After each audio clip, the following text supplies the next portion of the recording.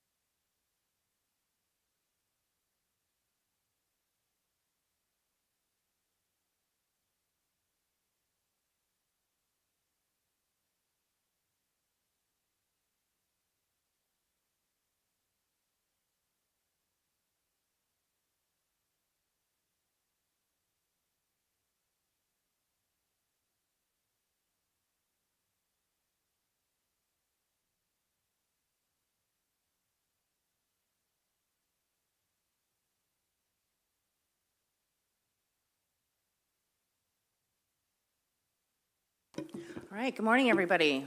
The time is 8:39 a.m. The day is February 3rd. It's a Monday today, all day.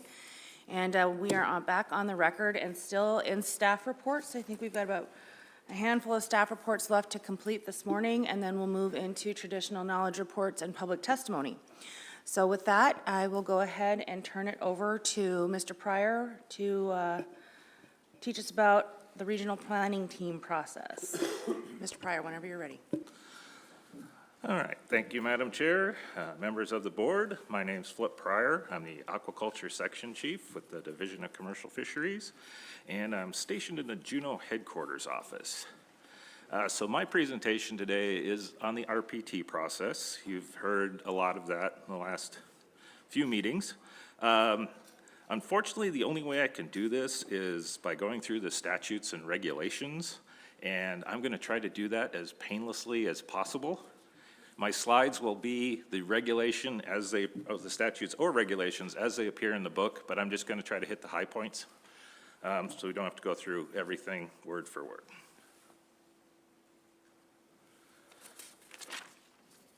Our first guidance is the ADF&G mission statement, which directs the department to protect, maintain, and improve the resources of the state and manage their use and development in the best interest of the economy and the well-being of the people of the state, consistent with a sustained yield principle. Our statutory guidance can be found in Alaska Statute 1610-375 through Alaska Statute 1610-480. I will touch on a couple of the more important statutes. The first of note is 1610-375, which directs the commissioner to designate regions of the state for the purpose of salmon production and develop a comprehensive salmon plan for that region. Those plans are developed by regional planning teams consisting of the department and representatives from the appropriate regional aquaculture association.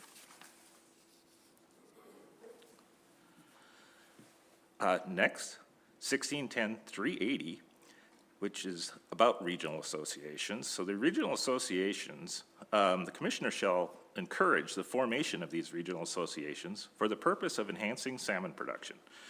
The regional associations will have boards of directors comprised of commercial fishing permit holders and at least one representative of each gear group of interest. Those can include stakeholders such as sport fish and subsistence harvesters, processors, community representatives, and lastly, an RAA must be a private nonprofit corporation.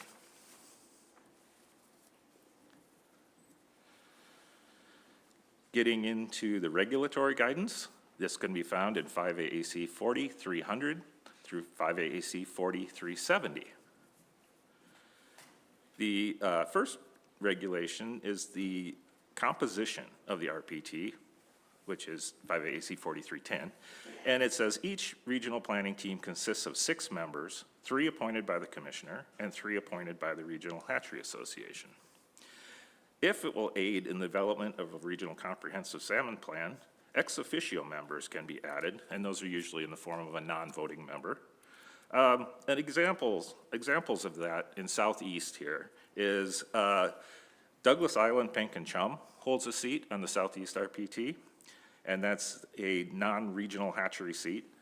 Department of Commerce, Community and Economic Development has a seat at the table, as well as the U.S. Forest Service. The second key regulation is the RPT responsibility, and that is to draft a regional comprehensive salmon plan to rehabilitate natural stocks and supplement natural production with provisions for both private and public nonprofit hatcheries. The RPT should consider the needs of all user groups and ensure the public has an opportunity to participate in the development of the plan. And then each regional comprehensive salmon plan must define production goals by species, area, and time. In Southeast, we have a unique situation in that there's a joint regional planning team that must annually make recommendations to the Commissioner on salmon enhancement projects to comply with the allocation plan. And the allocation plan is 5 AAC 33364. This is a special situation in Southeast because in 1991, at the direction of the board, the two regional associations were tasked with developing an allocation plan for all of Southeast. And then in 1994, the allocation plan was adopted by the board. And if you want more details about how that came to be, it's in the findings of the Alaska Board 94-148-FB.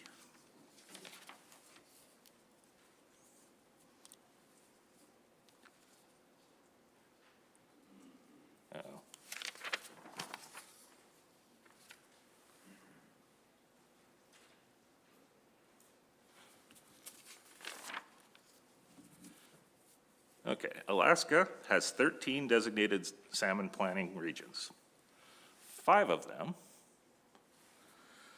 have active fisheries enhancement programs. Those are Southern Southeast, Northern Southeast, Prince William Sound, Cook Inlet, and Kodiak. We have 3 regions that are sort of semi-active. That is Yakutat, Chignik, and Norton Sound. They have active regional hatchery associations, but they don't have salmon production programs. And then we have 5 regions of the state who chose not to utilize fisheries enhancement programs at all.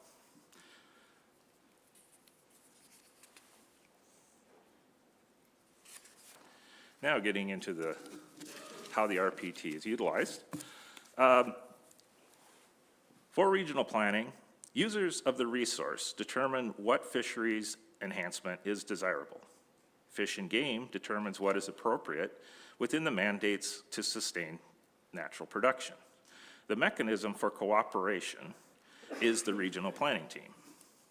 RPT meetings are publicly noticed and open to the public participation. By regulation, and that's 5 AAC 4350, meetings must be advertised at least 2 weeks in advance on the Alaska Online Public Notice System. In addition, meetings can be noticed with alternative methods such as posted on websites, email distribution lists, newspaper ads, etc. It's basically set up whatever's effective for that region. The provisions to include public participation is meant to ensure the programs are stakeholder driven. Now, what the RPT does. The RPT serves as an advisory role to the Commissioner on fisheries enhancement activities. This is very similar to what advisory committees do for the board. They're an added tool to get better information. RPTs have 3 main functions, and 4 if we're in Southeast. The first is to draft a regional salmon plan and provide updates as needed, and those drafts are provided to the Commissioner for approval. The second thing, the RPT reviews hatchery permit applications and makes recommendations to the Commissioner. The RPT reviews and makes recommendation if the Commissioner decides to suspend or revoke a PNP permit. And then in Southeast, the RPT provides an annual recommendation to the Commissioner on production changes to comply with the Southeast Alaska Area Enhanced Salmon Allocation Plan. Additionally, the RPT may be asked to provide support and review on enhancement issues for the Commissioner. And examples of that would be reviewing annual hatchery management plans. They may look at permit alteration requests, or PARs. They may be consulted by the Commissioner during the hatchery loan process. And as the Commissioner mentioned yesterday, he has tasked the Joint Southeast RPT with reviewing the release strategies, release numbers, release locations, and then report those findings by the end of the year with recommendations on what's working, what's not working, and impact on wild stocks and potential improvements to the salmon hatchery program. Then circling back to to their main duty of the comprehensive salmon plan. The process works that the RPT drafts a comprehensive salmon plan. That plan goes out for public review. The RPT then considers what the public comments were and may revise the plan. Once the RPT is satisfied with that draft, they send it to the commissioner for approval. The commissioner may look at it and decide it needs more work and send it back to the RPT, and that goes back and forth until the commissioner finally approves the plan. All the comprehensive salmon plans, not just ones out for public review, are available on the ADF&G website, and I put the link at the bottom of the slide. And that concludes my presentation, and I could answer questions. Thanks.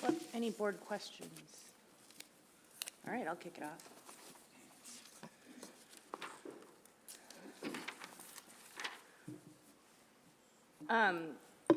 On slide 5, I was just going to request a list of memberships for each of the RPTs in the state. So it doesn't necessarily need to be a list of names per se, but whatever gear group or stakeholder group, user group that they're representing on the RPT, please.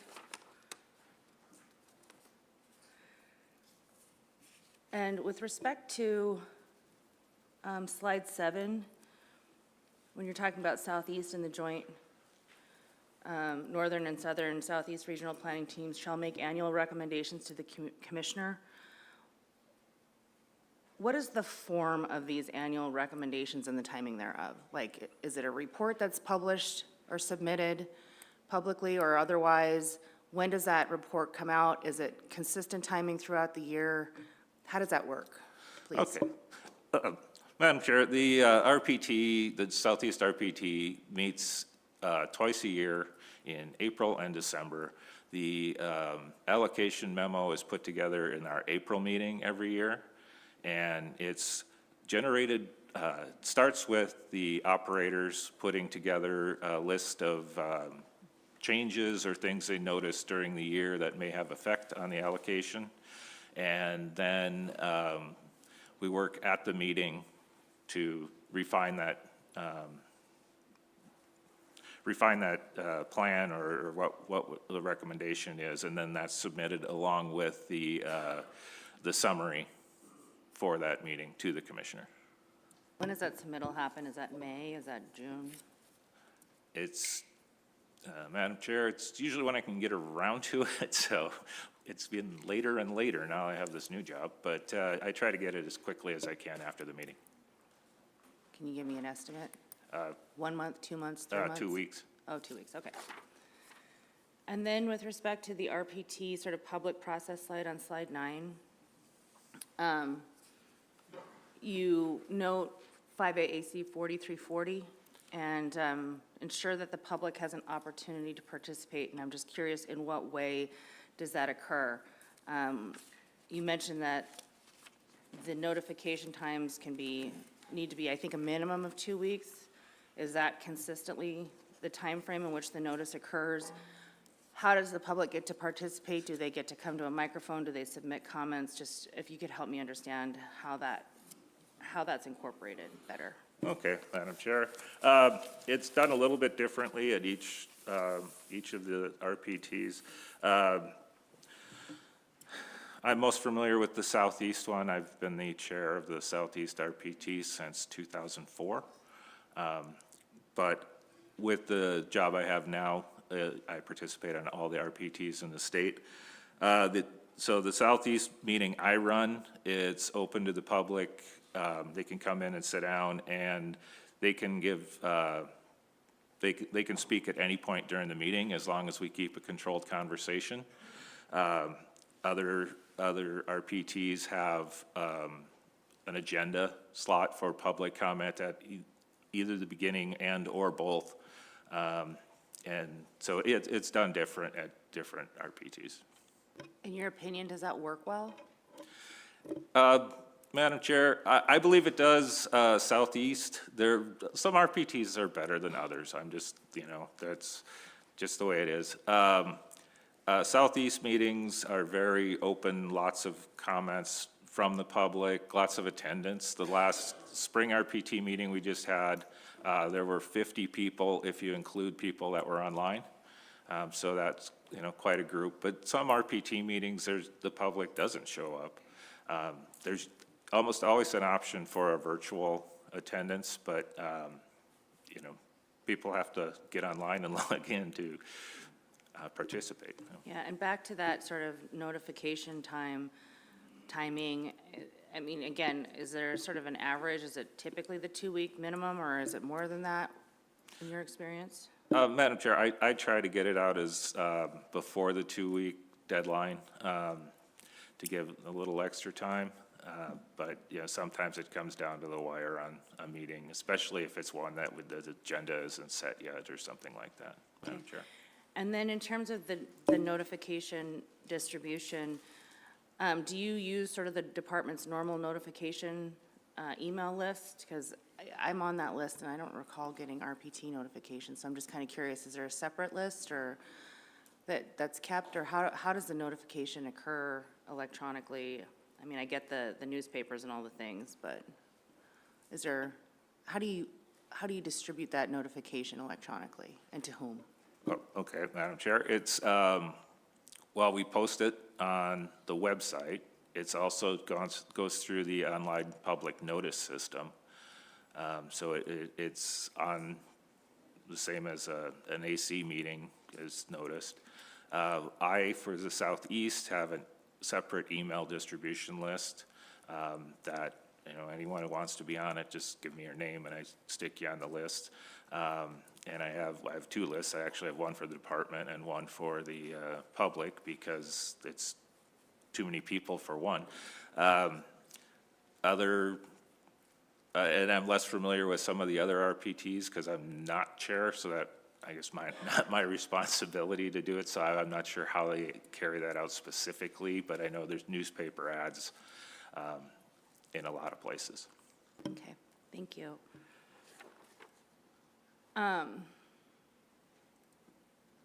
In your next slide, on slide 10, you said the RPT meets annually or as necessary. Do most of the RPTs, to your knowledge, meet annually, or how frequently do the RPTs meet around the state?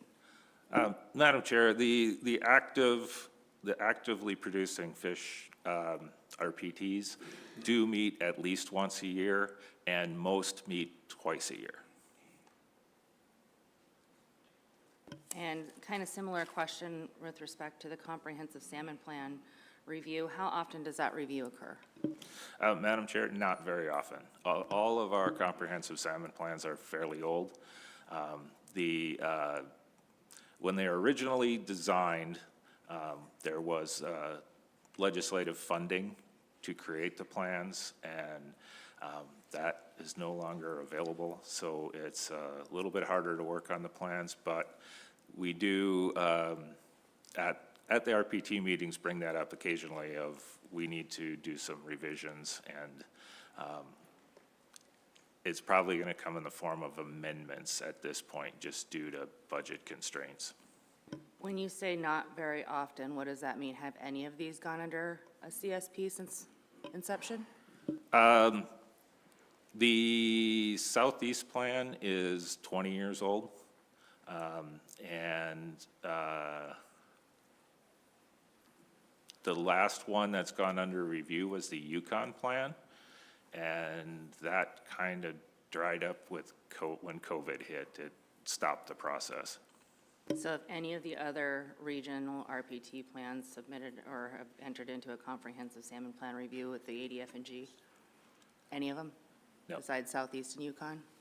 Okay. All right, just an observation, and thank you very much for bringing this presentation. It's super helpful. It's something that I've been really interested in learning more about.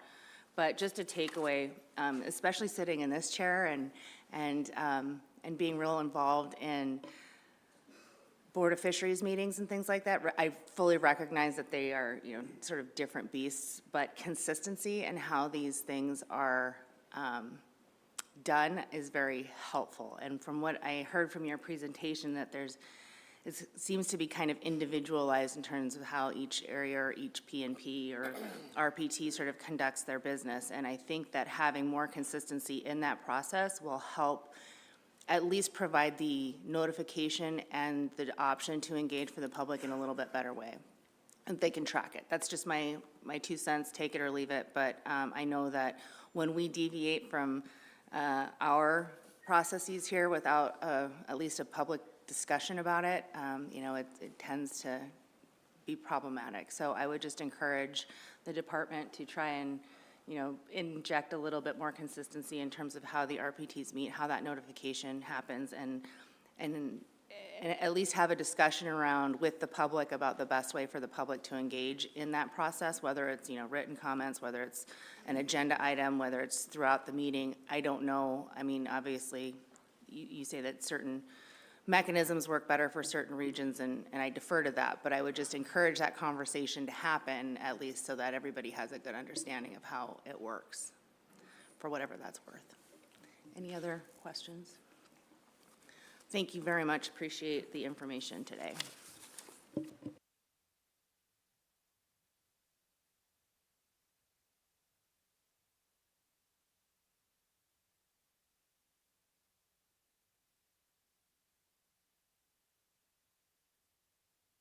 Good morning. Welcome.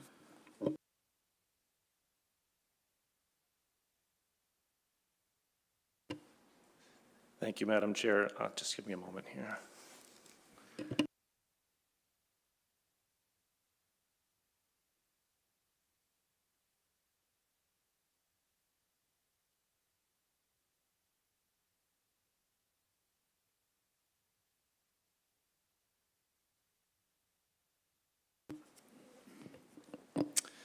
Well, good morning, Madam Chair and board members. My name is Kyle Hebert. I am the Herring Research Program Leader for the Southeastern Region, Division of Commercial Fisheries. I'll be presenting this morning on commercial fisheries in Southeast Alaska. You can find the slides of my presentation in RC3, tab 30.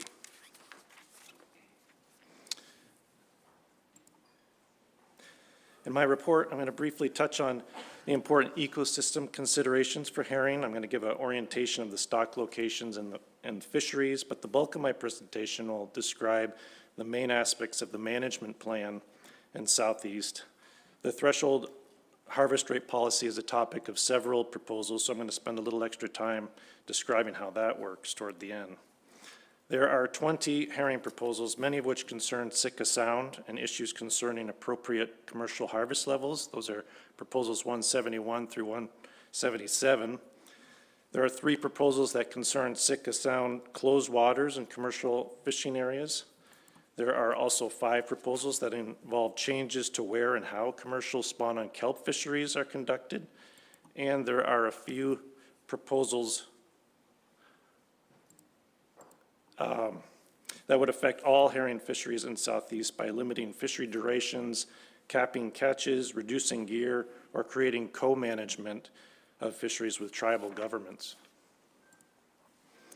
I'd like to highlight the importance of herring in the ecosystem. Herring are a key food source for many other species, so they have a particularly important role in the ecosystem. They bridge low trophic levels to upper trophic levels by feeding on phytoplankton and zooplankton, and then providing prey to predators like marine mammals, groundfish, pelagic fish, and birds. They are a short-lived species with relatively few fish remaining in the population after age 8, though some may survive up to age 15. Herring may become mature starting at age 3, but some won't start spawning until age 4, 5, or later. Abundance trends in herring populations are largely determined by annual recruitment, which at times may be punctuated by very high recruitment events. Recruitment, in turn, success is largely determined by survival in the early life history, especially during the first few months, the egg, the larval, and the juvenile stages. So cohort strength is very influenced by ocean conditions during the early period of their life. Although herring are well recognized for their important links between trophic levels, there's also a lot of uncertainty surrounding herring, and it's very difficult to quantify how much herring populations impact other species that rely on them, or how much other species impact herring. And so consequently, a goal of herring fisheries management in Southeast has been to protect stocks by incorporating conservative elements into the management to provide a buffer against the potential risks from these uncertainties. There are numerous spawning stocks that are scattered throughout Southeast Alaska, represented by these gray dots. However, there are currently only 2 herring stocks that have been consistently surveyed each year, Sitka and Craig shown here, and consequently, these are the only areas where commercial fisheries have been prosecuted in recent years. These 2 areas are what we would consider outside water stocks with more direct exposure to the Gulf of Alaska. They've been at high levels, very high levels of abundance over the past several years. Up to 2016, several other areas in the region had been surveyed every year for many years, and these are shown by the gray dots. However, in about 2016, funding constraints reduced the department's means to conduct regular stock assessments and fisheries management in these areas. The department has continued to conduct aerial surveys in some of these areas just to maintain a minimum of documentation of spawning levels, but the level of information that we have for these areas is much less than in the past. From the limited information that we do have, we know that most of these areas are at low levels. For most of these areas, commercial fisheries have not been opened for the past several years, in some cases many years, because populations have been below levels, below their threshold levels to allow fisheries. Not shown here is Yakutat, where there is also a small spawning population that the department has collected some data in recent years, but the department's never conducted stock assessments there, nor have there been commercial fisheries there, at least in recent times. There are several types of herring fisheries in Southeast, including culturally important subsistence uses, which you heard about earlier in the subsistence overview presentation. In this report, I'll only describe the commercial fisheries. There are commercial sacro fisheries that use either purse seines or gillnets, and they occur in the springtime as well, usually just before spawning starts. Sitka Sound is currently the only active sacro fishery, and the gear there is purse seine. There are spawn-on kelp fisheries where herring are seined and transferred to enclosed pound structures with hanging kelp, also in the spring prior to spawning. Permit holders may also use open pounds, which have no webbing to hold the herring, and seining is not done. Instead, it relies on herring to naturally spawn on the hanging kelp. In total, there are 4 spawn-on kelp areas. Hoonah Sound and Tenakee Inlet are in the northern permit area, and Craig and Ernest Sound are in the southern permit area. Craig is the only active spawn-on kelp fishery, and none of the others have been active for several years due to low herring abundance. Finally, there are bait fisheries that use purse seines, and those occur in the fall and the winter, and Craig has been the only active bait fishery in recent years. These 6 management directives are in regulation, and they represent the core of the herring management plan in Southeast. The 2 that are highlighted are at the center of several proposals before the board, especially the ones I mentioned, 171 through 177. Number 1, stocks are defined by where they spawn. 2, the department and the board have established thresholds for spawning biomass below which fisheries are not allowed. Number 3, herring abundance must be estimated by the department to determine if the biomass exceeds the threshold and if fisheries may be allowed. And to accomplish this, the department has in place a well-developed stock assessment program, which includes aerial surveys of the spawn in the springtime, dive surveys to estimate egg deposition. We collect age and size data, all of which is used in a statistical catch at age model. And this is one type of a more general class of age-structured models, which has historically been called the ASA model. That model is used to estimate and forecast biomass for the larger stocks in the region, and it also produces estimates of other important population metrics such as survival rate and recruitment. I'm not going to go into the details of the stock assessment program in this presentation, but there is a report on the Board of Fish meeting webpage under additional reports, and that contains the survey methods and information about the current stock status. Number 4, fishery exploitation rates, commonly called harvest rates, are set between 10 and 20% of the entire mature biomass. In Sitka Sound, it's slightly different. The harvest range there is 12 to 20%, and we'll talk about that more later. And then finally, items 5 and 6 on the list are provisions to allow the department some flexibility where there's concerns of mortality that are not already accounted for in other parts of the management plan. Thresholds, they are an integral part of the harvest rate strategy, and they should be considered jointly with harvest rates. Thresholds are in place to protect stocks by removing fishing pressure when stocks are at lower levels, to allow stocks to recover more quickly, and to ensure that an adequate spawning base remains. One conventional method to set thresholds is to estimate the biomass that would exist in the absence of commercial fishing, and then set the threshold at a percentage of that level. This is simply a baseline reference point that can be used to set appropriate levels to maintain stocks. You may hear later in the meeting references to average unfished biomass, and that's what this is referring to. This approach has been used in Sitka Sound and for some other areas in Southeast. In Sitka, the first estimate of this type was made back in 1997. But recently, the department has updated that analysis with more recent data to better inform where to set the threshold. And you'll hear more about that later in the meeting as proposals 171 and others are discussed. Although 25% of average unfished biomass has been the convention used for many years for herring fisheries in Southeast Alaska and elsewhere, more recent recommendations have been to set thresholds higher than 25% unfished biomass as a precaution to protect herring from falling below levels of higher productivity and ensure adequate prey base for predator species. Since there are numerous proposals concerning Sitka Sound, I'll describe how the biomass and threshold in Sitka Sound has changed over time. In this graph, the black line represents the total mature biomass in Sitka Sound, mature meaning herring that may spawn, usually age 3 and older. The blue bars represent the commercial fishery catch. So the difference between the black line and the blue bars represents that portion of the stock that went on to spawn, what we'd call the spawning biomass. And the orange line represents the threshold that was in place at the time.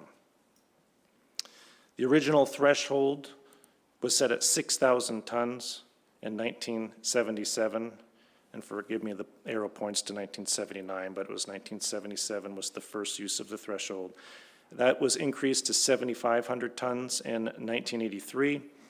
And then in 1997, the department first conducted analysis, as I described earlier, where the threshold was based on a percentage of unfished biomass. That calculated value was just under 17,000 tons, which was proposed to the board at the time. However, the board opted to bump that up to 20,000 tons to provide a buffer for subsistence uses. Then at the 2009 board meeting, the threshold was increased again to 25,000 tons in response to additional subsistence concerns, and that took effect in 2010, and that's the threshold that remains today.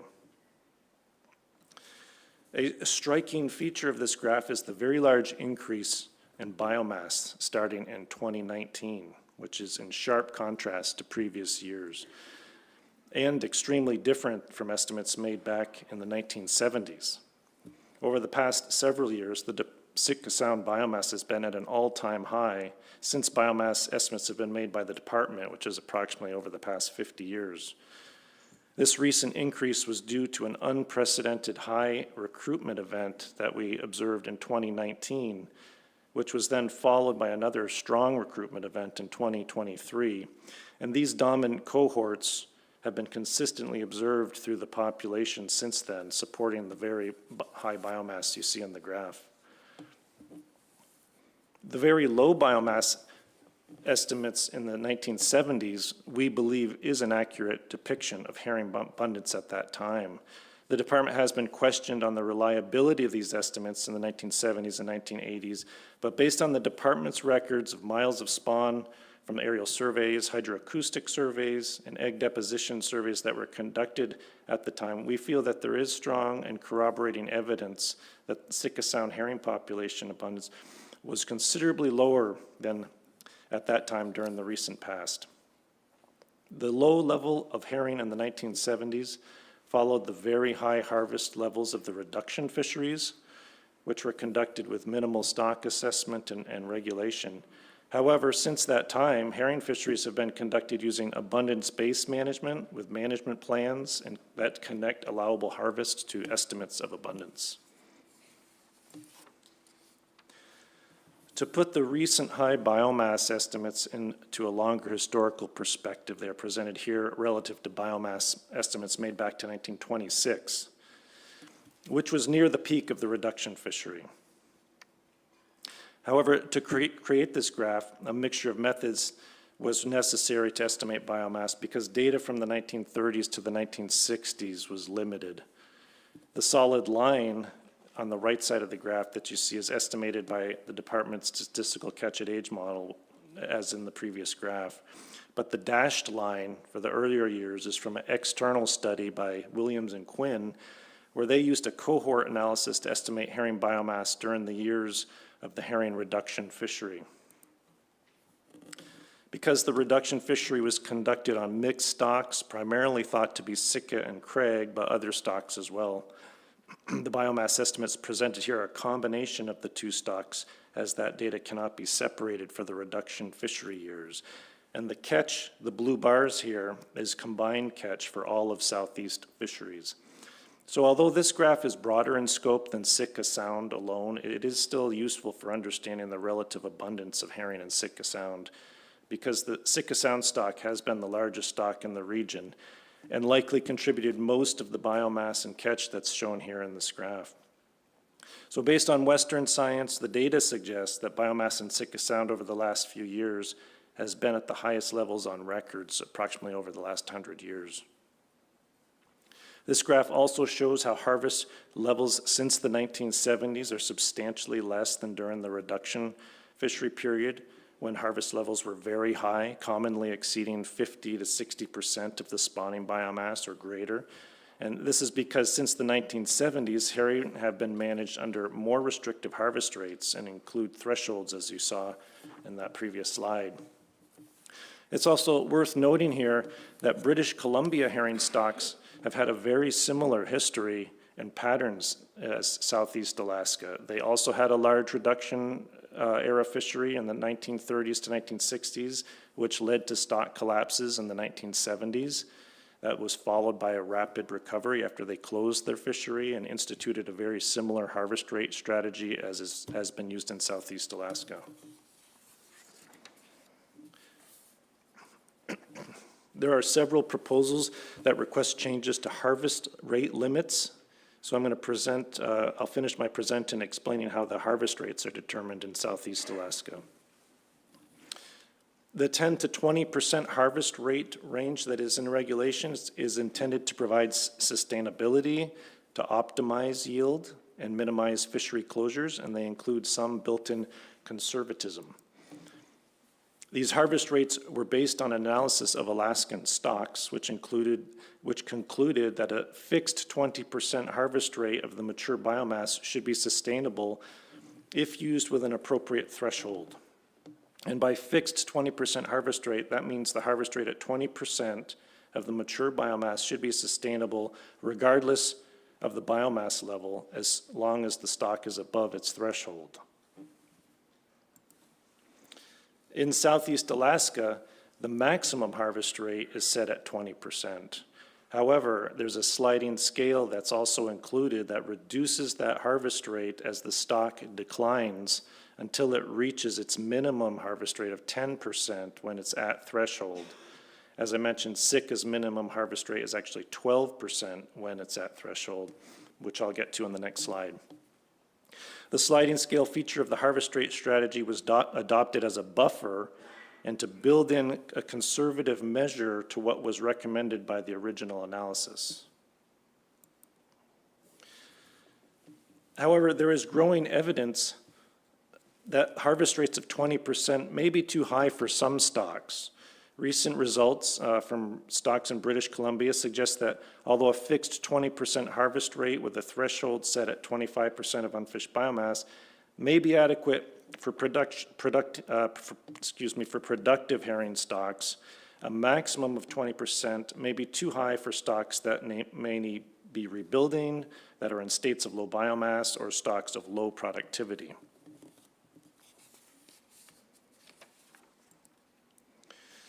My final slide here shows how the sliding scale works and how harvest rates are set. There are at least 7 proposals requesting changes to this.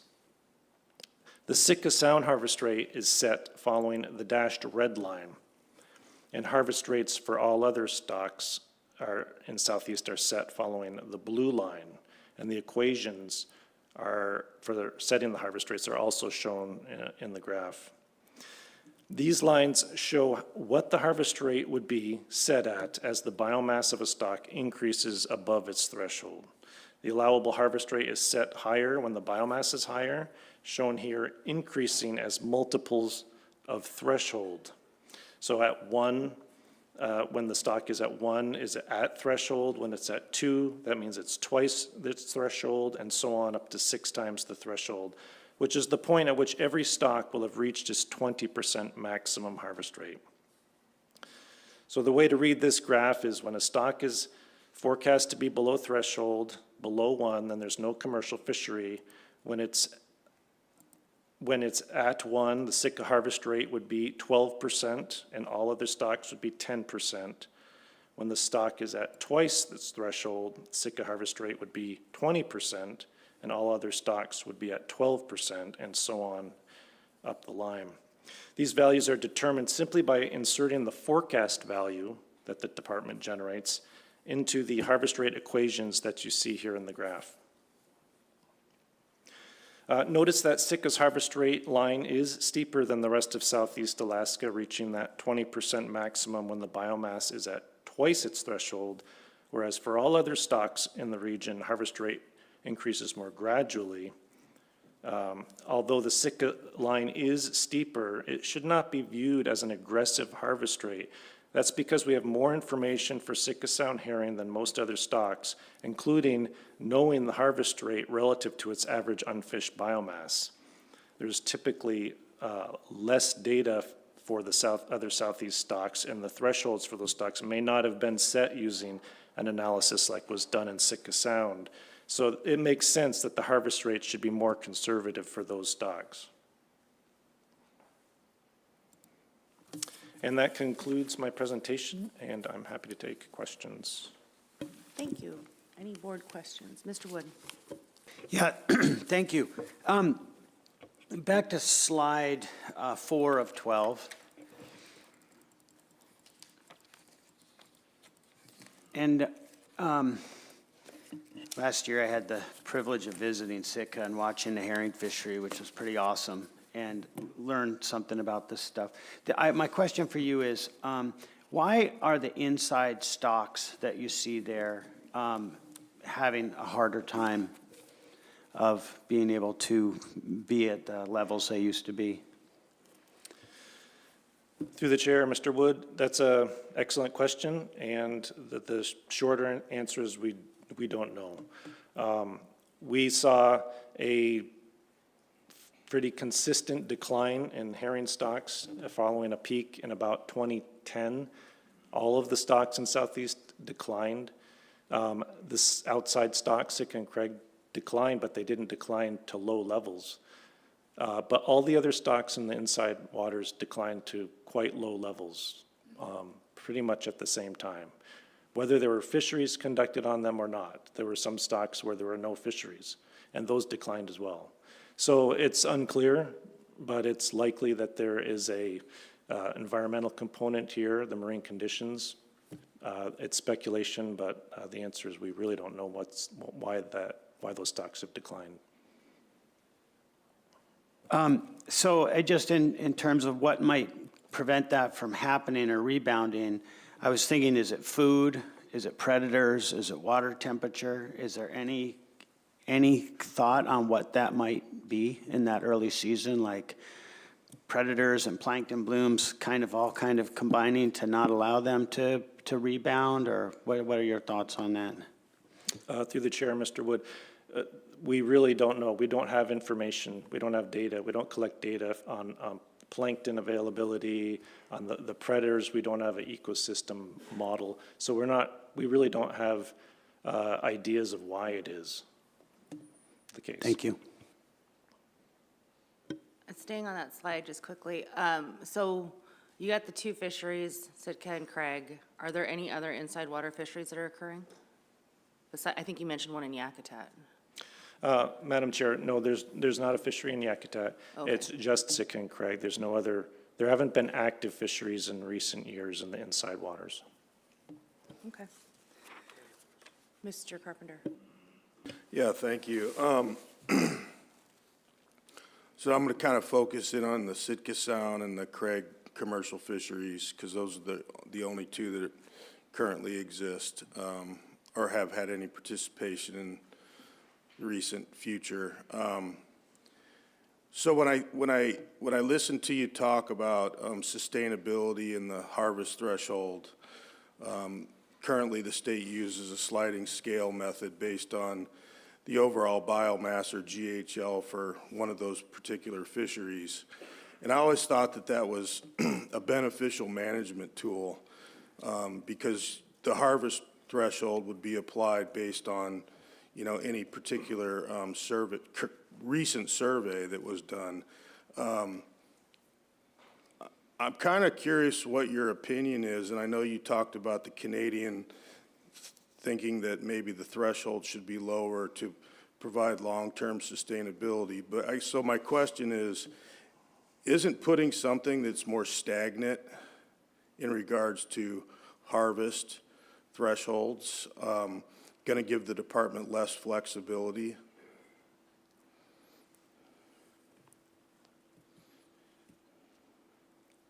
Madam Chair, Mr. Carpenter, I'm not sure I understand your question yet. Are you asking what the result would be of increasing a threshold?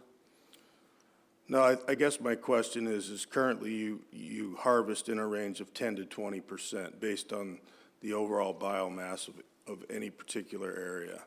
If that upper limit were to be reduced, that is suggested, and I'll try not to focus on any one particular proposal, we can do that at a later time, but doesn't it narrow the range that the department has to use to maximize the opportunity while still maintaining sustainability in the fisheries if that number was reduced?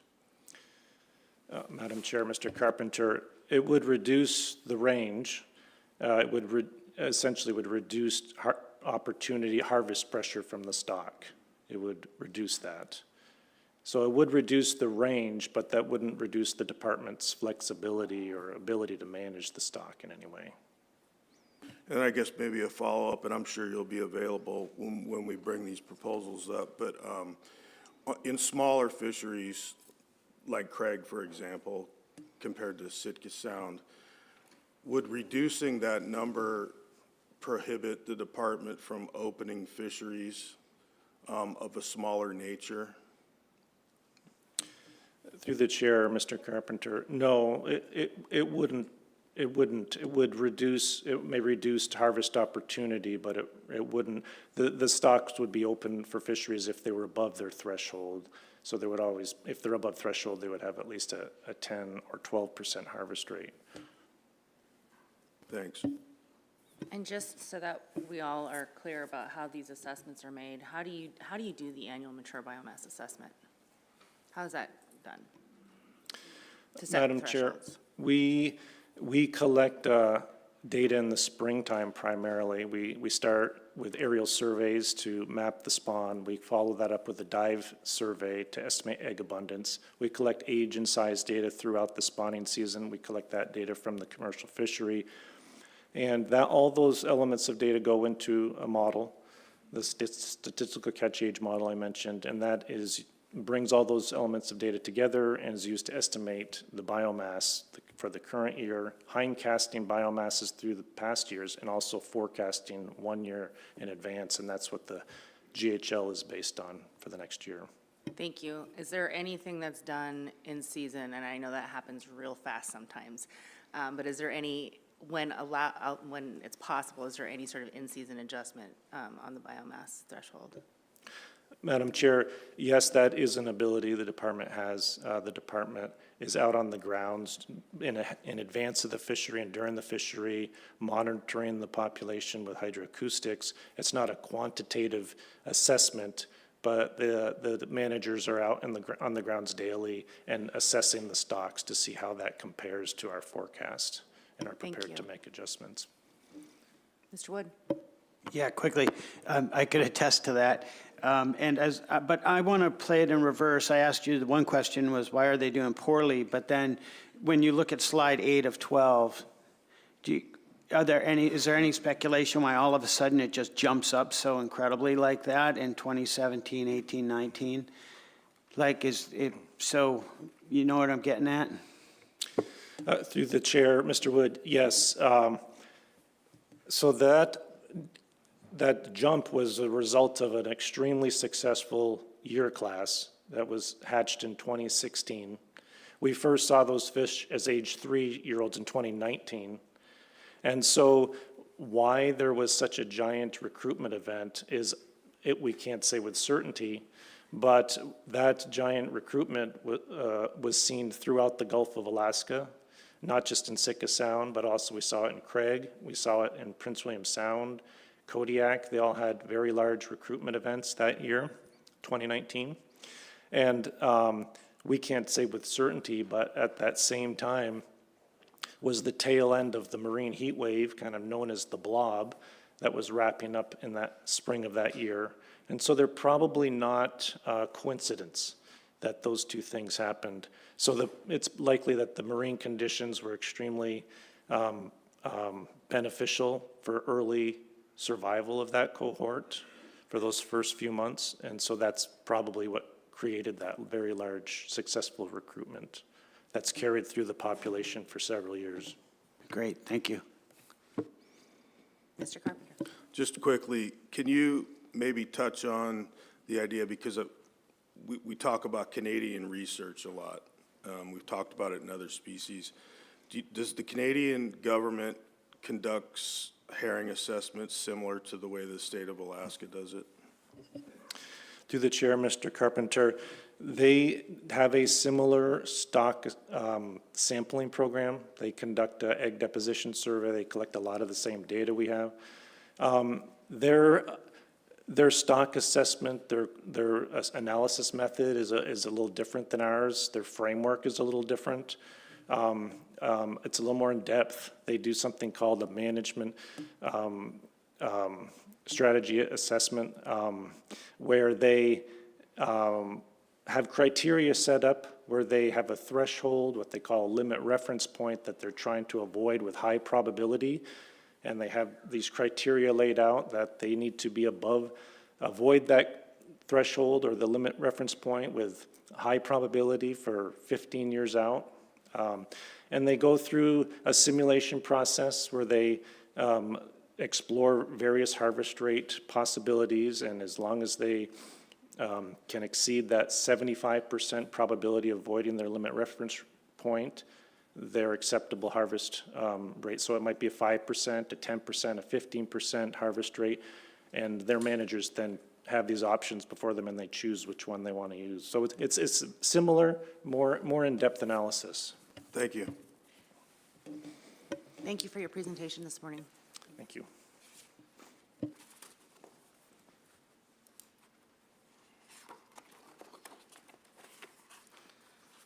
All right, we'll switch gears here to Taku and King Salmon Rivers, King Salmon conservation measures. Welcome back to the table, gentlemen.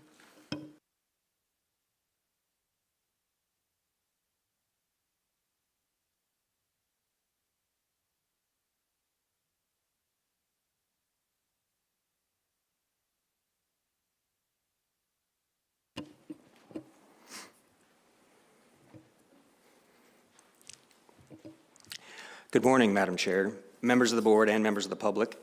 My name is Scott Forbes, and I am the Division of Commercial Fisheries Juneau Area Manager, along with my colleagues Dan Teskey, the Division of Sportfish Juneau Area Manager, and Grant Hagerman, the Division of Commercial Fisheries Southeast Troll Fishery Manager. We will be presenting recent management measures taken in regional fisheries to reduce the harvest of Taku and King Salmon Rivers king salmon, and options within the current action plan to continue this approach. Hard copies of this presentation are available in RC3 tab 31, and the draft 2025 action plan is found in RC4.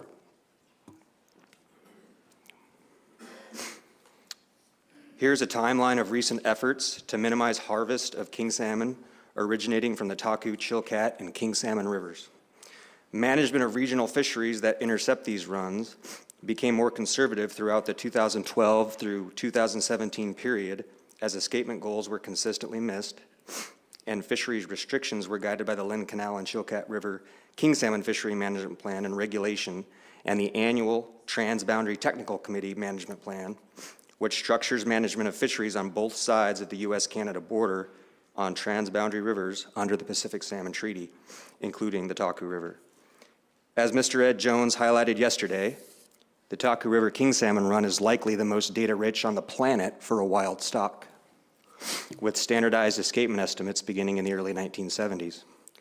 Current assessment projects provide preseason forecasts and in-season run abundance metrics that allow fisheries managers to make informed in-season decisions. The 2018 Chilkat and King Salmon Rivers Action Plan incorporated management measures that were already being taken to reduce Taku River king salmon harvest, which would also reduce harvest of king salmon river fish, which are transiting through the same marine waters on their way back to spawning grounds. After not achieving the escapement goal for several consecutive years on the Taku River, it was added to the Northern Southeast Alaska Action Plan, which was adopted by the board in 2022. Most recently, the department has recommended continued stock of concern designation for Taku River king salmon, which has missed the escapement goal in 8 of the last 9 seasons, and King Salmon River king salmon, which has missed in 6 of the last 9 seasons.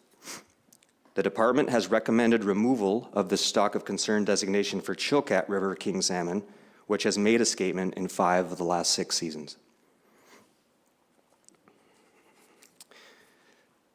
This figure shows the annual harvest rates of Taku River king salmon by regional fisheries that catch most of these fish. These harvest rates are somewhat smaller than those shown yesterday by Mr. Ed Jones, as they do not include harvest outside of Southeast Alaska, which is a small amount, in-river harvest in Canada, or a small amount of non-terminal net harvest in Southeast. So these 3 fisheries are the troll, the sport, and the gillnet fisheries. The troll fishery is represented by the blue portion of the bar, the sport fishery by the orange portion, and the District 11 gillnet fisheries, which include both the commercial drift gillnet fishery and the in-river personal use fishery, by the gray portion on top. The average harvest rate of the 2012 through 2017 period is approximately 13% and is designated by the vertical solid line, while the 2018 through 2024 average is approximately 4% and designated by the vertical dash line. Recent management actions to reduce harvest of these fish have been effective. This figure shows the recent 10-year average run timing of Taku River large king salmon through Taku Inlet, or when they have passed through the marine waters and are in river. On average, 50% of the run is in river by the end of May, and 95% is in river by mid-June. These are good dates to keep in mind as we walk through fisheries management actions taken to reduce harvest of these fish. Dan Teskey will now discuss specific management of actions in the sport fishery. All right, thank you, Scott. For the record, I'm Dan Teskey. I am the Sportfish Area Management Biologist for Juneau and Glacier Bay, based out of the Douglas office. We'll go over quickly a couple sportfish management actions that we've taken recently to reduce harvest of Taku River and King Salmon River king salmon. The management strategy here is to use EO authority to implement restrictions in District 9 through 14 that are nearly identical to those implemented from 2022 through 2024. Most recently, at the work session, the Chilkat River stock was delisted, and therefore the District 15 restrictions have been removed from this action plan. However, the department will continue to use EO authority to manage District 15, which is Upperland Canal near the communities of Haines and Skagway, to achieve the Chilkat River King Salmon BEG. In addition, regional king salmon regulations established under the Southeast King Salmon Management Plan will apply in those areas once the restrictions expire. And now I'll quickly go through the next slide with the pictorial of this, trying to simplify things. So the strategy here to reduce the sport harvest of king salmon destined for Taku River and King Salmon River is to implement a no retention in the migration corridors represented here by the red arrows, and having a no king salmon retention in the sport fishery April 1 through June 14th, which tag recoveries have shown that's when those fish are transiting through. Then in addition, in the terminal harvest area near the Taku Inlet, we wanted to provide additional protection, and that no retention restriction is in place through the end of June, so it gets a little bit of extra time for those fish that might be straggling in to Taku River to provide additional protections there.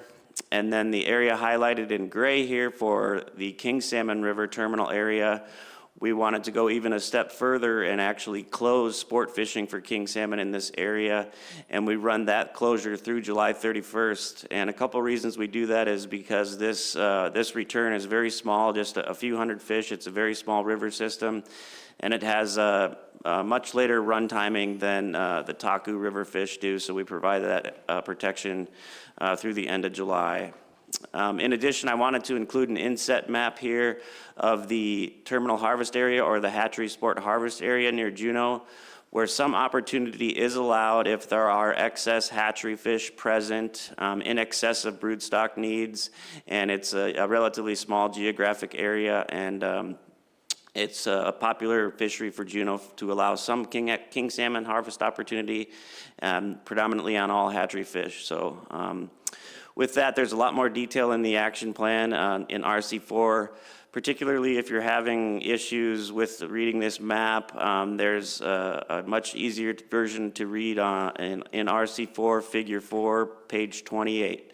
And with that, I'll turn it over to my colleague, Grant Hagerman, to go over the commercial troll fishery.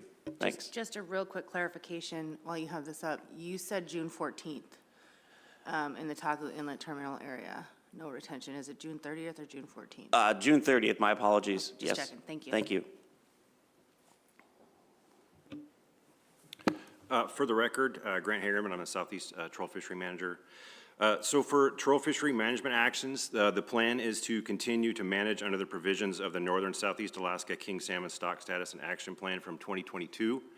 And those actions included that notwithstanding any remaining portion of the seasonal guideline harvest level, that all inside waters of Southeast in the winter troll fishery would close by emergency order March 15th, which is a full 6 weeks prior to the regulatory closure. Select waters of the outer coast in districts 3 through 5, 9, 13, 14, and 183 may remain open between March 16th and April 15th. And I just want to pause just briefly here for a point of clarification that actually, so in this provision, in the draft plan, there's language that that details this closure extending through December 31st. That should have been omitted. That should not be part of the plan. It's an artifact from the Chilkat plan and should have been removed. It's not necessary for this. So we can address that when we address the plans. I just thought I'd put it on your radar. So additionally, beginning May 1st, the spring troll king salmon fisheries in northern Southeast would be opened but reduced to portions of the outer coast located in districts 13 and 183, with all the other districts remaining closed through June 30th. All of the terminal harvest areas open in northern Southeast, the initial openings were delayed till June 1st. The districts 9, 10, 12, and 14 enhanced chum salmon fishery openings are delayed until June 15th, and when those open, they are closed to king salmon retention.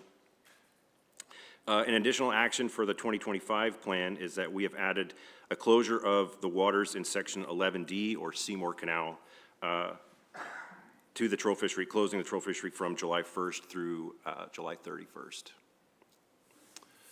So the next slide here is just a map kind of showing you these provisions, these actions, where they're located. You can see there that the dark gray is the beginning in the winter fishery, the inside water closure. Those waters remain closed to troll gear through June 30th, as there's no spring troll fisheries that are provided in those areas. The black areas are, as I mentioned, the possible extensions of the winter fishery from this March 16th through April 15th, located in those outer coastal areas. The red area here are the directed chum fisheries in spring that have been delayed till June 15th and are closed to king salmon retention. Orange here is section 11D, that's Seymour Canal. This is the new provision added for a troll gear closure between March 16th and July 31st. The blue areas are the spring troll king salmon areas that are open in northern southeast from May 1st through June 30th. And the difficult to see, I apologize for the extent of this map, but the difficult to see here, yellow, is the northern southeast troll THAs that have a delayed initial openings until June 1st. So if there aren't any questions with that, I'll pass this back to Mr. Forbes.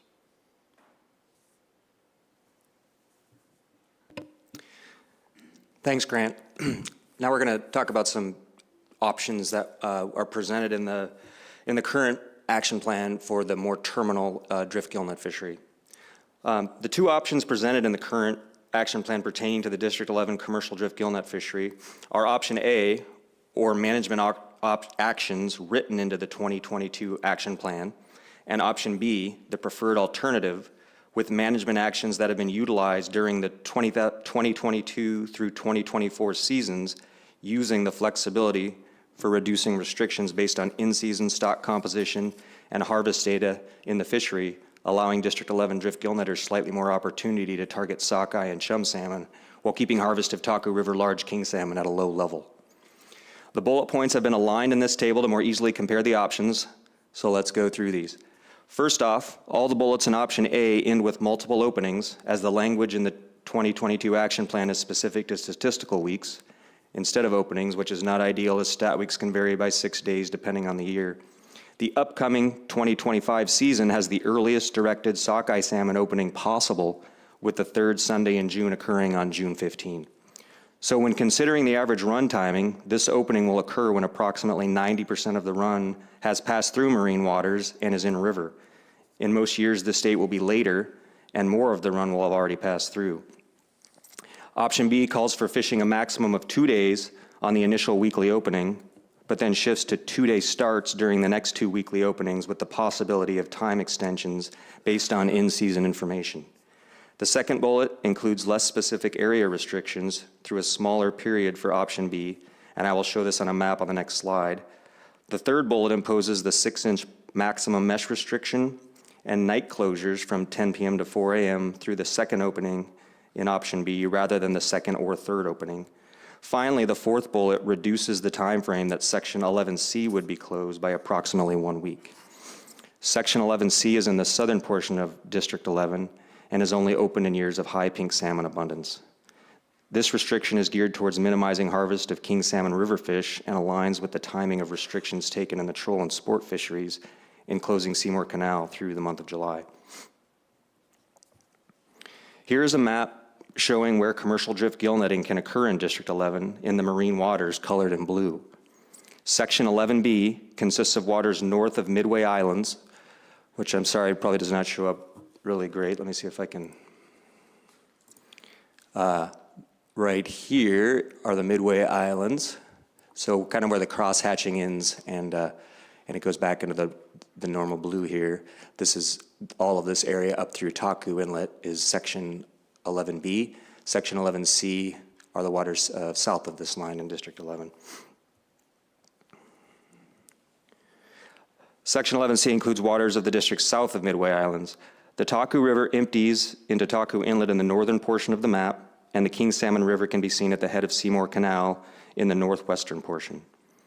Most of the returning Taku River fish come in from the northwest through the waters of Upper Stevens Passage between Admiralty and Douglas Islands. Some fish returning to the King Salmon River likely use this same route, but a substantial proportion probably come in from the south, as we see with other salmon species with origins in Seymour Canal. A substantial area closure has been utilized in the initial weekly drift gillnet opening or two since 2016, and the area open to commercial drift gillnetting since 2018 is shown by the cross-hatched section. As you can see, this restriction closes the main entry point of fish coming into Section 11B at Bishop Point and Point Arden. The area around Bishop Point has the most consistent effort in the fishery, as this is where the majority of all salmon species enter the fishery. This area restriction alone is quite effective at reducing harvest of Taku River king salmon. In subsequent weeks, open area shifts north into Taku Inlet using lines at Cooper Point and then Jaw Point. So Cooper Point and Jaw Point are further up into the inlet. Cooper Point is here and Jaw Point is here. So as we get a little later into the season, as more and more of that runs through the inlet, we just kind of follow those lines, follow as those fish have come through Taku Inlet. Section 11C is managed based on pink salmon and is only open in years of good returns to streams in Stevens Passage. Section 11C has only opened in 2 seasons since 2016, and king salmon harvest is minimal with a recent 25-year annual average of 20 fish. Potential openings here will be delayed until the second week of July to minimize interception of king salmon returning to the King Salmon River.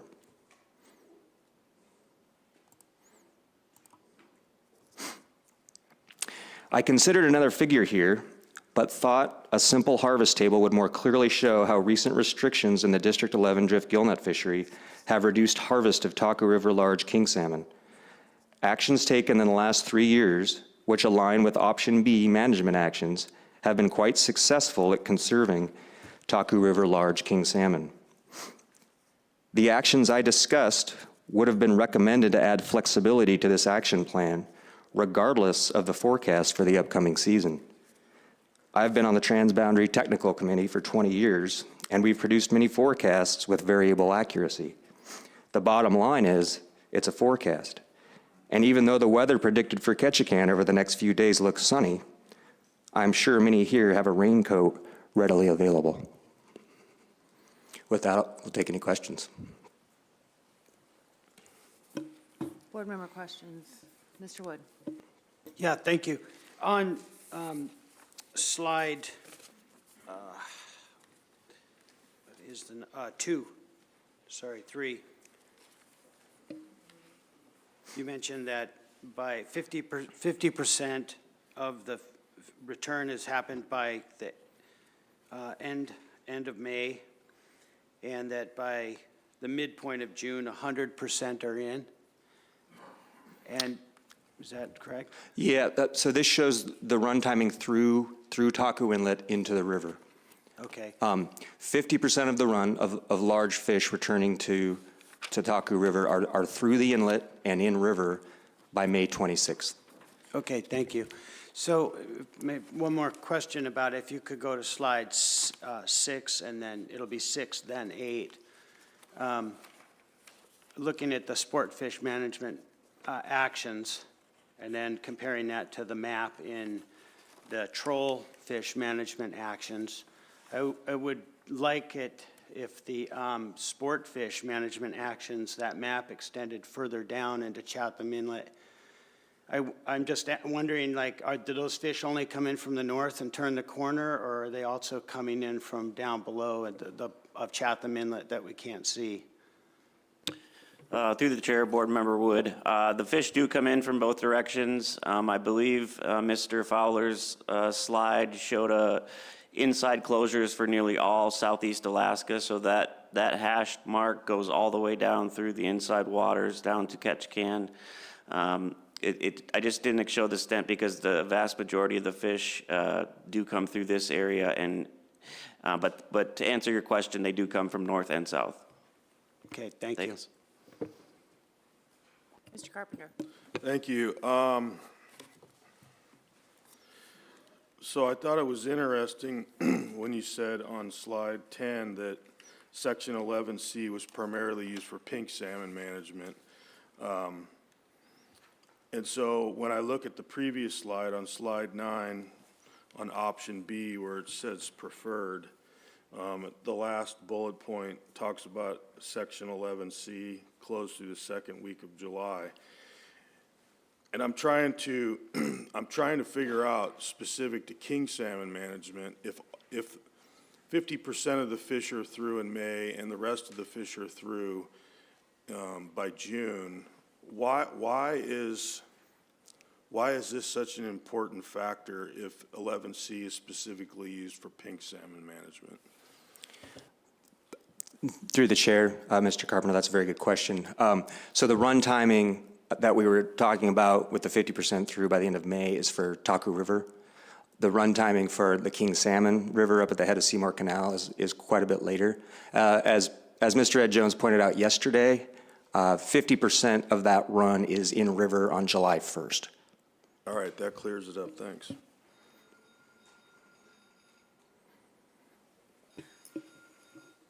How much activity, like how many permits are in section 11B during the allowed time? Yeah, we have seen a slightly reduced effort in recent years, but in these first, in the first few openings of the District 11 gillnet fishery, we're probably looking from between 20 to 70 permits on any given week. And then with respect to the troll fishery management actions, on slide 7, I think 1, 2, 3, 4th bullet says all THA openings in northern southeast delayed until June 1. I'm also kind of laying that against slide 3. I mean, would it make sense to delay that opening any further in order to try and move some king salmon through?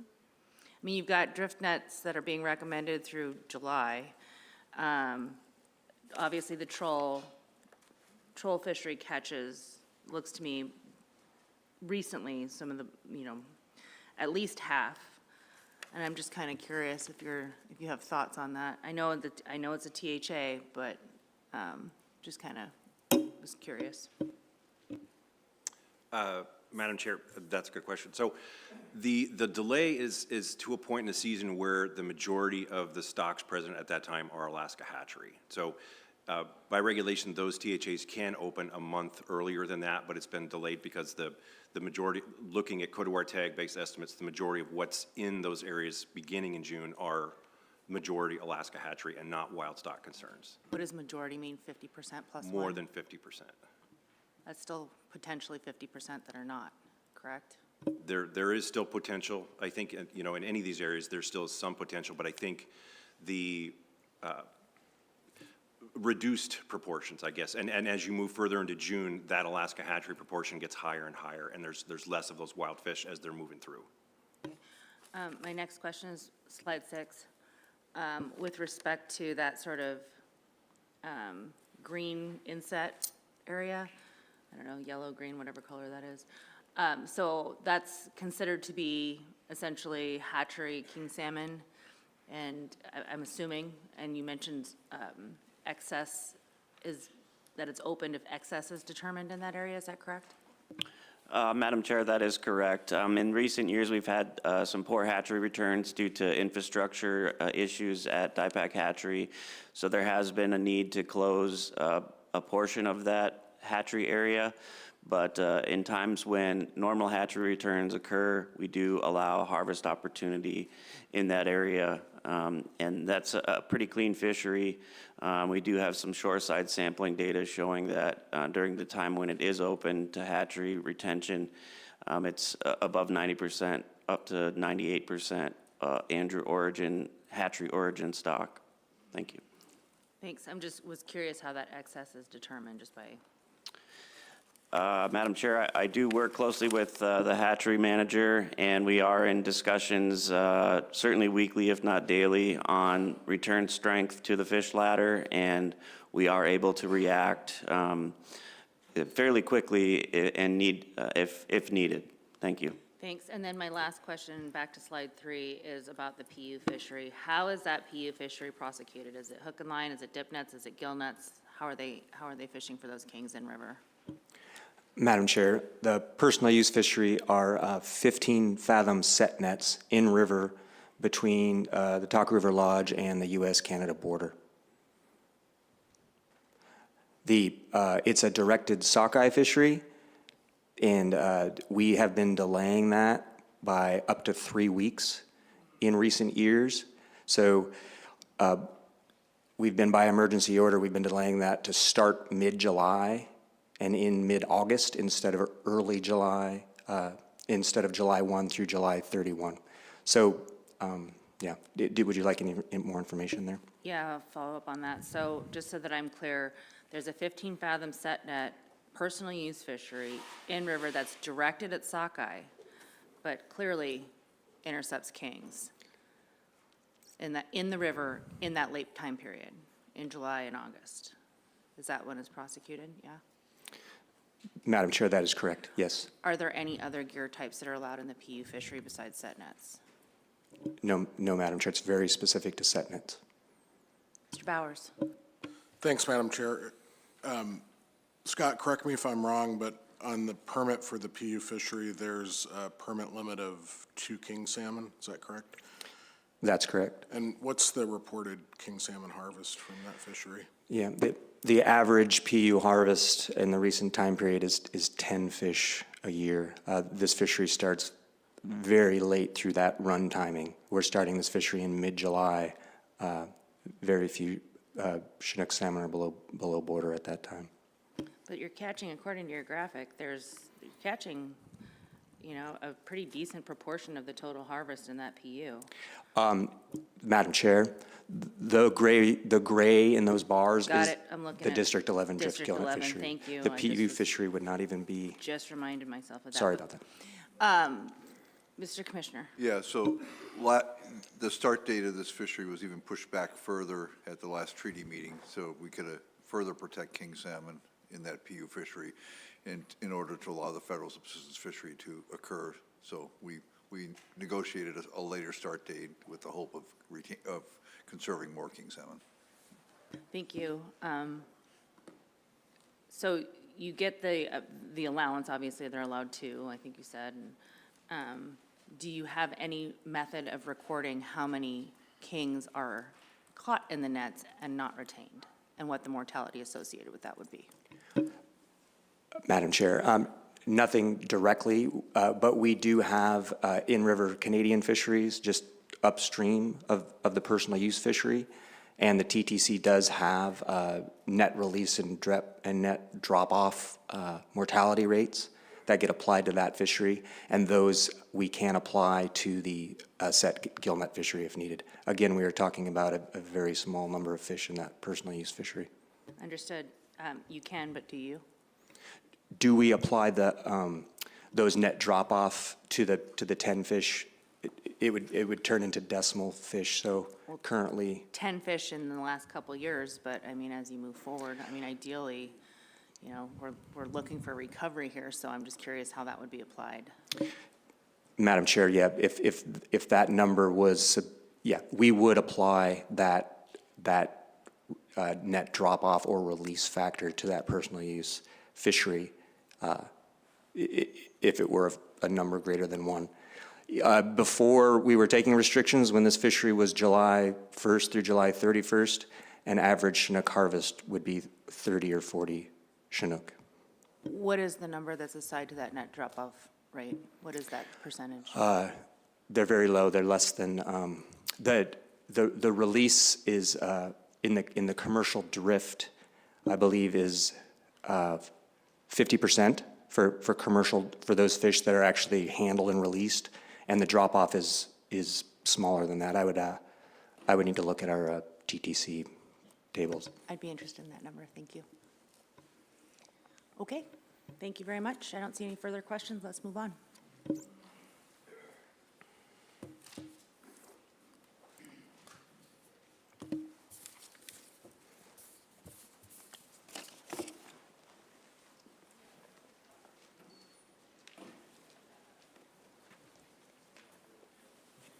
All right, just taking a little quick poll. Let's take a quick about a 15-minute break, and then we'll get going on this one.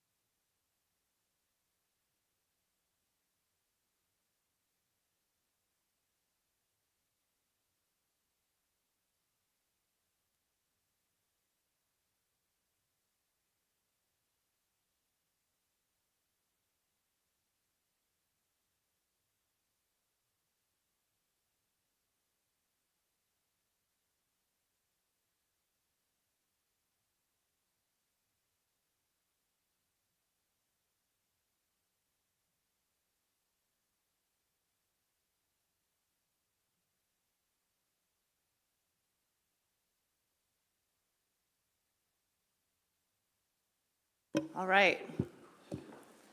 Time is 10:29 and 38 seconds. We're back on the record.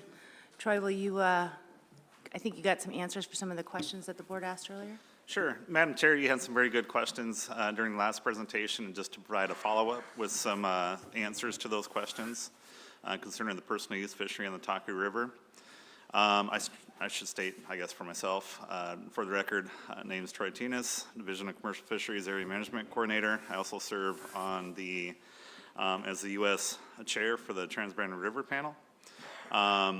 So anyways, getting back to the Taku River personal use fishery, the Transboundary Technical Committee applies a dropout rate of 4.6% to any in-river net harvest. So that would include the state personal use fishery as well as the Canadian gillnet fisheries that take place on the river just above the border. So in this case, if we look at the harvest of 10 Chinook salmon and king salmon, and it's also important to point out that those are total king salmon. They're not differentiated by size. We don't have that sort of detailed reporting in our personal use system. You apply that dropout rate to those 10 fish, it amount to about a half a fish, so rounded up to 1. In addition, the TTC also applies release mortality, which doesn't apply in this case of 50%. So in the Canadian lower river fisheries, which when they're under non-retention and they're releasing fish and tracking those fish, they apply a mortality of 50% to those released fish in the Canadian fishery. Madam Chair. Thank you. Appreciate that extra context. All right. Any other questions for Troy before we let him go back to his more comfortable seat? Thanks, Troy.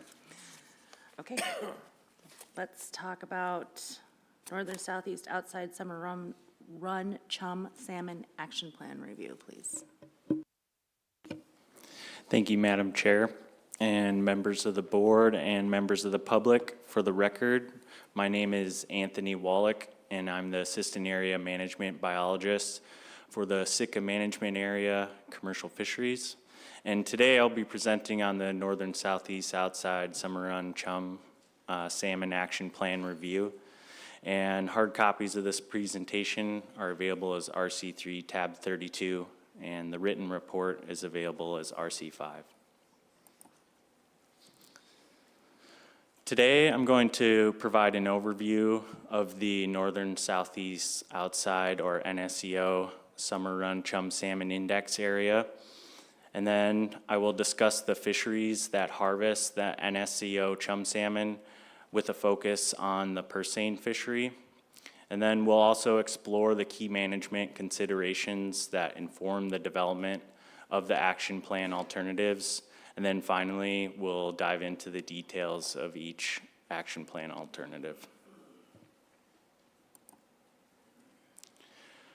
So here we have a map that illustrates the 9 index streams that comprised the NSEO index for the Summer Run Chum salmon, and that was through 2024.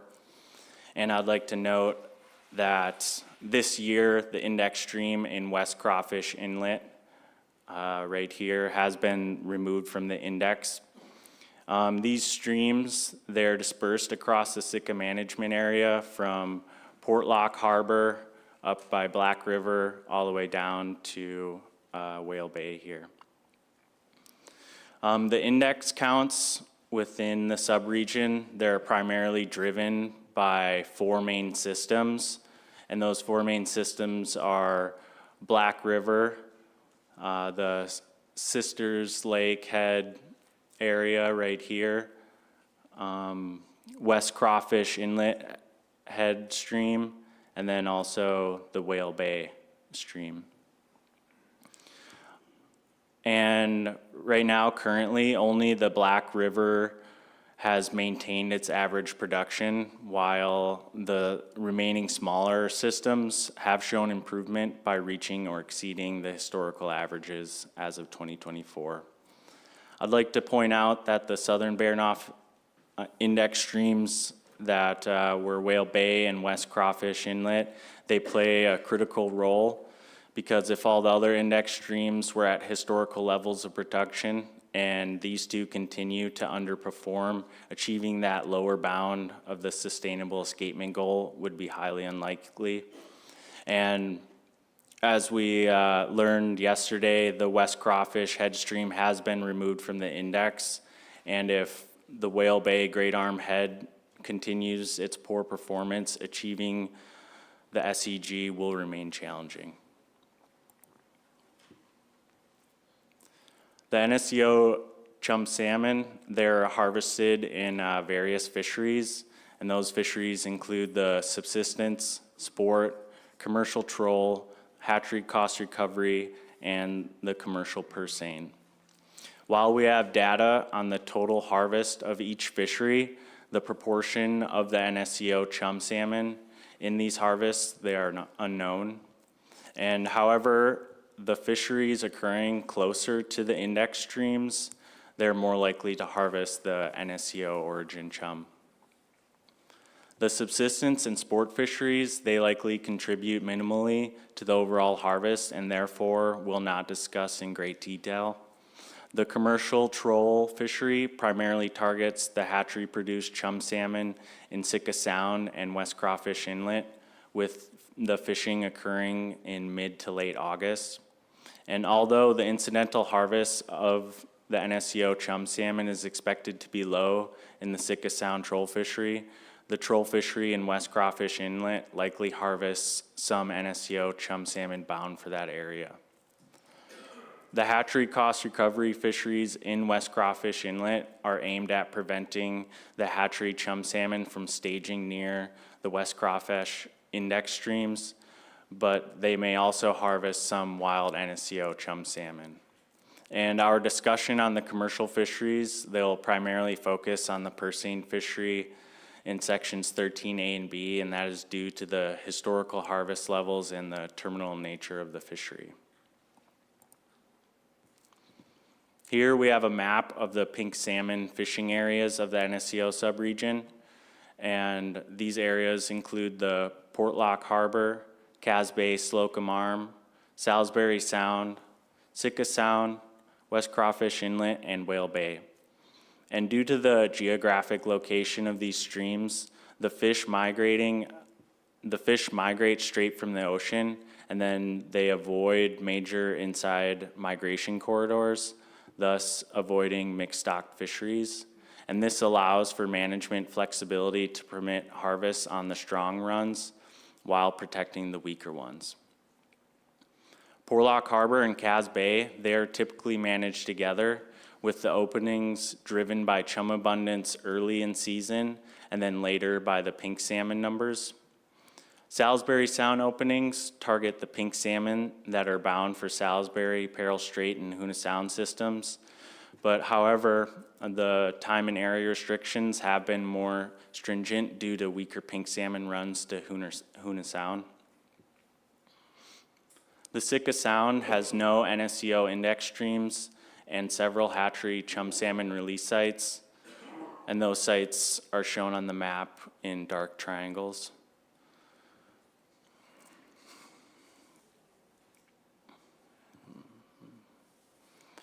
And the common property seine openings, they're based on the pink salmon abundance, but the hatchery chum salmon are likely incidental harvests in these fisheries within Sitka Sound. The West Crawfish Inlet and Whale Bay pink salmon fisheries, they're the most terminal in nature, and management decisions consider the performance of both the pink and chum salmon returning to these areas. West Crawfish Inlet is a special case because it requires a balance between preventing stray hatchery chum salmon from entering the streams while protecting the wild pink and chum salmon. This has led to hatchery cost recovery and common property purse seine and troll openings, which inevitably result in the incidental take of the wild NSCO chum at unknown rates. And then to focus on the purse seine fisheries within the subregion, I will discuss the past and present management actions that are related to the NSCO chum. Before 2024, it was believed that the time and area restrictions implemented to conserve pink salmon stocks would also conserve the weak NSCO chum salmon escapements. And these measures included restrictive lines in Portlock Harbor and Cass Bay early in the pink salmon fishery, restricted time and area in Salisbury Sound to protect weak pink salmon escapements, and Whale Bay has remained closed since 2021, and there's been no pink salmon openings that occurred in West Crawfish Inlet from 2018 to 2023. But despite these efforts, the index goal was not consistently achieved after the 2019 season. And in 2024, there are targeted actions taken in the purse seine fishery to conserve the NSCO chum salmon. And given the closure of Whale Bay and Salisbury Sound to protect pink salmon, the management efforts focused on Portlock Harbor, Cass Bay, Slocum Arm, and West Crawfish Inlet areas. These areas saw more restrictive time and area limits than would have been implemented for the pink salmon management alone. As the pink salmon run developed, time restrictions were gradually relaxed, but the area closures protecting the NSCO index streams remained in place throughout the entirety of the season. In West Crawfish Inlet,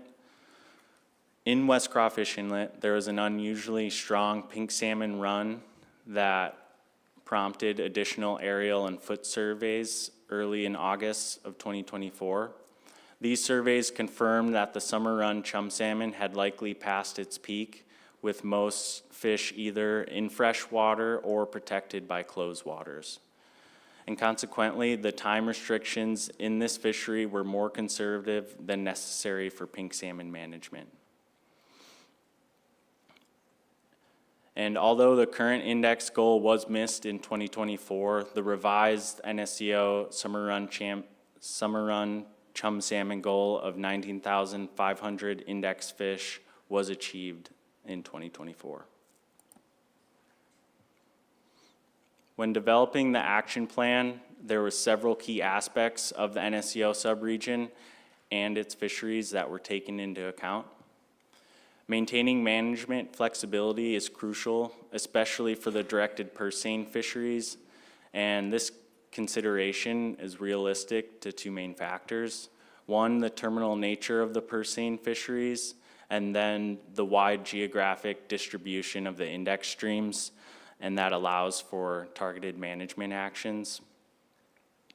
Another important consideration was the management of the hatchery-produced chum salmon in West Crawfish Inlet, and specifically, this plan aimed to balance the conservation of the summer run chum with the harvest of the hatchery-produced chum in hatchery cost recovery and common property troll and purse seine fisheries within the inlet. And the goals of the action plan, they are to rebuild the NSCO summer run chum salmon to levels that consistently meet the lower bound sustainable escapement goal, to reduce the harvest of the NSCO summer run chum salmon and to mitigate impacts of the hatchery-produced chum salmon, and then provide flexibility to management existing fisheries to allow harvest on pink salmon stocks while conserving the NSCO summer run chum. Next, we'll go over the 4 different action plan alternatives. For action 1 involves the commercial fishery with the objective to reduce commercial harvest. And actions in the commercial fishery, they'll focus on the purse seine fishery within the subregion. And the preferred management approach is to continue the 2024 strategy, utilizing the department's emergency order authority to manage the purse seine fisheries based on overall salmon abundance. Management actions would occur from statistical week 27 through 34, roughly July through mid-August, and specific time and area restrictions, they would depend on in-season assessments of the summer run chum salmon that are returning to the individual NSCO index streams. And these actions would focus on areas near the chum salmon index streams in Cass Bay, Slocum Arm, and in Sister Lakes area. Portlock Harbor, Salisbury Sound, and the Purse Seine areas south of Sitka, which are West Crawfish Inlet and Whale Bay. Restrictions would not be implemented in Sitka Sound, and that's due to the high number of hatchery-produced chum salmon and the absence of the NSCO index streams. And as needed, hatchery cost recovery and common property purse seine openings would continue in West Crawfish Inlet to mitigate the straying of the hatchery-produced chum salmon. And the fishery boundaries would be chosen to conserve the wild summer run chum salmon that are returning to West Crawfish Inlet. I'd like to note that although West Crawfish Inlet headstream is removed from the NSCO index, this area is going to be continued to be managed based on the in-season run strength of the summer run chum salmon. And this approach acknowledges the NSCO subregion's wide geographic distribution, the terminal nature of the purse seine fisheries, and the variation in productivities between the individual NSCO streams. This will allow for conservation of NSCO chum salmon when warranted and reducing unnecessary restrictions on the pink salmon fisheries. However, if the high commercial harvest rates of NSCO summer run chum salmon are the primary factor contributing to the recent poor escapements, more prescriptive management measures may be necessary to improve the escapements. The next action involves a subsistence fishery, and our objective is to maintain the subsistence opportunity. As I mentioned earlier, there is minimal effort and harvest in the subsistence fishery of NSCO chum. Within the past 10 years, there's been less than 300 chum that have been harvested in this fishery. And as a result, there are no additional restrictions that are recommended for the existing subsistence fisheries in this area. The next action involves the sport fishery, and the objective is to reduce the sport harvest. The sport fishery in the NSCO subregion, like the subsistence fishery, has minimal effort and harvest. The 10-year average annual sport harvest of chum salmon is approximately 2,400 fish in the saltwater, and there are no additional restrictions that are recommended for the existing sport fishery in this area.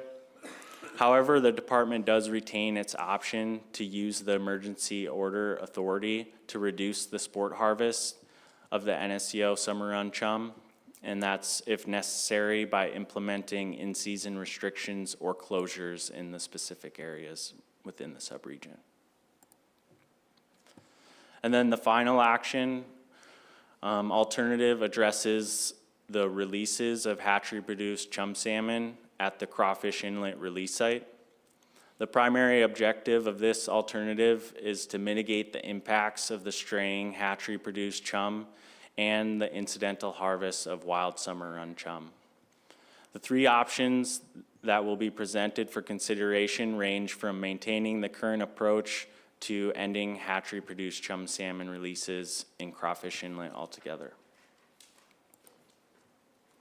But before exploring those options, I'd like to take a little closer look at the Crawfish Inlet and West Crawfish Inlet area. And this map illustrates here the two index streams in West Crawfish Inlet. We have the West Crawfish Northeast Arm Head that serves, it used to be part of the Chum Salmon Index, but has been removed this year. It is also part of the Pink Salmon Index. And then we also have the West Crawfish North Arm Northeast Stream, which is part of the Pink Salmon Index. And I'd also like to note, with this stream, it also receives a wild summer run chum run to that stream. And then we have the Crawfish Inlet Special Harvest Area, shown here in blue, with the release site up at the head. And then we have the Shamrock Bay SHA, which is shown here, outlined by the dashed lines. And this area is open by emergency order when the chum salmon concentrations increase. And then we have the primary area within West Crawfish Inlet, shown in pink here, that is open to common property purse seine harvest when necessary. And that brings us to our first option, which is to maintain the status quo and make no changes to the chum salmon releases at Crawfish Inlet. The benefits of this action are to minimize disruptions to the existing commercial and hatchery cost recovery fisheries. And the detriments are that at current levels of hatchery straying and incidental harvest of the wild summer run chum salmon would likely continue.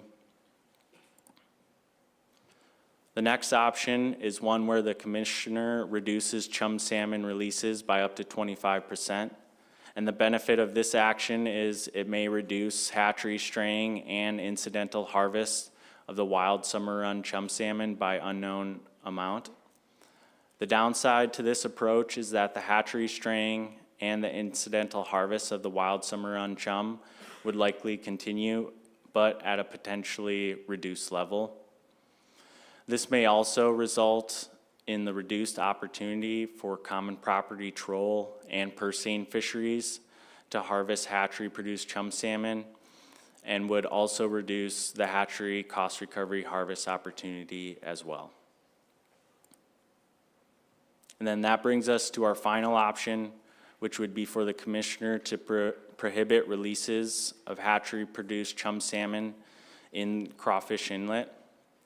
The benefits of this action would be to eliminate the elimination of hatchery straying and the incidental harvest of wild summer run chum in the fisheries that target the hatchery-produced fish. The West Crawfish headstream could be used again to assess the NSCO run strength, and the detriments would be the loss of the opportunity to harvest the hatchery-produced chum salmon in Crawfish Inlet by all fisheries.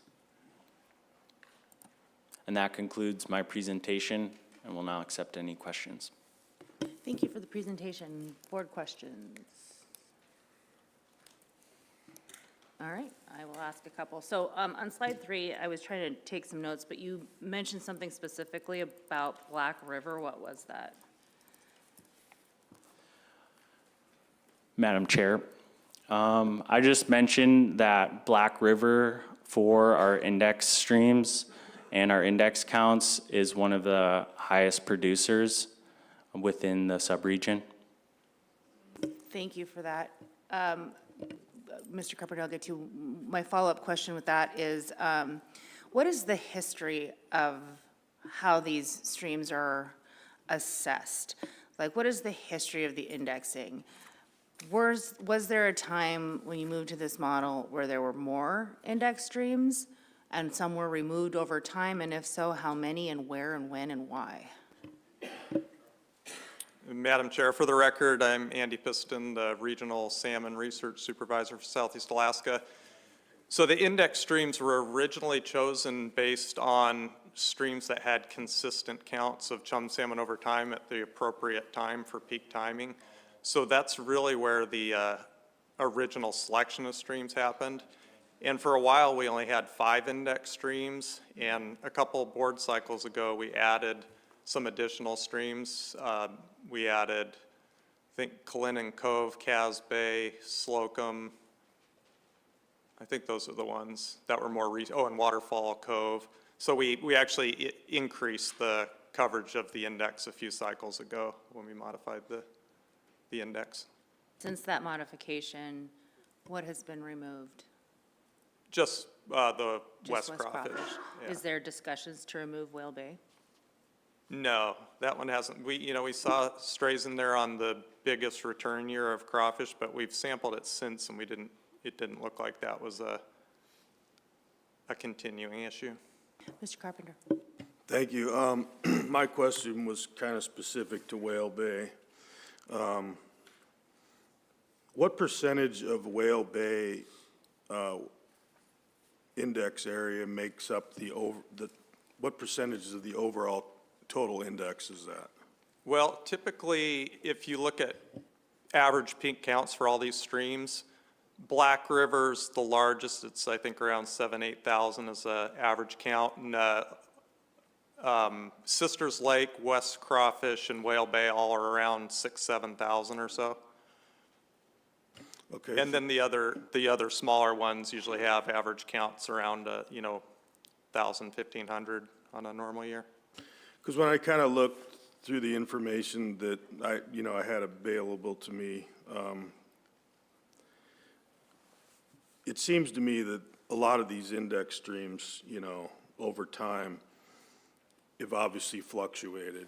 And is this just I guess this is your opinion, quite frankly. Is it a matter of water conditions, water levels, snowpack? Snow down here is different than what I'm used to in regards to, having enough water for these systems in the summertime. But is that becoming an increasingly big thing down here? Well, in certain years, 2018, for example, would be a year for some of the smaller systems. I could see there being some problems because we definitely saw that in other areas of Southeast. 2019 a little bit. More recently, I don't think we've had too many issues with, extreme low water during the summer.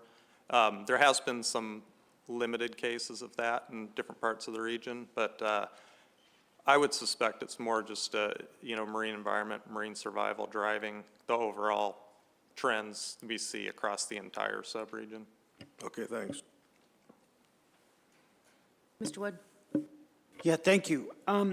So this one's interesting, but why do you think the fish that were released in Crawfish Inlet, what is the reasoning for why they came back in such high numbers for the first year and two? Through the chair, that's a really good question, and I think we've seen that in other initial releases in the past where you get some amazing survival initially, and I'm not sure what the reason would be why that quickly it would decline to more average levels that we tend to see at other release sites. So I guess I don't have a definitive answer for that. Okay, so in this case, it was a matter of just really good ocean survival as opposed to how many fish were released at that time? Through the chair, yeah, the release size hasn't changed. It's just they had phenomenal survival for those first few years. Thank you. How are the release sites selected? Is there criteria? What is that process?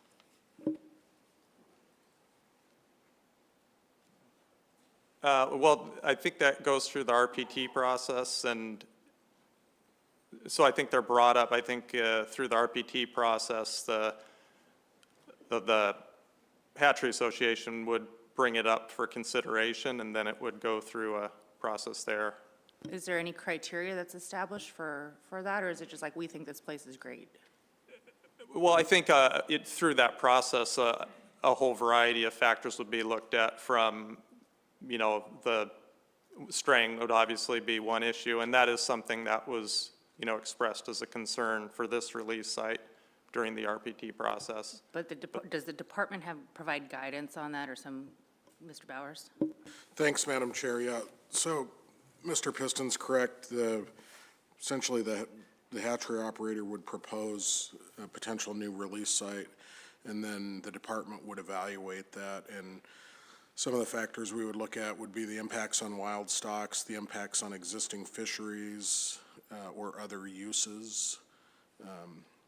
And yeah, the RPT is used to make a recommendation to the commissioner on approval or denial.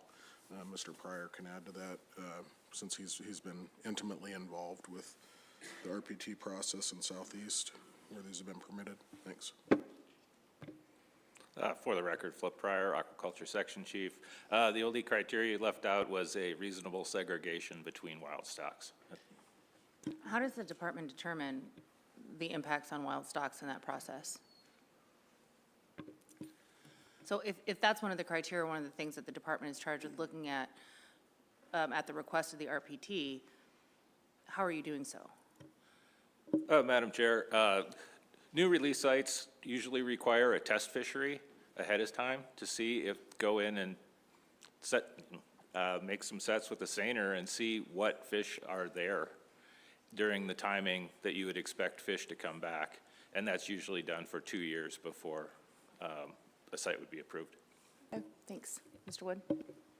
Yeah, I mean, this site in particular, where you released and where they came back to, is there any explanation why they didn't go back to where they released? And since the releases have been happening, have they returned en masse back to the original release site, or have they always continued to go back up into the West Crawfish Inlet? Through the chair, the releases remain stable, but the run sizes have decreased over time. But we're still seeing, when we sample the stream, we're still seeing, hatchery fish moving into West Crawfish Inlet as well. And it's really, the distance between those two sites is within what we've seen with all our studies across the region. Generally, you can expect to see some proportions of, relatively high straying at that distance. Follow-up? One last follow-up. So understanding that you had wild fish there and it was used as an index, and the other fish are going up in there now and kind of, overpopulating that original wild stream, what's your assessment on how do you come to the conclusion of how it's affecting the fitness of the wild fish ultimately? That's a really difficult question to answer, and hopefully we have a study in play right now that's geared towards getting that exact answer. And hopefully it'll have enough power to detect those differences when the final results come out. So that would be the main answer. Hopefully we'll actually get an answer to that coming up soon. Mr. Swenson? Andy, we discussed the other night that this is kind of a strange area because the fish they come up in there, and then a lot of them, they go up the wrong side there, but then they go back over into the other side. And so where do those strays basically spawn then? If a lot of them go on the side, yeah. And the waters are a lot alike. Doesn't that lead to the problem with this imprinting too? Because, they're so close together, so.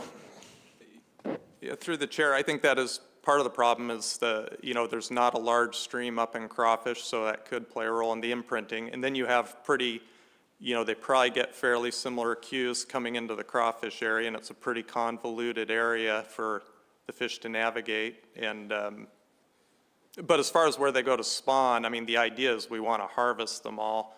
So we're catching as many as we can in crawfish. We've had those management actions to try to harvest more of them in Shamrock Bay and near the West Crawfish stream.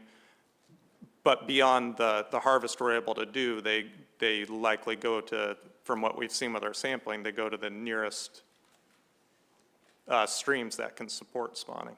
So that's why I see them in the West Crawfish Index stream and the other non-index stream in the area.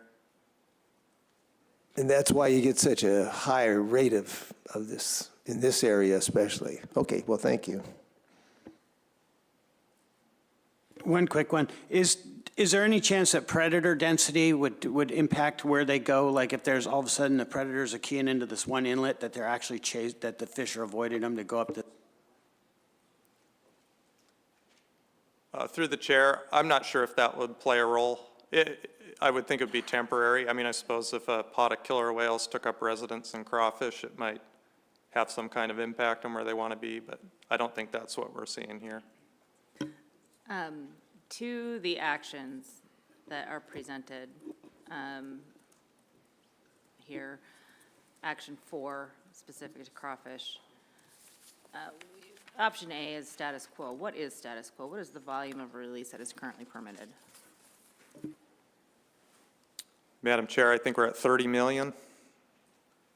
For that one site. That's correct.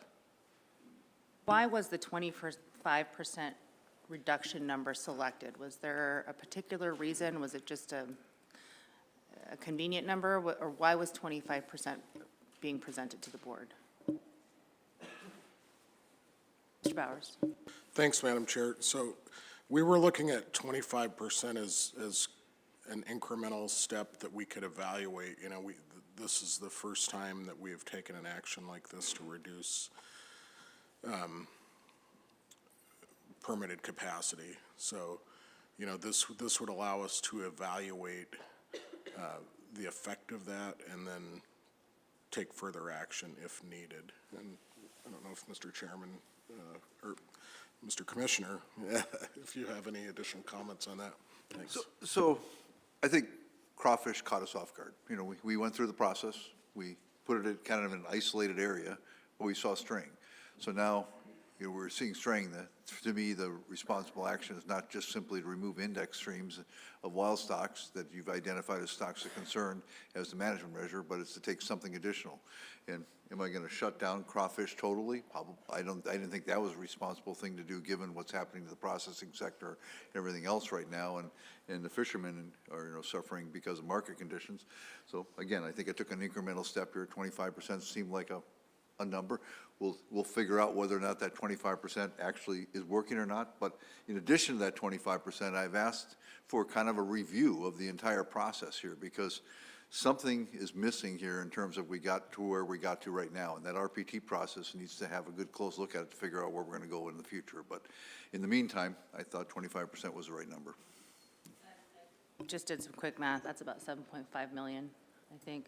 Yeah, I think that in my thing I read last week, 7.5 million down. And how does that relate to the overall release in this particular region in terms of chum releases in total? Madam Chair, Philip Pryor, Aquaculture Section Chief. It's not a huge drop.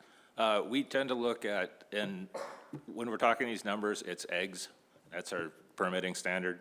So 20 million eggs is a conservative increase, decrease, we don't decrease, but increase of 20 million eggs is considered conservative because we're looking at, can we manage the returns on that? And so the number picked here was enough of a change that we'll be able to detect changes to the fishery, but it's not a drastic reduction. Yeah, I guess I'm just trying to get a picture, an overall picture of how many releases, or how many, what's the volume of releases in this region and that NSRA puts out? Is it 200 million? What is it? I mean, because I'm trying to just, 30 million, I think is what you said for this specific site. So how is it distributed? What's the total? Madam Chair, I don't have that right off the top of my head, but I can easily get that to you. Okay, thank you. All right, let's move on. Thank you for your presentation today. Let's talk about Hugh Smith Lake sockeye.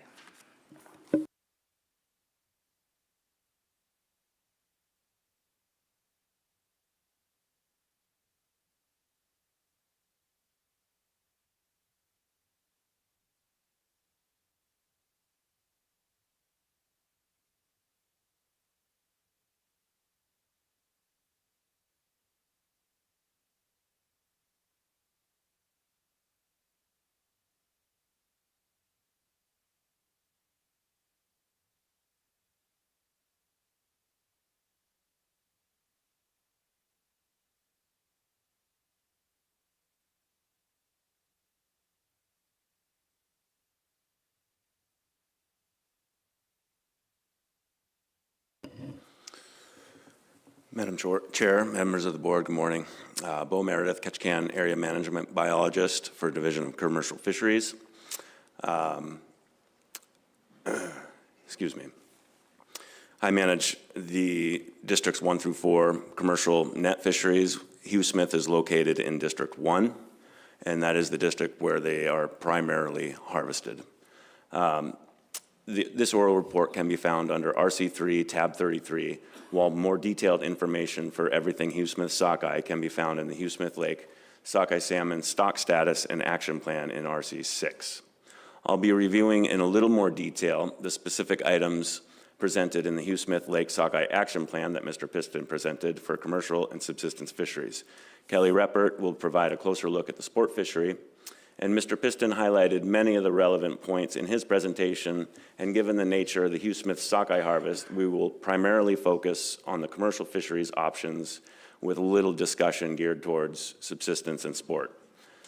And just some quick background on Hugh Smith sockeye. During the 2003 Board of Fish meeting here in Ketchikan, Hugh Smith Lake sockeye became the first fish stock in Southeast Alaska to be declared a stock of concern under the relatively new, at that time, sustainable salmon fisheries policy.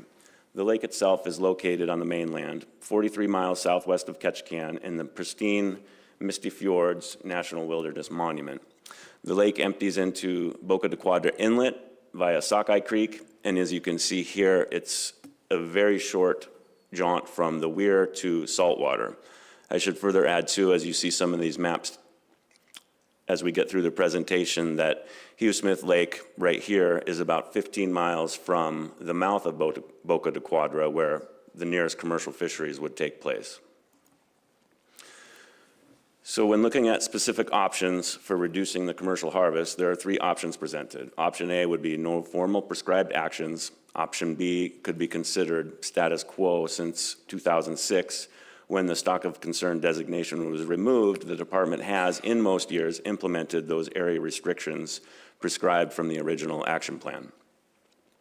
And then finally, option C would increase time and area restrictions from the 2003 action plan. So action item 2 is going to be the excuse me, I skipped forward too far. So when looking at the specific options for reducing the commercial harvest, there are 3 options presented. Oh, apologies. Action 2 would be the subsistence fishery. There's a positive C&T finding for Hugh Smith Lake sockeye and Sockeye Creek. Current subsistence regulations provide for a 12 sockeye possession limit with no annual limit per permit. No change to the subsistence fishery is recommended at this time. Given the distance from Ketchikan, the very small percentage of subsistence harvest that does occur at Hugh Smith, this opportunity should be continued. And with that, I'll turn it over to Ms. Reppert with Sportfish. Madam Chair, members of the board, I'm Kelly Reppert, the Sportfish Area Management Biologist here in Ketchikan. For the sport fishery, option A is to maintain status quo. There are no recommended actions being considered at this time because sport effort and harvest is very low. Under option B, the department would use EO authority to close sport fishing for sockeye salmon at Hugh Smith Lake and the saltwater areas in the Sockeye Creek estuary, though it's unlikely that either option will decrease Hugh Smith Lake sockeye salmon by a measurable amount. With that, I'll pass it back to Bo. Thanks, Kelly. So one of the challenges with the management of Hugh Smith sockeye is the protracted run timing. Hugh Smith are present throughout the summer, and the timing can and has been highly variable. So what you're looking at is a relative timing chart for Hugh Smith sockeye arriving at the weir. And so this figure has taken dates and translated it to the midpoint of the start of a statistical week. And there's not really anything statistical about a statistical week. These can fluctuate up to 6 days. So for example, Stat Week 28 ranges from July 3rd to July 9th. That's just entirely dependent on what day of the week January 1st falls. And so the average midpoint of the run is August 4th, and again, that's to the weir, which coincides with Stat Week 31, while 90% of the run is to the weir on August 31st, which coincides with Stat Week 35, which is typically when you would see the end of the directed purse seine fishery in District 1, and then 95% are to the weir on September 7th.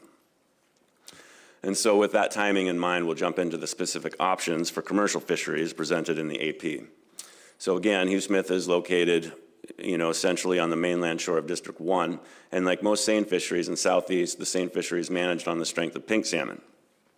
Typically, the purse seine fishery in District 1 opens on Stat Week 27 or 28, usually the first Sunday in July, and then closes on or around Stat Week 35. So this map shows the location of Hugh Smith right here in the middle of Boca de Quadra Inlet in relationship to Ketchikan, and then the blue hatch is kind of denoting the area that you would typically see open on a normal pink salmon abundance year, while the green hatch reflects the District 1, Section 1B drift gillnet fishery. The black or dark gray denotes regulatory closed waters, And then it should be noted here, what you're looking at in the center of District 1 is Annette Island. It's the only federally recognized Indian reservation in Alaska. And the state does not have management authority within 3,000 feet of the waters around Annette Island and a few other small named islands. Option A would be no formal action plan. The department would use EO authority to manage commercial fisheries based on overall salmon abundance. Management actions to reduce harvest of Hugh Smith Lake sockeye salmon would be implemented in the District 1 purse seine and drift gillnet fisheries and could include area restrictions. And then specific actions would depend on in-season assessments of run strength, general observations of sockeye and pink salmon abundance and harvest, weir counts, and expected or realized effort levels. So now we're looking at a similar map presenting option B. Option B is basically the 2003 action plan revisited and what has been implemented in recent years. This is a similar map as the previous one, but it's a slightly smaller blue hatch seine open area that is better depicts what a typical open area would look like during stat weeks 29 and 30 when this would be triggered. As you can note up on the upper left, this is the backside of Gravina Island. The northern portion of this stat area remains closed currently through stat week 31 per the McDonald Lake action plan that is currently in place. And so stat week 29, this closure would be implemented if the weir is projecting out to be below the lower end of the escapement goal. We close the mouth of Quadra from Quadra Point to Slate Island Light, south to Black Rock Light, and then due east to a point on the mainland shore. Same option, option B, if in stat week 39, or stat week 31, the in-season projection is still below the lower end of the escapement goal. The purse seine closure extends north and south of the mouth of Boca de Quadra to Black Island to Black Rock Light, and then due south to Foggy Point Light. Additionally, the drift gillnet fishery in section 1B, denoted by the green hatch here, is closed 1 nautical mile south of Foggy Point Light. And so option C for the commercial fisheries would take the largest area restriction from the 2003 action plan, what you just saw on the previous slide, that were in effect in stat week 31 through 33, and implement that area closure beginning in stat week 29. And then if by stat week 31, the in-season projection is still below the lower end of the escapement goal, this area here would close. This area has provided some significant opportunity for boats willing to fish slightly offshore. And so those are the options, Madam Chair, members of the board. I'll just like to take a moment to try and capture some of the impacts that those different options may have. And so it's really difficult to quantify, the impact that the options have on the traditional District 1 net fisheries, but observations of pink salmon escapement over time can give some rough estimates. And so first, just to highlight the numbers of salmon harvested in the D1 purse seine fishery, how it relates between species, and how Hugh Smith sockeye play into that harvest. The Hugh Smith estimate is shown here on the table. Going back through 2014, and I should emphasize that the Hugh Smith sockeye harvest estimate is derived through GSI. Going back to 2014, the total sockeye harvest is accounted for 1.7% of the total salmon harvest in District 1 purse seine. And of that total District 1 sockeye harvest, the 10-year average Hugh Smith composition of the total sockeye harvest has been 11.6%. And then so the Hugh Smith sockeye composition of the total District 1 salmon harvest is approximately 0.2%. So we then zoom out to the regional level to provide some perspective on how District 1 purse seine relates to the broader regional level with regards to pink salmon harvest. Southeast is managed regionally with constant communication between the AMBs in each office. Vessels can also participate in any open area throughout the region, and it's not uncommon for a vessel to be fishing in the Ketchikan area during one opening and then fishing outside of Sitka or Juneau in the next opening. So this chart just shows the 10-year average pink harvest by district with numbers of pink salmon on the Y and districts on the X. And District 1 compared to the other districts, you can see over the last 10 years, it is the predominant district with the largest amount of pink salmon harvest over the last 10 years. If you recall from Ms. Evison's presentation, we could extend this back to 1985. District 4 still is the largest harvester of pink salmon, but in the most recent 10 years, District 1 has been. And then so zooming back into District 1 and the general levels of escapement into the largest pink salmon system, the Keter River, in Boca de Quadra Inlet since 1985. Pink salmon management is somewhat subjective to the area manager. They're not escapement goals for individual systems, but rather at a broader stock group level.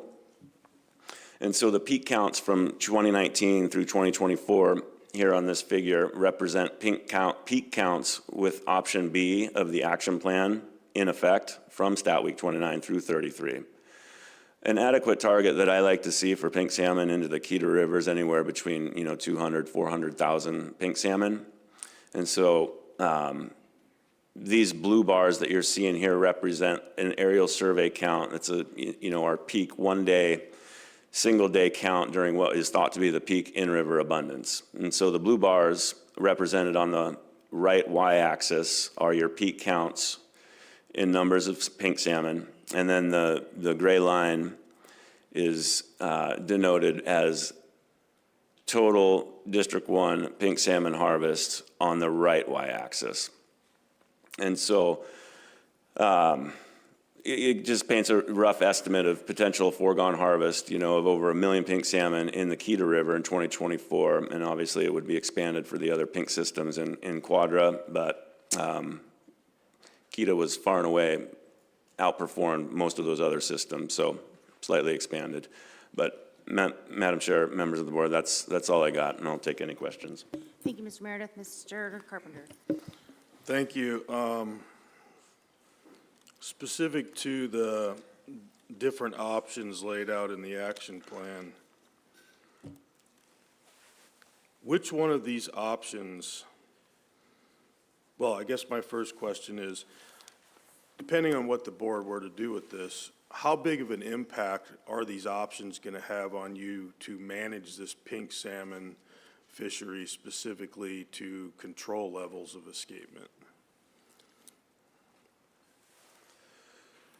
Through the chair, Mr. Carpenter.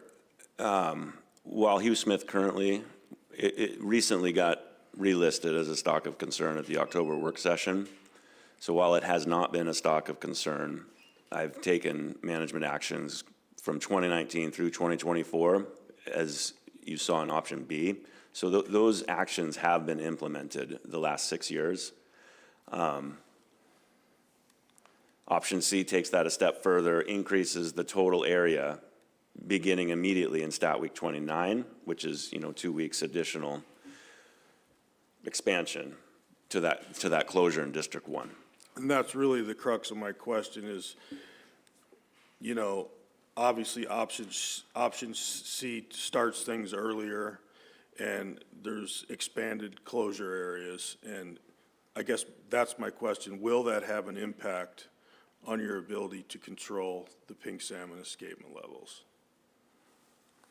Through the chair, Mr. Carpenter, it certainly will. To what extent, it's really difficult to quantify. I'll leave it at that. And then I guess my other question would be on slide, if I could find it here real quick. I guess slide 11, where you break down the District 1 commercial purse seine harvest and then kind of the percentages associated with Hugh Smith Lake.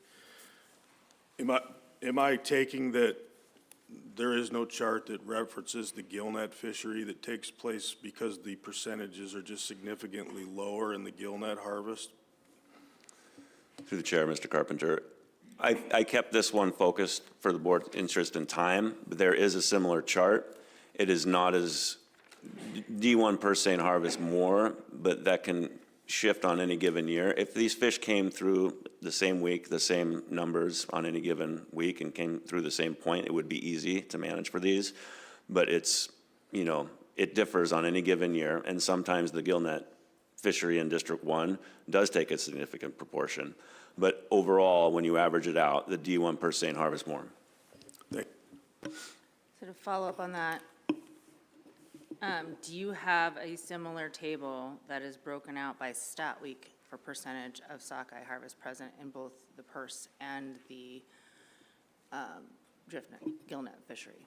Do we have that by stat week in RC6, or is it by year? Madam Chair, we have in RC6 that information through the year. I don't believe it's broken out by stat week. I apologize. Table 3 in RC6 has that information, Madam Chair. Thank you. Any other questions?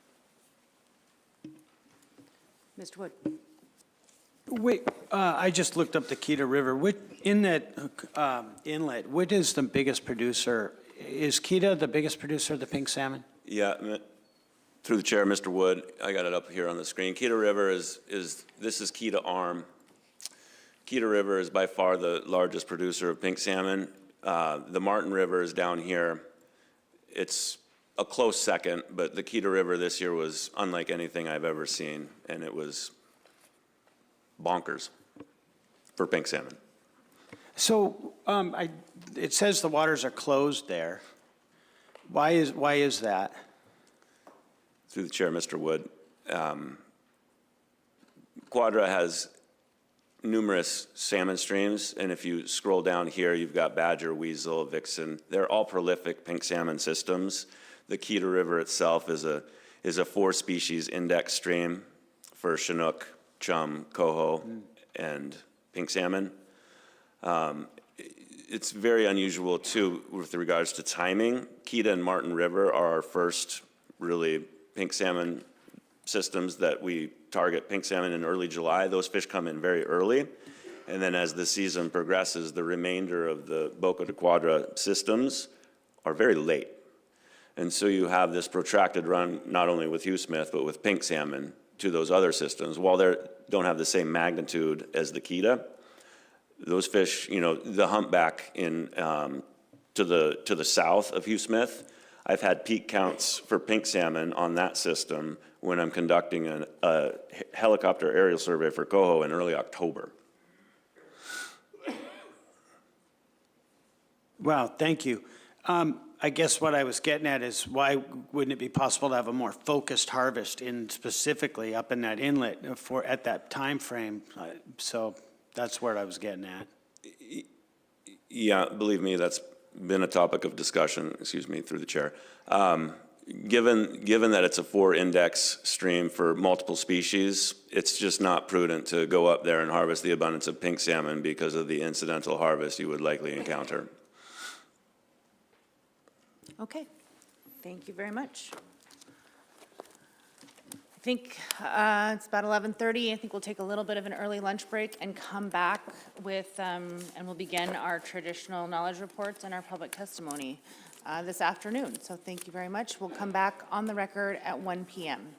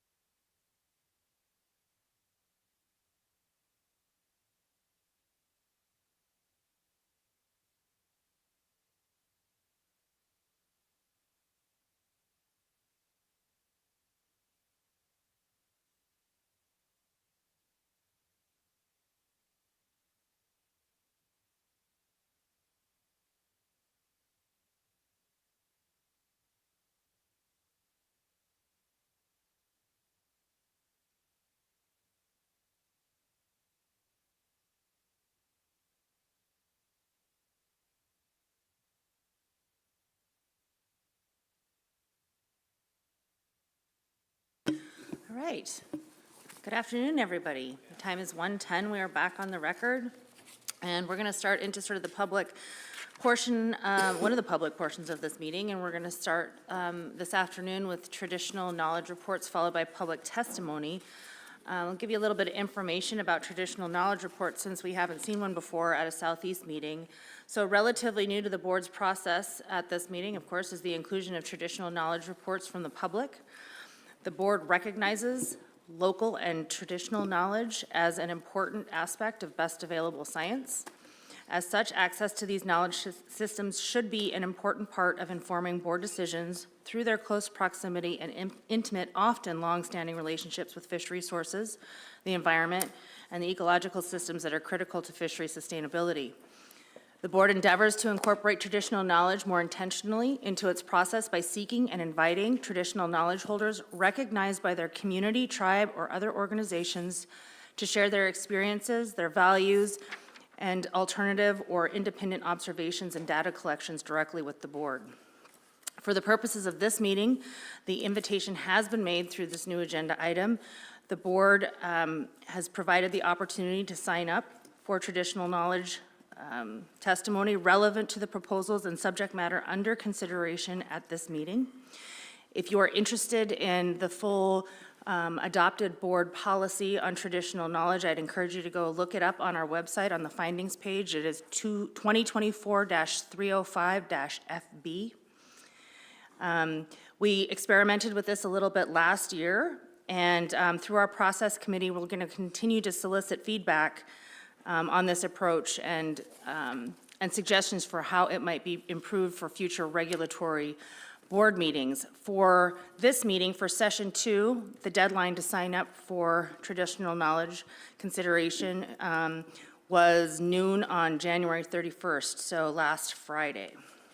So with that, we have 3 individuals that have signed up. And the first one on my list today is Charlie Skultka Jr. with the Herring Protectors. Is Charlie in the room? Hi.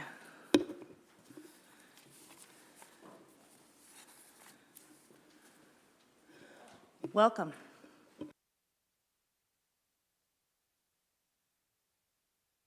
Turn your mic on, please. You got to hit that red button.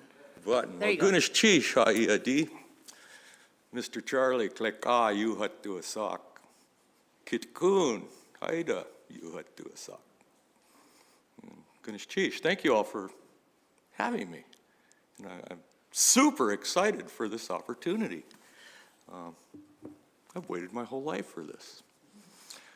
In fact, I've been in training my whole life for this opportunity. And I encourage the board to continue this. Traditional knowledge is important. Traditionally, herring was harvested in Southeast, and what I see is one of the most sustainable ways ever done since its inception. Shortly after statehood in 1958, it was recognized as a commercial fishery, or in the 1960s. That first commercial herring roe fishery was in 1965, and it was done in the most sustainable way possible. 0 mortality rate. Done predominantly by native fishermen. There were 800 permits issued by the state of Alaska in 1965 to harvest herring eggs on kelp. That fishery took place in 4 locations. Fish Egg Island by Craig,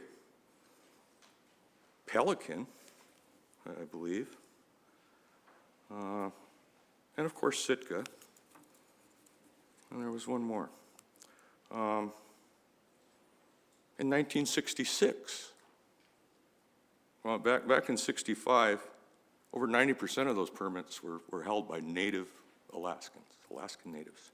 In 1966, there were 1,100 permits issued. Over 75% of those were native Alaskans. In 1967, the fishery was shut down. The state said that we were depleting the kelp beds. And the thought was, after the kelp beds regrew, we would continue this fishery. In 1964, they went one step further, and they opened Sacro. Originally, there were 4 communities that we fished Sacro in: Sitka, Craig, Heidelberg, and Pelican. Or excuse me, those were the places where the herring, the Sacro fishery took place in Sitka, Juneau, Pelican, Cassand Bay, Seymour Canal, and Cashakes. Over a course of time, seining was taken out of the picture, and some of those places switched to gill netting. I got a really unique opportunity this morning to do some observations. I took off at 6 o'clock this morning from Sitka, and when we took off, I could see all the way to the Fairweather Range. When I landed in Juneau, I got a clear shot all the way up the canal. I could see as far as almost to Haines. From there, I flew to Ketchikan, and I got to see all the way from Auk Bay, and even got a glimpse of Cape Shacken today. My observations, there was no herring activity. There was nobody out there fishing. This time of year is a time when we would be out there bait fishing. I didn't see any of that going on. But that was just my report from this morning. But in listening to the state's report, they had a bunch of amazing graphs. You know, over the years here, I was chosen because I've got kind of a unique perspective. My family's been involved in herring since time immemorial. We harvest it for subsistence. Been a subsistence harvester for almost 60 years. But I was also a commercial fisherman, a commercial herring fisherman for almost 30 years. And looking back, I mean, we're not born knowing the difference between wrong or right. We learn those things over the course of a lifetime. What really changed my mind about herring fishing was, unfortunately, on a day in 1981, I was on board the seine boat up in, it was actually the height of May, and we're up in Juneau. And with the help of Fish and Game, we successfully eradicated the Juneau herring stock. I was on board the boat that caught the last school of herring in Juneau. Shortly after that, it turned me on herring fishing, or the way that we're collecting these herring eggs. Originally, there was a way more sustainable way that it was done. I mean, when we look at the two fisheries, the collecting the eggs on kelp or branches, that's 100% sustainable. The mortality rate is literally 0. When we go and kill that fish to take its eggs, the mortality rate is 100%. And then looking at the fishery as a whole, when I quit fishing, the price was right around $2,000 a ton. Now these guys are lucky if they can get an advancement of $150 or $200 a ton. You go out there and fish it as a meal fish or a bait fish, it's worth $350 a ton. We've already entered an area where Japan themselves has openly admitted it, they don't use the resource anymore. So what exactly is this fishery all about? You know, sustainability, there is no sustainability when you're killing the fish to take the eggs. And I've heard things from both sides. I mean, I've got a lot of friends and family that are active fishermen, and I feel for them.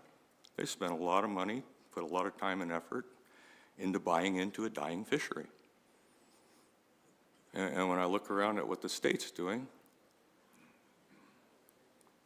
I see the state spending more money and putting more resources, time, people's wages. They're actually spending more money and using more resources than the fishery itself is worth. So it makes me ask, why are we still fishing? The market's gone. Japan has already recognized they don't need the sacro anymore. There is a sustainable, fishery that there is a market for. That's the herring eggs on kelp. And I'm starting to hear rumblings and rumors and seeing proposals where the sacro fishermen, the seiners, want to start selling herring eggs on kelp. Well, back in 1967, when you guys shut down that fishery, there were 1,100 permit holders put out of work. Over 75% of them were natives, and nobody said anything about it. And now we're willing to put the entire future of the herring industry in jeopardy for 48 people. And I feel bad for them. Like I said, they got a lot of money invested in this. But just the boat that the state is running around and surveying these herring with, if we just sold that one boat, there'd be more than enough money to give every one of those permit holders $1 million and buy back their permits. It would actually save the state money to shut down this fishery. But I'm not here to talk about that. I was lucky enough to attend an advisory board committee in Sitka. I had worked on a couple proposals. One proposal, I can't remember the name, but it was a proposal to decrease the size of the net. Been a herring fisherman my whole life. You don't need a 9-strip net to catch sacro. You need a 9-strip net to go out bait fishing. You don't need a 9-strip net to catch sacro. You don't need a 200-fathom net. So I'd proposed a 100-fathom net. I'd neglected to put a depth limit on it. So that proposal failed. One of the second proposal I helped work on was one for co-management. It was accepted by your advisory board. And there were some questions about that. What would co-management or co-stewardship look like?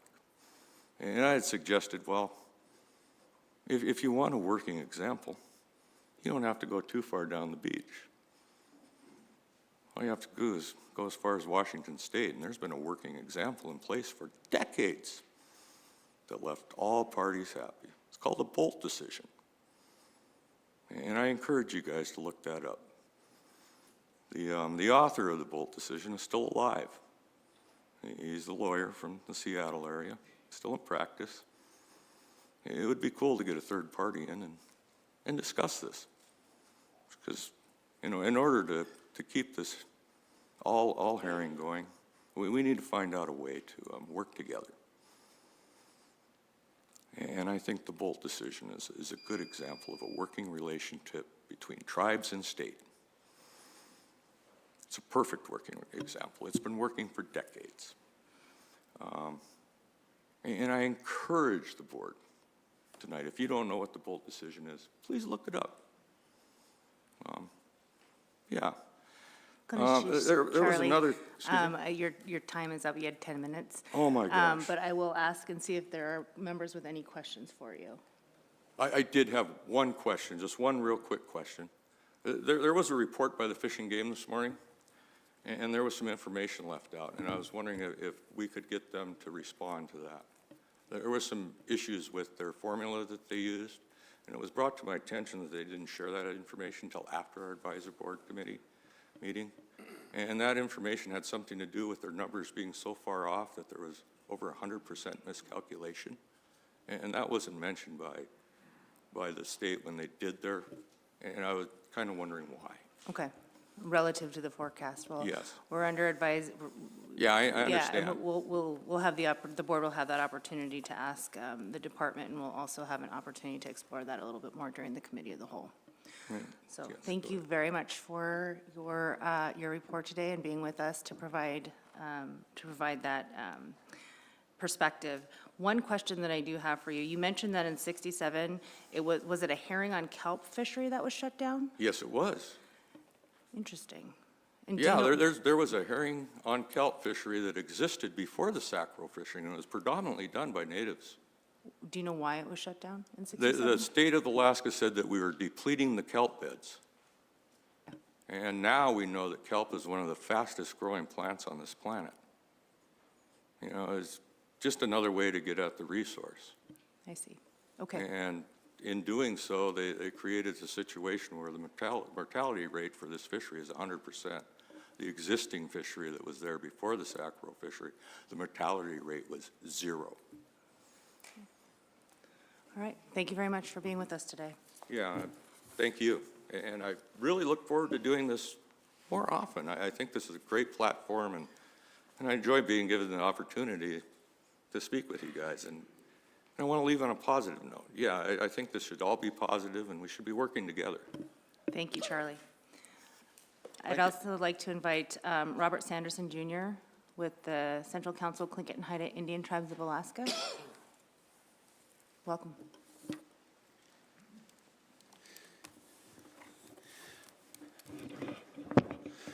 Thank you, Madam Chair. I'm going to see if I can get by without these here. I'm really used to just going from what I know up here, but leadership wants me to read what I was put together with our leadership team up in Juneau. My name is Rob Sanderson Jr. I am of the Haida Nation, born in Ketchikan, raised in Heidelberg, Prince Wales. I currently serve as a third vice president of the Tlingit and Haida Indian Tribes of Alaska. I've been with the executive committee going on 20 years now. I had to go back and take a step. I've been on there so long.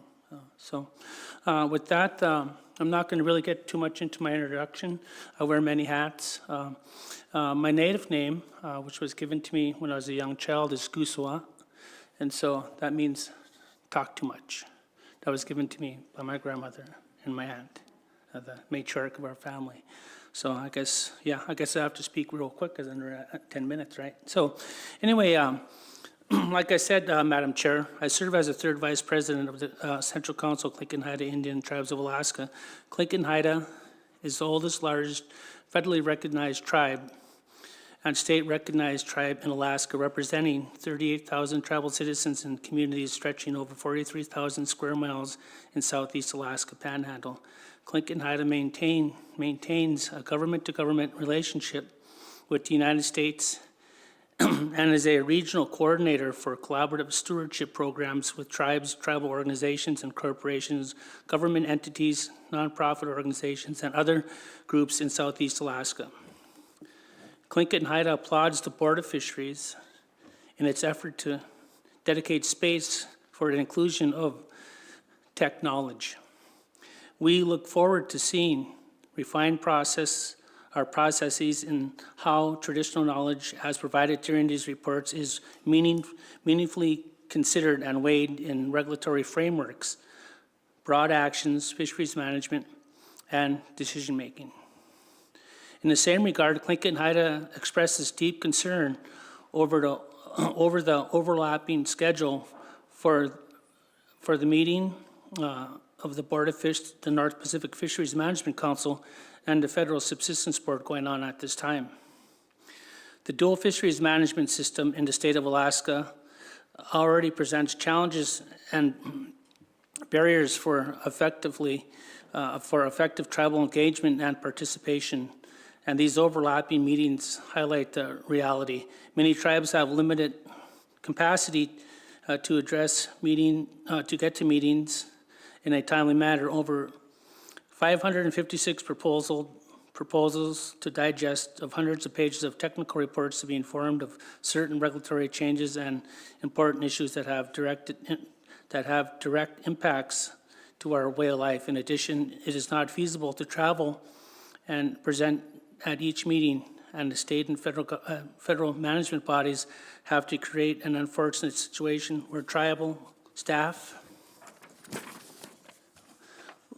and leaders have to choose where they will allocate their resources, travel to, and deliver their expertise to provide information or in-person testimony.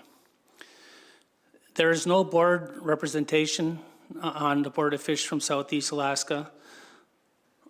I'd like to take this opportunity to provide you with an overview of the people of this place and our connection to the salmon, Tlingit and Haida prepared this information for a 2024 NOAA report in Southeast Alaska salmon fisheries, and much of the same information guided and supported our amicus brief submitted on behalf of 21 tribes and native corporations in the Wild Fish Conservancy 2023 lawsuit to close Southeast Alaska king salmon troll fishery. These following knowledge comments also reflect our written comments to the board, including our comments related to specific Board of Fisheries proposal. Okay, now on to the traditional knowledge overview. For thousands of years, the Tlingit and Haida people have been stewards of wild salmon populations that span 43,000 square miles across what is commonly known as Southeast Alaska. Today, there are 19 federally recognized tribes. Southeast Alaska tribes for whom salmon is the foundation of their culture, existence, and economic well-being. The Tlingit and Haida peoples have occupied this region since time immemorial, with their history in the region dating back over 12,000 years. The traditional Tlingit homeland stretches from beyond Yakutat in the north to Prince of Wales Island in the south. And the Haidas have occupied homelands literally past halfway down Prince of Wales out into Dixon Entrance out into Haida Gwaii. Including the salmon, including the southern reaches of Southeast Alaska, since time immemorial, their history is documented that extends back to at least 12,000 years. Tribal communities in Southeast Alaska, Angoon, Douglas, Craig, Haines, Hoona, Heidelberg, Juneau, Kate, Kasan, Ketchikan, Klawak, Klukwan, Metlakatla, Pelican, Saxon, Sitka, Wrangell, and Yakutat. Many tribal citizens who reside in each of these communities participate in Southeast Alaska salmon fisheries, especially in the smaller communities, contributing to the region's annual multi-million-dollar salmon industry. The participation of tribal citizens throughout commercial sport, personal use, and subsistence salmon fisheries are virtually important for the societal, cultural, and economic resiliency of Southeast Alaska coastal communities. Salmon are of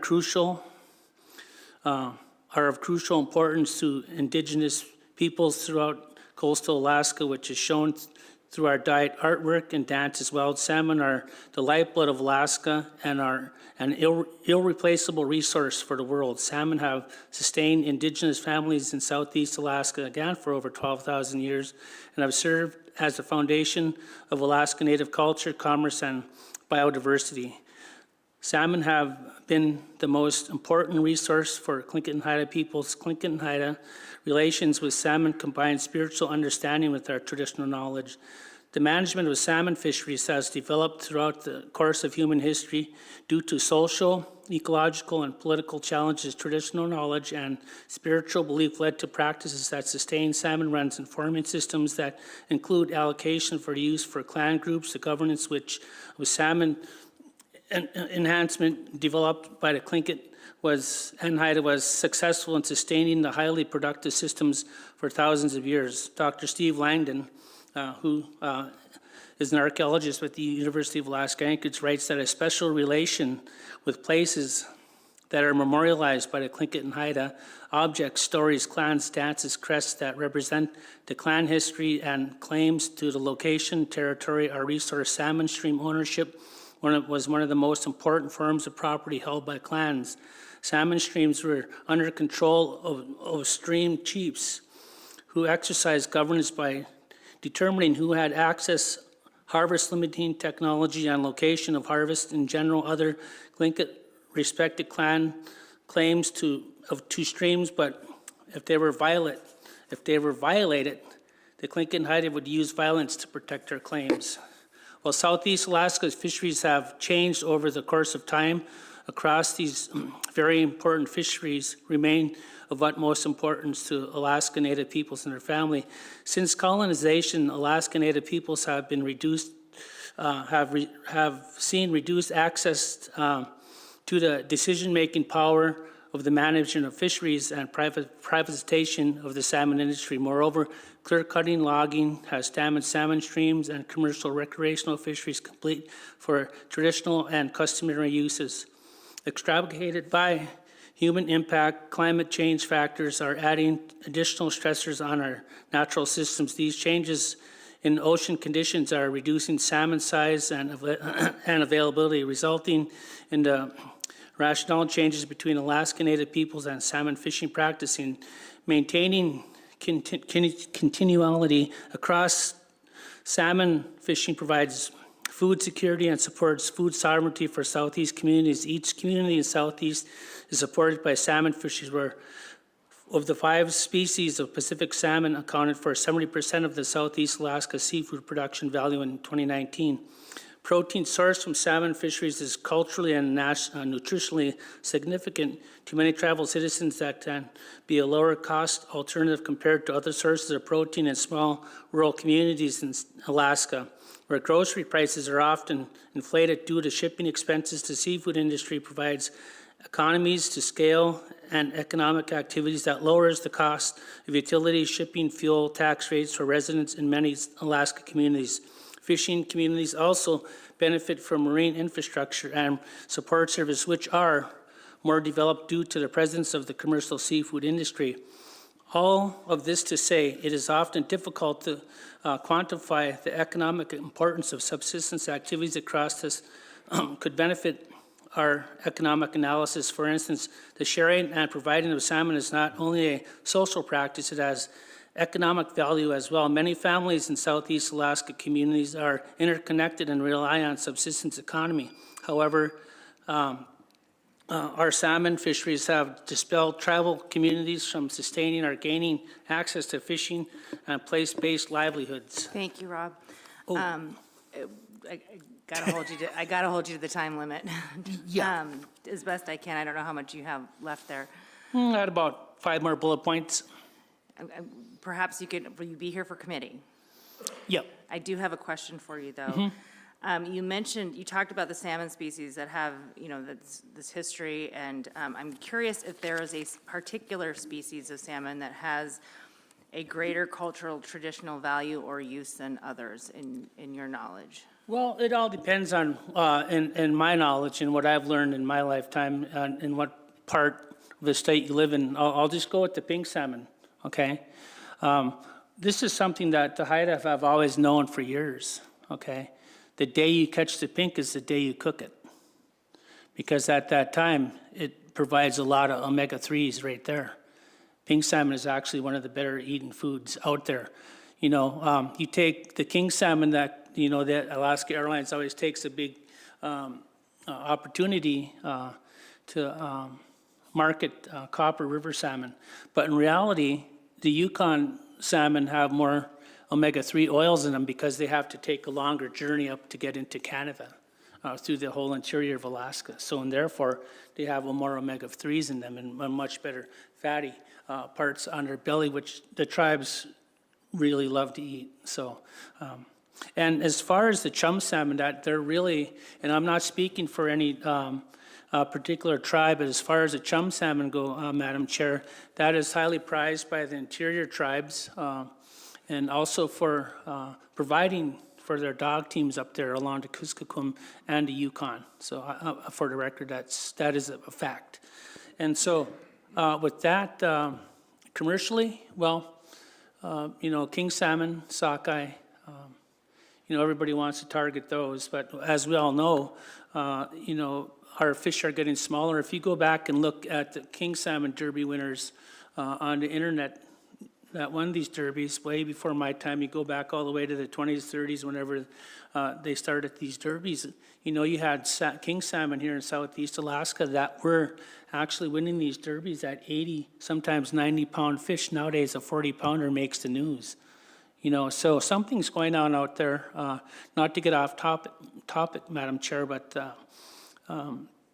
there is some serious concerns within the tribes, and this is just not a tribal thing, okay? Like I had mentioned earlier, or yesterday during my statement, I am Haida. I come from a mixed bloodline, like many of us do, and I'm proud of all my blood. Otherwise, I wouldn't be here. But my first and foremost, I'm trying to choose my words carefully here, would be for the protection of our tribal rights here in Southeast Alaska. I mentioned that my father, who is a very, very brilliant man in fisheries, I have connections in Craig, Kloak, Heidelberg. My great-grandfather, his name was Craig Miller. He is actually the man that Craig, Alaska is named after. And so my grandmother, her mother comes from Wrangell, and she was Haida, but our people moved all over the place. One of my great-uncles was also a pilot during the Klondike Gold Rush, where a lot of the pilots that would come up from Seattle and Portland and San Francisco during that time frame, and 96 through 98 all the way to 1900, he got a lot of these boats up through the inside passage because of his traditional knowledge on where rocks were, because he was doing it since he was a little boy. But anyway, off topic, but as far as our salmon, it all really depends on the place where we live here in Southeast Alaska and the interior. I don't eat really too much chum, but we do really love chum salmon eggs. They're that's like eating like an omega-3 bomb when you eat that stuff. And so we eat it with black seaweed and potatoes and, Thank you. Yeah. That sounds really good. I really wish I Making could my have got mouth through water. this, but we will submit it for the record. Thank you, Madam appreciate Chair. that. Any other questions? Commissioner and then Mr. Chamberlain. Yeah, I want to thank you for your involvement in the lawsuit that was filed by the Wild Fish Conservancy. That really did help make the case in front of the judges that keep that fishery operational. And two, I like the opportunity that you provide me in terms of coming to meet with Tlingit Haida in Juneau when I come down there and have an opportunity to share perspectives. That's nice. Thank you very much. Oh, thank you. Yeah, that was important, not just for the tribes, but for, every fisherman that fishes king salmon. We understood that immediately. And under the directive of our president, Richard Peterson, we were able to take that on, and not only once, but twice, and successfully defended it, along with other good people involved. There are too many to count. But I will say that Tlingit and Haida took the lead on a lot of things on that. So not saying that braggingly, but, when we see something that is going to wrong our people here in Southeast Alaska, and just not with the tribes, but our tribal permit holders and other permit holders, because we understand that Southeast Alaska needs to stay protected as much as they can as far as their coastal communities, and that's just not tribal communities, that's for all of our communities in Southeast. So thank you. Mr. Chamberlain.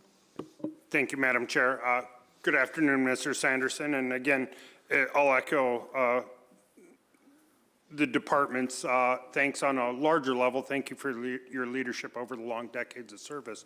I wanted to touch, and I was just reviewing the public comment submitted by Mr. Peterson on behalf of Tlingit and Haida. And I know the individual tribes or in communities encompass a large area in Southeast Alaska. Are there any particular areas where your membership is having difficulty accessing food security, or if there are certain resources you've had to move off of due to either conservation concerns or lack of access? Yeah, good question. There's a lot, and it may go off topic here, but Tlingit and Haida is involved in transboundary. Okay, so that's one area that we also do in protecting our king salmon. We test every river in Southeast Alaska that's a transboundary river. The Chilkat, the Chilkoot, I believe. We also check test for selenium in the Taku, the Stikine. The only river that we can't test, go up into and take water quality samples now is the Unic River, just north of us here, about 60 miles away from us. And for some reason I do not understand, I have to believe that's because it's in a wilderness area. And, could you rephrase part of that question again? I was like, am I floating here? So, throughout the communities in Tlingit and Haida, are there any areas where you're having difficulties with food security or particular species you've traditionally harvested that you've had to move off of? Good question, and I want to go a little bit more than that. Yes, We've pretty much had to Try pull and off. keep it focused to answer his question, Okay. please. We've had to pull away a lot of times. Even in my hometown, we put a moratorium on ourselves for a while to see what would happen with our sockeye systems on Prince of Wales Island, right? So that helps, but that's not, that doesn't go for everybody. You know, a lot of our places out there on the West Coast, being on smaller islands, you know, with climate change, a lot of these rivers are drying up. And it goes all the way down to Hard Rock. There ain't even, the riverbeds are just dry. You can walk across them. And you're talking riverbeds that are mainly for a lot of chum salmon. And when we lose those, we lose a lot of our fish too. So I'm not sure if I'm answering your questions, but I also will go as far as to say that when our people are out there gathering to feed their families, and our people, and this is well documented, that our subsistence users in the state of Alaska take less than 1% of the total pie that's allocated out there in fisheries management for the state of Alaska.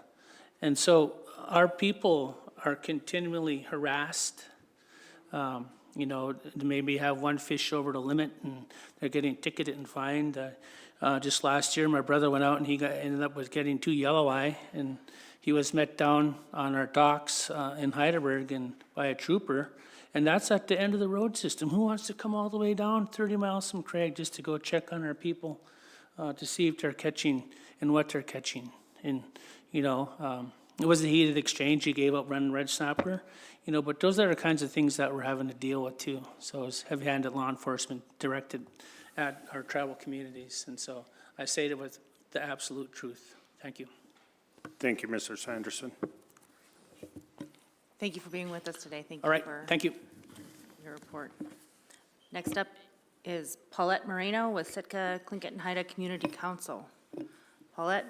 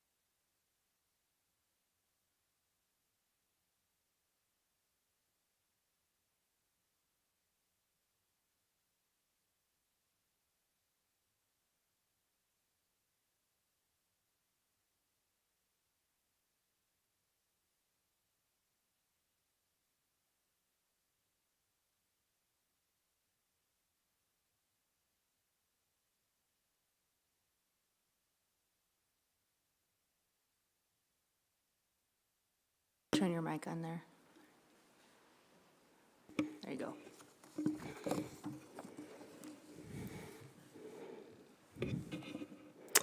My name is Paulette, and I am a member of the Tlingit Nation.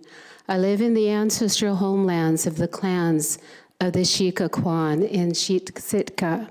I am a woman who have harvested our traditional foods of herring eggs for the past 15 years. And the focus of this traditional knowledge report, and thank you for the invitation, will be on the Yao, herring eggs. Anyaksu Sani, noble people born of this land, I thank those who are standing with me to assist me at this time. To the Alaska Department of Fish and Game Board Chair and board members, critical decisions are before you. I join others to exercise our sovereignty as a nation and to ensure that our inherent rights to live our way of life will always continue with respect and dignity. Our way of knowing offers a focused balance for consideration. I support the following herring proposals before you: 104, 109 with amendments, 110, 118 through 120, 135, 137, 173 through 179, 181, 188 through 190. I oppose the following: 109, 156, 113, 182, and 183. My voice is a collective representation of Sitka, Tlingit and Haida Community Council. I also have the blessing today of the Alaska Native Sisterhood, the oldest Native civil rights organization in the country, Grand Camp. In addition, I am a traditional and customary woman harvester and would like to express gratitude to the clans of the Sitka people. I am also a member of the Herring Protectors. Our traditional knowledge, or EK, was taught to us by elders. They taught this to us to live our abundant life and to respect all things. It is with the deepest respect for the wisdom of those Native elders that I come before you at this time and share with you a little of our traditional and customary practices. And this report is dedicated to those elders as their voices have come forward in regards to the herring at first and as abundant voices, and then with cautionary tales of asking those who made decisions for us and about us and sit in powerful seats would make decisions for us. Now it is our people speaking at this time with the wisdom of the harvesters that go out, with the wisdom of the clans and the people who are sharing with you that the herring, the yow, is in critical danger of harm. We see this through our traditional knowledge.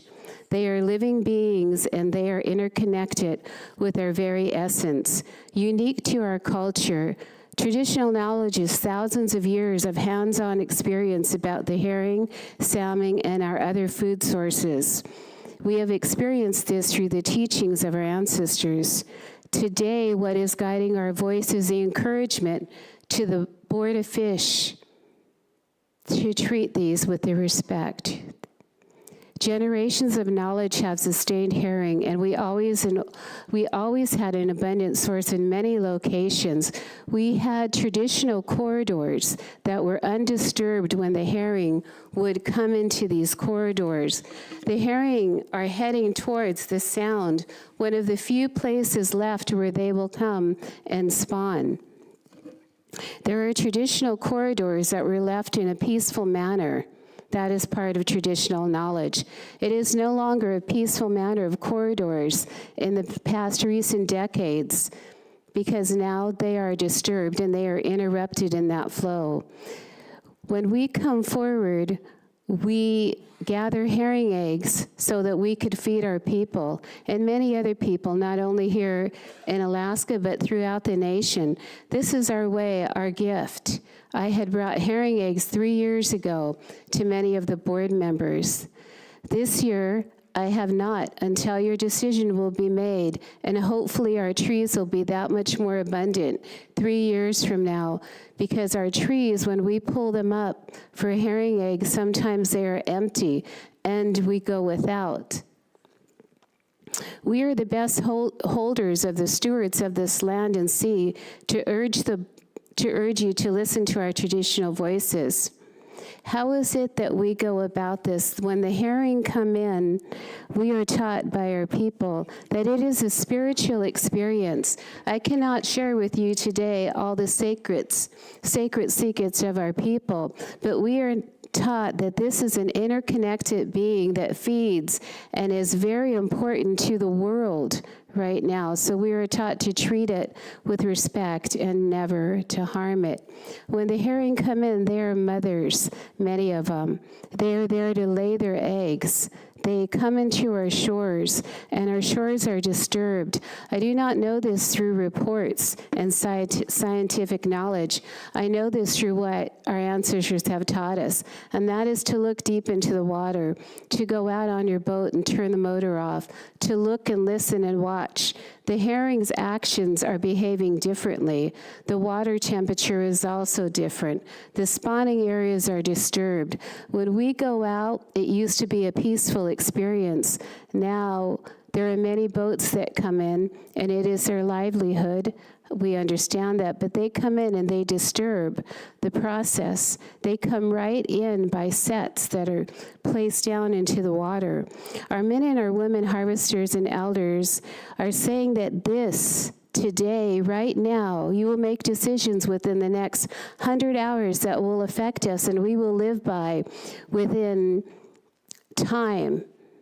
Within a month or two, I will not be wearing this suit. I will be wearing my gear. I will be gearing up like many other people, and we will be harvesting. There are only 40 to 60, if even that, traditional harvesters still in the area. Just 40 to 60. Only about 10 of them are women.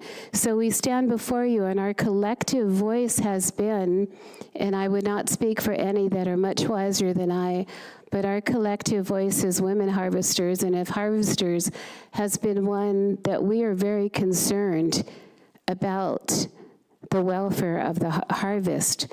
So what is it that we are asking? That you consider the proposals that are submitted before you, and that you do not take precedented action at the Board of Fish and other areas of Alaska that will affect Southeast Alaska in regards to the herring. We want traditional corridors left alone by commercial boats so herring can come in uninterrupted. Traditional knowledge understands this flow. We would like that to continue. We would like an accountability when there's mismanagement from the state of Alaska. We would like there to be reciprocity. We would like an apology made when data is incorrect, because it may look good on charts and papers, but traditional knowledge tells us that the herring are in the way of harm.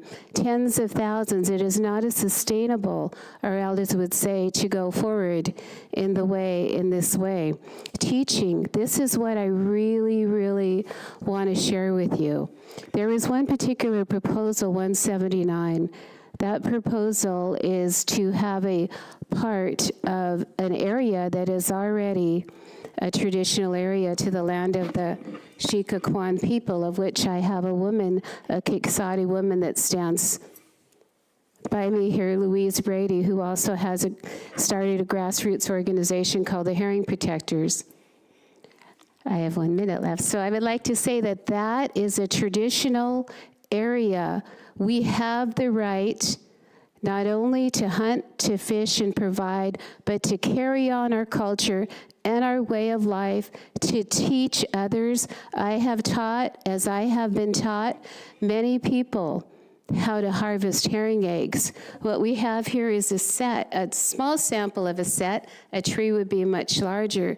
We have to find the area now to be able to get a good harvest, to be able to teach and continue this way of life. We need these areas protected. We need the boats to stay away so that we are able to have a good harvest for the mother herring that are coming to give birth. It is time. The elders spoke of this time to come, when there is plenty, and then where there is a cautionary. And now there is only one stronghold in all of the state of Alaska that feeds our people. We have the right to our dignity and our respect. I encourage the board, as you consider your vote, that we are the deciding factor, because we do not call it scientific knowledge, but traditional knowledge. And I would like to say Gunach for this time to present. Excellently timed, Paulette. Right on the money. Mr. Godfrey. I want to thank you for bringing the eggs to the board 3 years ago. It took something that was pretty abstract for me and made it less so. And also just information, education you provided us 3 years ago on the process and answering our questions. That was really helpful. Thank you. If I may respond, Madam Chair. You are very welcome. I'm glad that you enjoyed those herring eggs last year. And you had asked a question on how do we get the eggs on the wood. And I hope that I had answered in more of a practice of how that happens. We use hemlock trees, and the herring come through and they spawn on the tree. And if it is a good harvest, we are able to enjoy that. Thank you for being with us today, providing your report, and thank you to all the folks that joined her today. Appreciate your being here. Klein, gonna sheesh.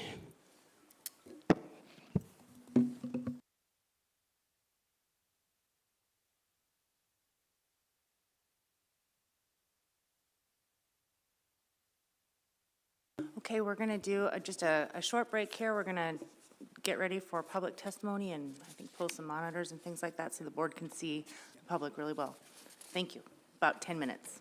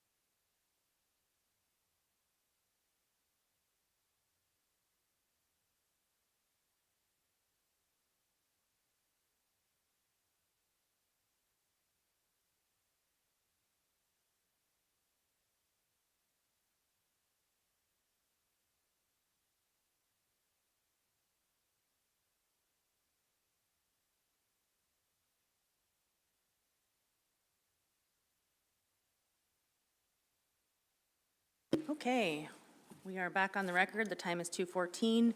Just a little bit of information about public testimony and how we're going to proceed through our list today and tomorrow likely.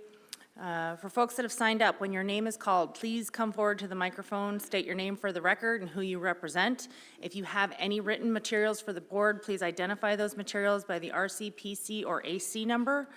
I'll provide you an opportunity for board members to get those paperwork before them, and I'm not going to charge you for that time, either the person or the advisory committee representative who is testifying. If you spoke to salmon issues in session 1, please do not speak to salmon issues in session 2. We have heard from you already. I think that there may have only been one that I recall, and I think it was just because they had to catch a plane out and wouldn't be here today. At this meeting, the public will each be given 3 minutes to testify. Advisory committee and regional advisory council representatives will be given 10 minutes each. When your testimony begins, the executive director will give you a couple moments to introduce yourself before starting the timer. When your time is up, you will hear a beep. Please stop speaking when the timer goes off, or you will be instructed to stop. When you're finished, please remain seated so the board members can ask you any questions if they have any. We also ask that you confine your oral testimony to the subjects under consideration in as concise and direct manner as possible. It is the intent of the board to deal with the merits of the proposals based on the general principles used by the board. The board does not deal in personalities, thus public testifiers will be admonished not to refer by name to any person, any staff member, or any board member. Advisory committee and regional advisory council representatives should also fill out a blue card and indicate whether or not you will testify at the beginning or the end of public testimony.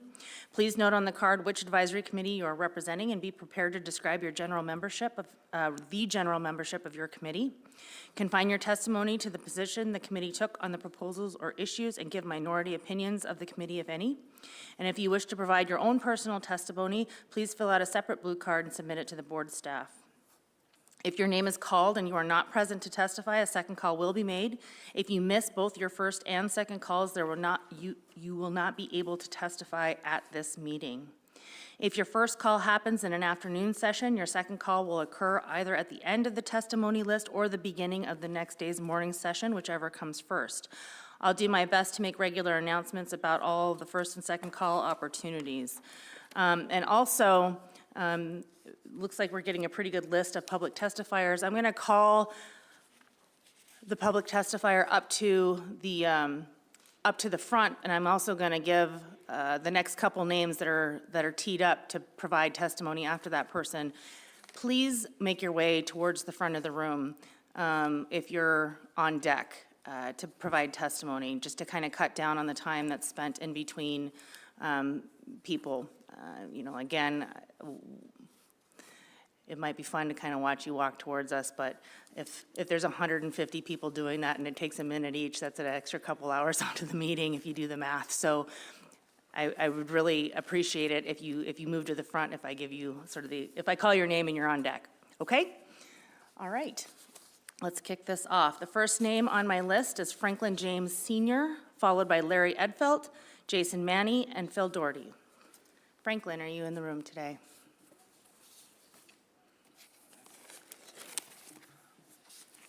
Okay. Going once. Mr. Franklin James Sr., thank you. Larry Edfelt. Are you Franklin? Oh, okay, I was like, oh, gotcha, sorry, I was like, got it. You're following directions, thank you. Hi, Larry, welcome to the board.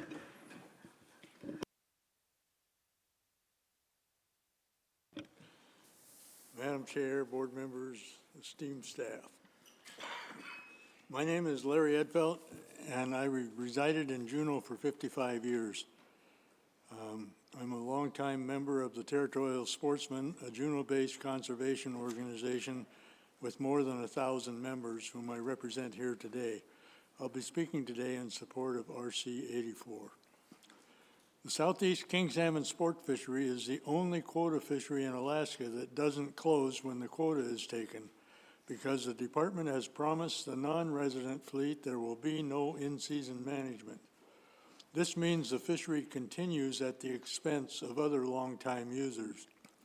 The resident sport fishery was closed in August 2024, while the trollers lost several thousand fish worth $1.5 million because the department allowed the non-resident sport fishery to take the August share of the troll quota. In 2023, it was $1.3 million.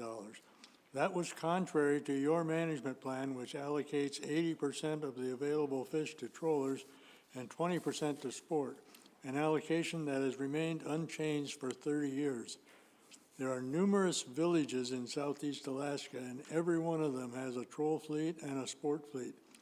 Removing several $1 million from the troll fleet in order to allow more non-resident sport fishing hurts every village and is contrary to the citizenry's expectation of constitutional protection.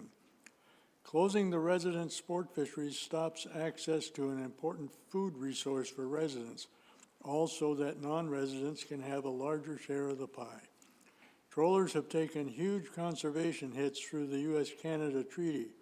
Residents of inside waters have lost their entire spring Chinook fisheries due to stock of concern restrictions.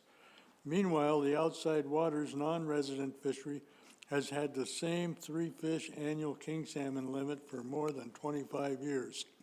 They have not participated in king salmon conservation during this time of general coastwide depletion. The 3-fish limit has to be reduced, or the sport fishery will exceed its quota annually, often before inside waters residents have even begun to fish. If you are contemplating a set-aside of a number of king salmon for residents, I caution you that we are likely to be opposed to that. We also feel the language in RC 089 is not adequate because it concedes the board's authority to set annual limits to the department. We prefer limits that be set in public forum. In closing, I ask that you take a long, hard look at RC 84. It was written from a resident's perspective. More than 330 supporters throughout the region have signed on to the RC or support its objective. Thank you. Thank you, Mr. Edfeld. Any questions? Thank you for being here today. I appreciate you. Next up is Mr. Jason Manny.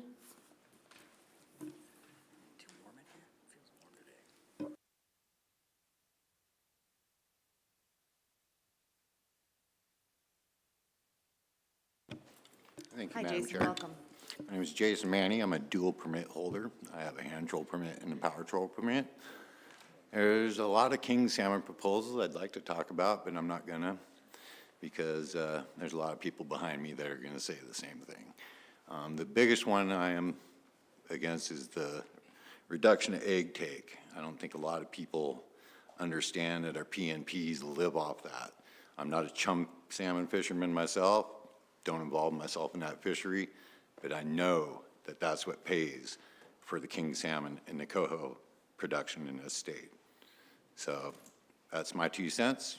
Gonna be quick, and I would hope you guys would think about us residents that have lost time and area in our fisheries. Thank you. Thank you for being here, Jason. Any board questions? Thanks for your testimony. Yep. Phil Doherty, followed by Tom Miners, Amy Jo Miners, and Andy Kiddums. Welcome, Phil. Thank you, Madam Chair, board members, department staff. My name is Phil Doherty, live here in Ketchikan, Alaska. I am the executive director of the Southeast Alaska Pursane Association, or SEAS. SEAS is run by a 13-member board of directors with approximately 150 paid pursaners as members. We also have a number of processing companies and other companies that pay into SEAS on a voluntary basis to help pay the bills and my salary. SEAS has submitted PC 470 to address our comments on the proposals of interest to SEAS. In the next minute or two, I am just going to do a real quick rundown of those proposals. I'm not going to get into detail. The details are in 470, and we can get into details during the committee of the whole, if you will. I'll start with proposal 134. This proposal concerns Chinook retention penalties during periods of Chinook non-retention in the purse seine fishery.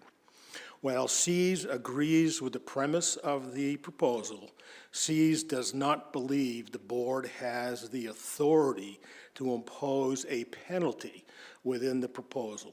Therefore, SEAS finds it hard to support the proposal as written. Proposal 156, I think we've all heard of this one. This is the reduction within the Southeast Hatchery. Obviously, SEAS, as a commercial fishing group, one of the largest in Southeast Alaska, opposes this proposal in all aspects. Proposal 157, these are easy ones, establish a terminal harvest area for Burnett Inlet for common property fisheries when the number of chums in there exceeds Sarah's need for broodstock, I believe, and cost recovery. We support that proposal. Proposal 158. This proposal would clarify the lines of the Hidden Falls Terminal Harvest Area. C supports this proposal. Proposal 167. This would increase the length of a purse seine net by 50 fathoms. C opposes this proposal. And then to the northern southeast outside chum stocks. C supports action plan number 1, option A. And Madam Chair, thank you for your time. Again, we have submitted PC 470 for much more detail. I'll be here all week to become involved in the committees as the week goes along. Again, thank you for your time. Great, thank you very much. Any questions? Appreciate your time today. Tom Miners?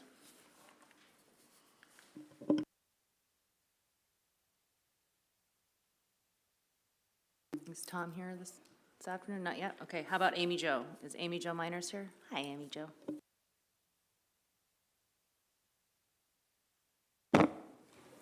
Chair, board, and staff, thank you. I'm Amy Jo Miners, board president of Douglas Island Pink and Chum, and the daughter of Lab McCauley, founder of DIPAC. I was born and raised in Juneau. I've served on the DIPAC board since its inception in 1976. I'm here to speak against Proposal 156. My PC is 325. There was much thought put into designing what is now the McCauley Hatchery on Gastineau Channel to have the greatest impact on the salmon industry. We included areas designated for university research, space for students of all ages to come learn about salmon, and global outreach to educate visitors on the importance of salmon. The DIPAC mission to sustain and enhance valuable salmon resources of the state of Alaska for the economic, social, and cultural benefits of all citizens, and to promote public understanding of Alaska's salmon resources and salmon fisheries through research, education, and tourism, is now almost 50 years in its efforts. For more information from the professor who used the space for university research, see PC 465 by Dr. William Smoker, author of 67 peer-reviewed scientific research reports and review papers in scientific literature. If DIPAC cuts 25% of our chum production, there would be significant consequences. Our budget is based on our chum cost recovery, and reducing production would impact our Chinook, coho, and sockeye programs, joint projects with Fish and Game, and negatively impact the state of Alaska's treaty obligations. Sport and shoreline fisheries would feel this impact. Jobs will need to be cut, impacting our education and tourism work. Fishermen will have less fish to harvest. DIPAC's chum production has been consistent for 30 years. High ocean biomass of salmon and trends in Alaska salmon in a changing climate, research by Wertheimer, Hurd, 2018, concludes in part that hatchery fish provide a buffer to sustain fisheries, with empirical evidence that large releases and returns did not limit the production potential of the wild stocks. It's from page 3.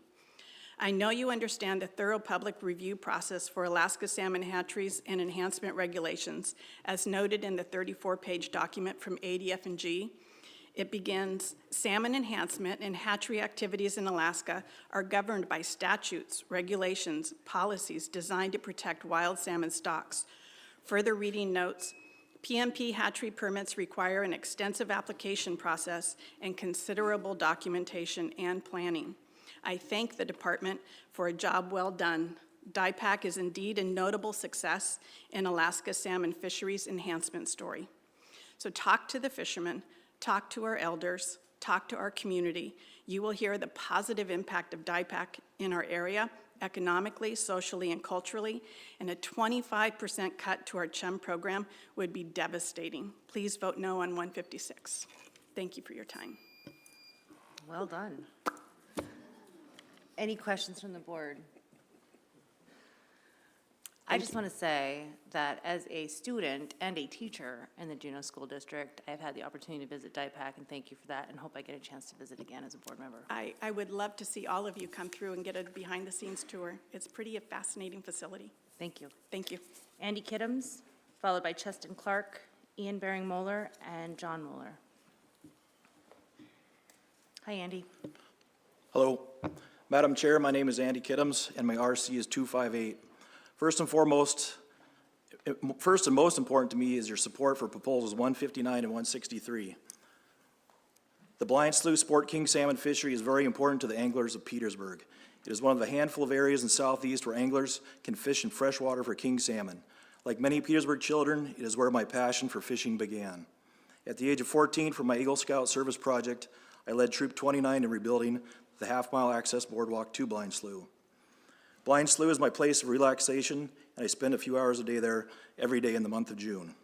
Proposals 159 and 163 alleviate the harvest discrepancy between the predominantly non-resident saltwater anglers from the local lodges and the freshwater anglers who are mostly local. The non-resident harvest has boomed in the last decade as there is currently no annual bag limit. Why go to Sitka and keep 3 kings a year when you can come to Blind Slough and keep 4 kings a day, every day? Stay for a week and you can leave our state with 28 fish.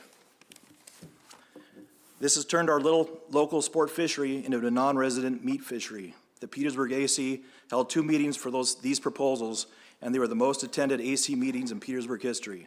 There was no dissension in the audience, and both proposals passed unanimously. I will likely not be here for the committee of the whole because I have to go brown crab fishing in a couple weeks. Please ask me any questions about Blind Slough you may have when I'm done. Finally, I'm also a commercial fisherman and employ 2 Clinton Americans, a Cherokee American, and my 2 sons. I support 168, which would close the loophole in current regulations that allow spotter planes in Southeast Alaska salmon fisheries. I oppose 156 as half my salmon income comes from hatchery chums. I oppose proposals 171 through 179, which would further restrict the commercial Sitka herring fishery. The rebound of Sitka herring stocks is a success story that should be celebrated by all Alaskans. Current conservative ADF&G management obviously works, and the ADF&G should be commended for their efforts. Thank you. Thank you, Andy. Mr. Carpenter? Thanks, Andy. Thanks for your comments. This Blind Slough one is interesting to me, and I've been thinking a little bit about it. And I guess I'm just curious from your perspective, do the people that utilize this fishery in Petersburg, do they, and I understand it's executed under sport fish regulations, but do they, because it's kind of unusual in Southeast to be able to actually fish for king salmon in freshwater, do they kind of look at this as a de facto subsistence fishery? And if so, maybe describe how people in Petersburg utilize it. Through the chair, Mr. Carpenter, yes. One of the reasons Blind Slough is so popular with the residents in the freshwaters is easy access. It's a 15-minute drive from Petersburg. There's a nice parking lot. There's a beautiful boardwalk to go down there. And you don't have to have a boat, own a boat to go do it. So yes, generally speaking, the people that freshwater fish, I would say, are on the lower income level and are using the fish for subsistence needs to fill their freezer. Thank you. Thank you for your testimony today. Thank you. Cheston Clark?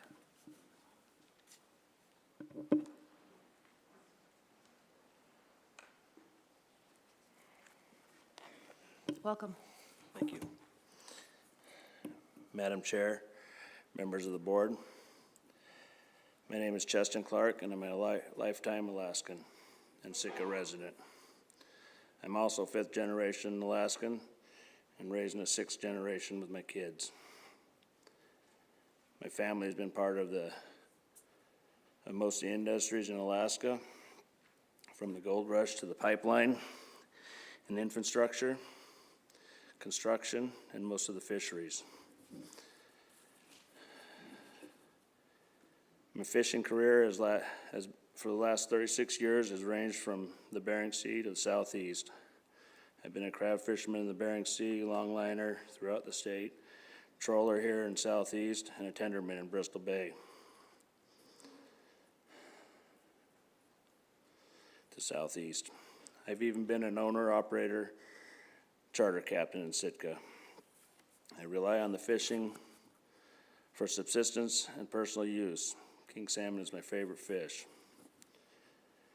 Tourism and charter has grown at a very fast pace and has no boundaries or control. There's been an explosion of non-resident anglers since the halibut was limited to a charter fleet. Whether a company adds a boat with a GAF halibut or barebone companies that continue to grow. The growth of non-resident anglers are taken away from other user groups as well as resident anglers. I support the 80-20 split and would like to see management to have and utilize the tools to manage the sports sector and the charters and charter sectors. Losing the August King opening and third of the quota has been critical. At least the August fish, or the August is when the fish are in high abundance and are much larger and worth a lot more. Not a good time to get a reduction in the fisheries. I rely heavily on king salmon and the troll fisheries, especially since the collapse of the crab fisheries in the Bering Sea.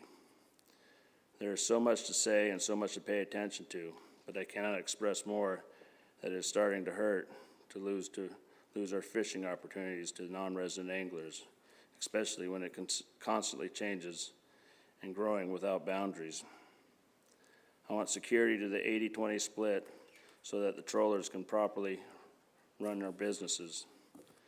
There are many trawlers that can't make it to the meeting due to the lack of income, and that is a result of the not having an August opening. There are trawlers living in every community in Southeast, and they all support their own communities. We rely heavily on our Chinook salmon. Thank you. Thank you very much. Thank you. Well timed, you had 6 seconds left. I don't see any board questions. Ian Baring-Moeller, followed by John Moeller, Peter Neville Johnson, and Lindsay Johnson. Welcome, Ian.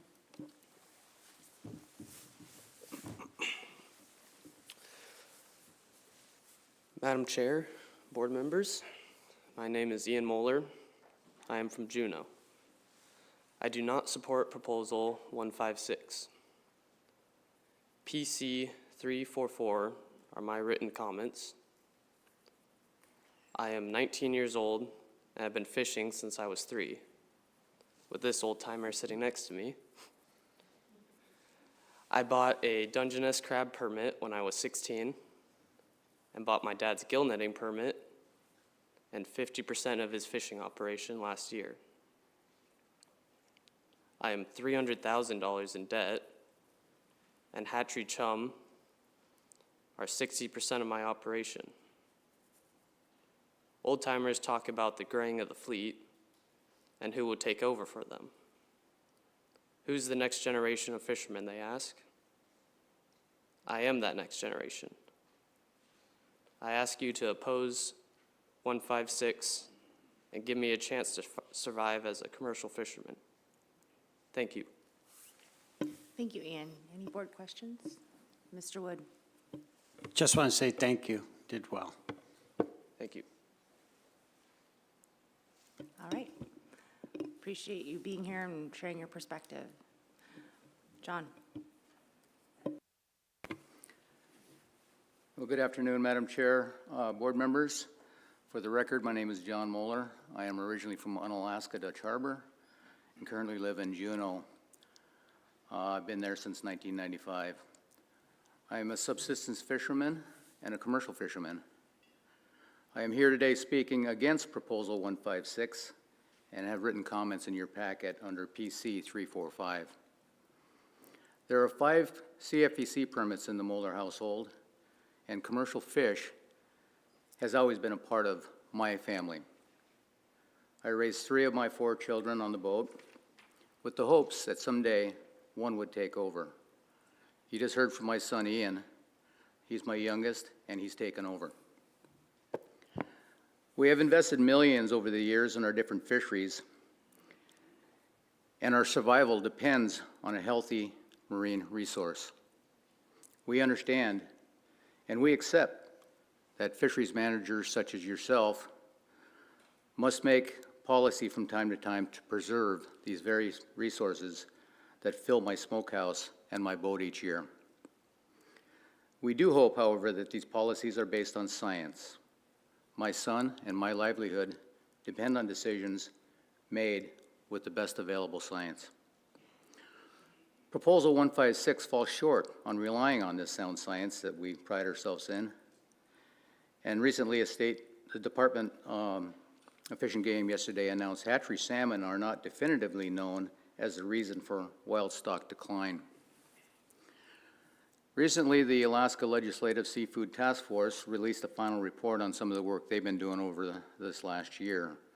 I want to quote a few of the statements in that report. First one, the seafood industry, which includes fishermen, processors, and communities, is in a state of crisis.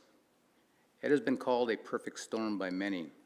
This is not an exaggeration, the report further states. Fishermen have reduced seasons, processors face costly production expenses, labor expenses, and environmental obligations. Communities will face reduced raw fish taxes and increased costs providing support to the fishing industry. Quote 2, while Alaska's fishery remain the gold standard for responsible science-based management, the economic model that supports the industry is buckling under immense strain. And finally, Madam Chair, there's a statement in the report that salmon hatchery programs, in particular, contribute significantly to the production of salmon, vital to the recovery of the seafood industry. Now is not the time to make wholesale changes to our Alaskan hatchery programs. I urge you to vote no on Proposal 156. And in closing, Madam Chair, I thank all of you for your service to this board. Open for any questions you may have. Thanks, John. Any questions? Seeing none, appreciate your time today, and I can tell you're a proud father. Buttons popping, eh? Peter Neville Johnson, Lindsay Johnson, followed by Mark Holst, Louis Holst, and Karina Holst. Welcome, Peter. Thank you. I'm Peter Neville Johnson, 36 years Alaskan, presently Ketchikan, Alaska, 30 years Alaska experience in many different fisheries. Gunishchish and Doyakshin, thank you everyone for your participation, time, and efforts in this process.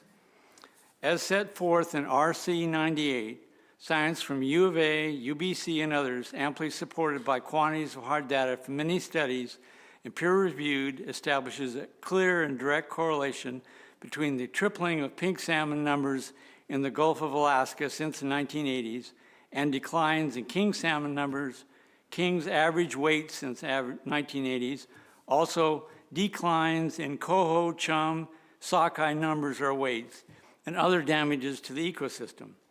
Bristol Bay sockeye average weights hit all-time low in 2024. The trade-off is direct. There's a finite and limited amount of food available. Choosing to triple the 1980s pink salmon population by adding 400 million plus hatchery pinks was also a choice to significantly reduce numbers and or average weights of other salmon as well as other species. Net fishermen and processors presently benefiting from hatchery pinks on a cutback of hatchery pinks will most likely come out overall substantially ahead because of increased numbers and weights of coho, sockeye, chum, kings, all of which are much higher value fish than pinks. Higher weight fish often also get a higher price. The choice is between more pinks or more much higher value sockeye, coho, chum, or kings. Before the flood of pinks preempted Alaska kings, we had profitable directed gillnet king fisheries in Southeast. The state of Alaska will overall have substantial gain from significantly increasing the biomass and harvestable amounts of higher value kings, coho, sockeye, and chum through the reduction in the amount of hatchery pinks. Pink salmon are a glut on the market. Some processors have refused to buy them at times recently. Subsistence users, sport fishermen, charter operators, other commercial fishermen, all of whose fisheries have been negatively impacted by the massive number of hatchery pinks, will substantially benefit from choosing more and bigger kings, coho, sockeye, chum instead of more hatchery pinks. Politically, the number of people who will benefit from reduction in hatchery pinks outnumber the small group of people directly profiting from hatchery pinks by hundreds to one. The Yukon River kings are unlikely to recover unless their average weight is brought back up, as small kings have very poor spawning success on Yukon. Yet how is that possible when hatchery pinks are gobbling up most of the food? Argentina and Chile's king salmon have been increasing in both numbers and average weight since the 1980s. The difference from Alaska is there's no pink salmon there. A concluding sentence? One. In the best overall interest of Alaska and our ecosystem, please take actual actions to choose more and bigger kings, coho, sockeye, and chum instead of more hatchery pinks. Thank you very much. Any questions? Thank you for your time today. Lindsay Johnson.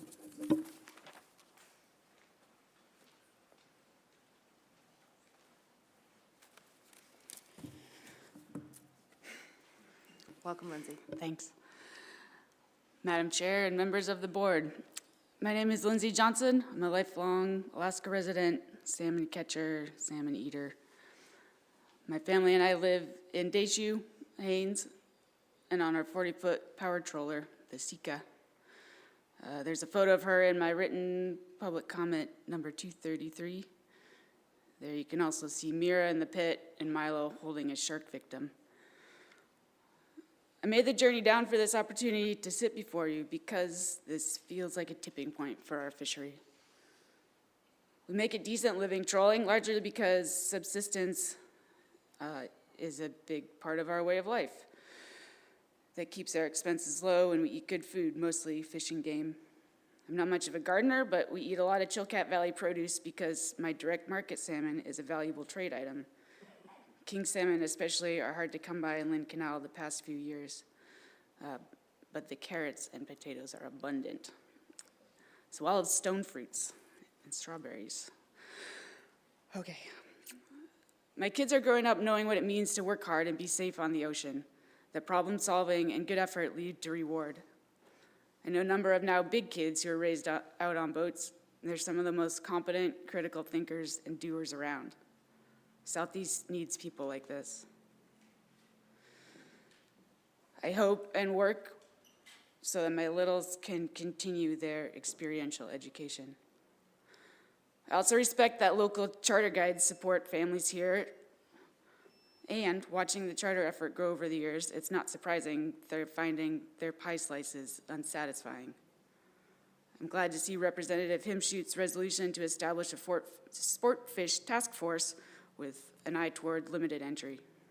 In the meantime, you can uphold the 80-20 allocation and enable in-season management like all other gear groups operate under. This, with resident priority, will promote sustainability of the resource and stability for residents throughout the region. I've sat in a lot of circle times at my kids' school lately, and after greetings and announcements comes humor. So in that spirit, I'll leave you with this. What did the ocean say to the beach? What? Nothing, it just waved. Ganesh Chish, thank you. Thank you, Lindsay. Mr. Wood has a question for you if you. Lindsay, quickly, could you tell us what the loss of fishing in April or August means to your direct market business?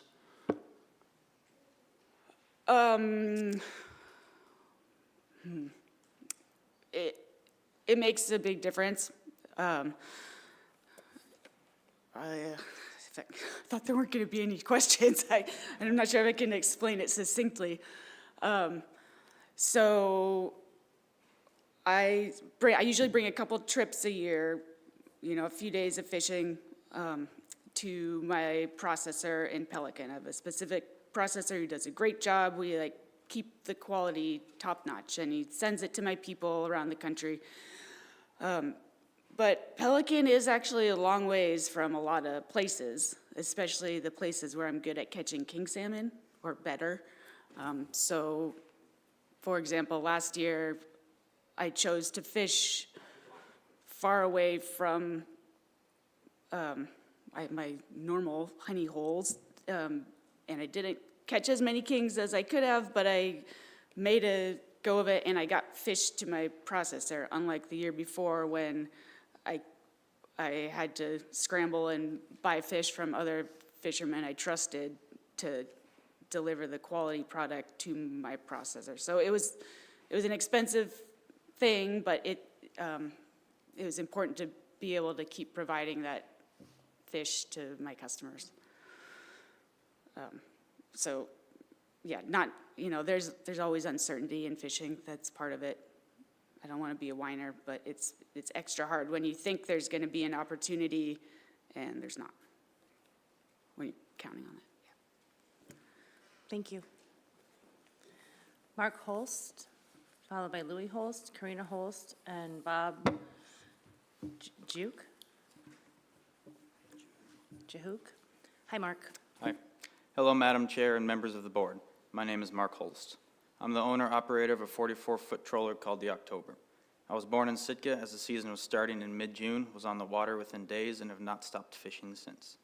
I am very supportive of Proposal 109 with Member Wood's substitute language in RC 89. It seems to be a very good place to start. First point I want to stress is that I would encourage the board to equip the department with the tools necessary to manage the king salmon fishery to the historic 80-20 troll sport split after the net subtraction. The non-resident charter sector's demand for more king salmon at a time of low abundance ignores the impact of that demand on resident trollers and resident sport fishermen. The economic impact the troll fishery has on southeast communities is immense, especially for many small rural communities. For a more detailed economic report statement on Southeast Alaska, I would refer to RC 52 and RC 65. Currently, 85% of troll permit holders are local residents of Alaska, and I personally don't know a single entry-level troller, like myself, that is not a born and raised Alaska resident in a rural community. If trolling is open to the retention of king salmon, you can bet I'll be fishing to make sure I can make my payments and make ends meet. I strongly oppose Proposals 108 and 113. As somebody who fishes year-round, a 5% reduction doesn't just cut my income by 5%. I have fixed expenses: fuel, insurance, moorage, boat maintenance, etc. These are all expenses I have to pay on both high abundance and low abundance years. So that reallocated 5% represents a much higher percentage of my take-home pay. I understand that the want for more fish for the predominantly non-resident guided sport fleet only currently exists during low abundance years. My question is why, on low abundance years, should the guided non-resident sport fisheries guaranteed stability be favored over the troll fisheries stability when we have to reallocate to do so? Both the troll and the sport are quota fisheries, and trollers have always been managed in season to make sure we achieve our 80% allocation without any overages. All I ask is that this guided sport sector be held to the same standard that we are held to. I am not asking to take any of their fish.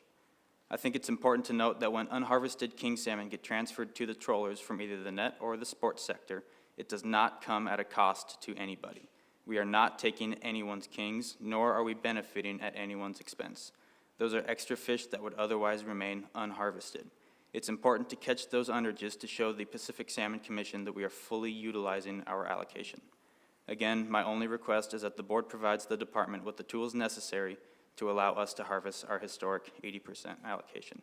And I thank you for this opportunity to speak. Thank you, Mark. Any board questions? Appreciate your testimony today. Thank you. Louis Holst? Welcome back. Thank you, Madam Chair, board members. I'm Louis Holst from Sitka. I've been trolling for 40 years. My wife and I have homeschooled and raised our 4 children while commercial fishing in Southeast Alaska. I've seen a lot of changes in those 40 years, including the steady growth of the non-resident guided sports sector. Non-resident king salmon harvest is continuing to expand, destabilizing the resident sport and commercial troll fisheries. We are currently in a period of low abundance. Conservation is everybody's responsibility. The non-resident guided sport fishery needs to share in that responsibility. The 80-20 split must be maintained with in-season management. Resident sport opportunity must be protected within that sport allocation by controlling the non-resident guided harvest. 85% of all troll permits are held by resident Alaskans. The troll fleet is the 2nd largest fleet in Alaska and the largest fleet in Southeast Alaska. The monies that we make trolling stays right here in Alaska. About 40% of my annual trolling income is derived from king salmon. Losing August king salmon opportunity the last 2 years has been devastating to the troll fleet. There are no high-value alternatives that can make up for the loss of the prized king salmon. I strongly oppose proposals 108 and 113. They're both allocative in nature, seeking to take fish from the 85% resident troll fishery and give them to the ever-expanding non-resident guided sport fishery. Any payback is not likely for the foreseeable future. I also support 109 with Member Wood's RC 89 substitute language. Thank you for this opportunity to speak, and thank you for your consideration. Thanks, Louis. Any questions? Thank you for being here. Karina Holst here, followed by Bob Janke and Christopher Hashiguchi. Madam Chair and members of the board, thank you for this opportunity to be heard. My name is Karina Holst. I submitted PC 216. I'm from Sitka, born and raised. I grew up trolling with my dad. As a young adult, I worked 6 summers at Seafood Producers Cooperative. I then married Louis, who you just heard from, and we raised 4 children fishing on our boat. And you just heard from one of our sons. He's a fisherman now on his own. Commercial fishing is currently and has always been our sole source of income. I'm here to talk like them about king salmon. Specifically, I strongly oppose proposals 108 and 113. These both seek to reallocate king salmon from traditional and very local Alaskan fishermen to non-resident anglers. I feel it's important to maintain the longstanding 80-20 troll sport allocation for king salmon, with each sector managed in season to stay within its own allocation. The past couple years, having one sector managed in season and one not managed has been tough on the troll fleet. We trollers are managed closely and well to stay within our 80% allocation. I'm just asking that the guided sports sector is held to the same standards. We trollers do not have an alternate fish of high value to replace the loss of king salmon, and the financial impact is severe to the fishermen, their families, and their rural communities. Having a decent king opener can make or break your season financially. King salmon is a vital component for a troller's profitability. During low abundance years, our profit margin is very small. The loss of even a few % of our high-value kings means a much larger decrease in our income and our ability to make a living and pay our crew. Trollers have 2 summer opportunities to catch king salmon. It is devastating to be told mid-season that your second opportunity has been given away. RCs 52 and 65 address the financial impact in more detail, and I'll refer you to those. I support Proposal 109 with RC 89 submitted by Member Woods. Also, our family, as well as many here in Southeast, live a subsistence lifestyle. Witnessing the total shutdown of king salmon take last year for everyone was troubling. Protecting resident harvest should be a priority. Thank you, and I appreciate the time and effort you're giving to us. Thank you, Karina. Thank you for being with us. Any questions? I have a question. Where's the Sitka Fountain of Youth? I guess it's Clearly you know. question. Anyways, thank you for being here. Bob Janke. Hello. I'm glad you folks could make it this year. Me too. My name's Bob Yankee.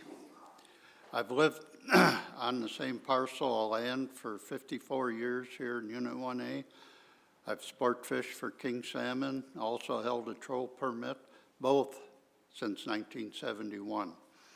In 1977, sport fishing the king salmon derby, I incidentally caught the new world record chum salmon before the hatcheries were here. I did personal use sport fishing for kings for 54 years here.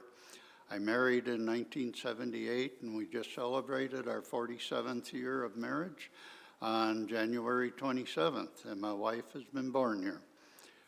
We have 2 daughters in their 40s that live and work here in Ketchikan and not for the tourist industry, and 4 grandchildren. I have a brother here that will be 80 years old this summer. We all subsist on the best species of salmon, the king salmon. Last summer, we lost 3.5 months of our 6-month sport retention summer season due to over-retention of kings by the tourist industry. And I believe it was 17,000 taken from the troll fleet, which is made up of 85% Alaskan residents. Prior to the tourist industry boom in the late 80s, the resident had priority with the state's resources by the state constitution. Hopefully, we still have that priority. The folks that live here and stay year-round need a year-round retention of fresh king salmon to feed their families. In my opinion, the resorts, lodges, and charter fleet is not regulated enough to protect our fisheries. We've seen this when we lost 2 years of rockfish retention. I was asked to be an AC member in the late 70s, and I joined. And now I am again an AC member here in Ketchikan. I also have hunted and trapped for the same 54 years here in 1A. Thank you. Thank you, sir. Any questions from the board? Appreciate your being here and providing your testimony. Mr. Swenson. I've heard several of the people come up and they always refer to this, the sport fishery as non-resident. How many residents use the sport fishery? Do you know? Not in numbers, but you know, when this treaty was first brought on the king salmon, and we got 20% of the total quota, there never was any numbers, you know, registered that fish were caught. Probably they didn't catch 20% of the total. It would be my guess, because they were never shut down. But, you know, the numbers I don't believe were kept very accurately. I know the last Board of Fish meeting for Southeast, the resorts and lodges refused to keep numbers of the king salmon coming over their docks. I watched that on YouTube when you folks had your meeting up in Anchorage. And so those numbers aren't being kept either, the rentals. And personally, I think all the rental boats and skiffs should have a sticker on them, just like the charters do. So people know. Years ago, the charters had to have 12-inch commercial numbers on the side of their boats. That's what the charters had to have. But then that was taken away and the green sticker was replaced. So in my opinion, the charter boats are commercial. They still are commercial. They make money. So.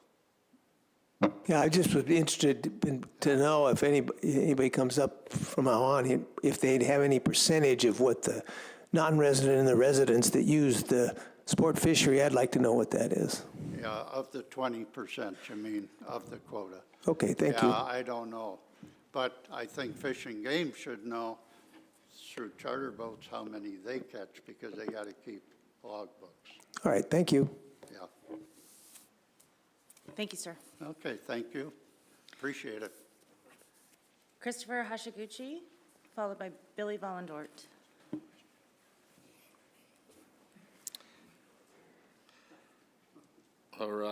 Thank you for taking my testimony this afternoon, members of the board, Madam Chair. My name is Christopher Hashiguchi. I'm a one-boat owner-operator out of Sitka. I have a young family with a 9-year-old and a 10-year-old, and my wife's a 4th grade teacher. I'm here today to voice my strong support for the allocation of 1 king salmon per day, 3 per year, for the non-residents in Southeast Alaska charter fishery from May through July 15th. This early season limit is of the utmost importance, in my opinion, to help maintain the Alaska charter industry as the most economically sustainable fishery in the entire world. Southeast Alaska is a world-class fishing destination, and the charter industry plays a vital role in our local economies. We support small businesses, create jobs, bring in $271 million to our communities each year. At the same time, we must ensure that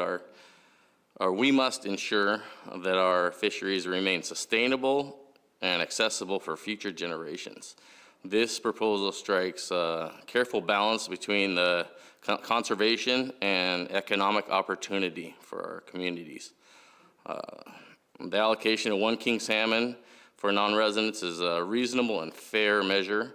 It allows visiting anglers to enjoy the unique experience of catching a prized Alaskan king salmon while ensuring that the resource is not overharvested. Limiting non-residents to 3 king salmon annually during this critical period helps protect the stocks in the peak spawning migration, which is essentially essential to long-term sustainability. This proposal also recognizes the importance of the charter industry to Southeast Alaska. Many families, businesses depend on the revenue generated by visiting anglers. By allowing a modest harvest of king salmon, we can continue to attract visitors while maintaining the health of the fishery. This is a win-win for both conservation and our local economies. In closing, I urge the Board of Fish to support a sustainable resource management program. A thoughtful, balanced approach that protects our king salmon resource while supporting the livelihoods of Alaskans who depend on the charter industry. Let's work together to ensure that Southeast Alaska remains a world-class fishing destination for generations to come. Thank you for your time. Mr. Swenson. Billy, I was going to ask the same question to you. How many of the charter fleet then are residents? About 60%, I believe. And then the other 40 are non-residents? Yes. Okay, thank you. Thank you, Christopher. Thank you. Billy Vollendort, followed by Jack McNamee.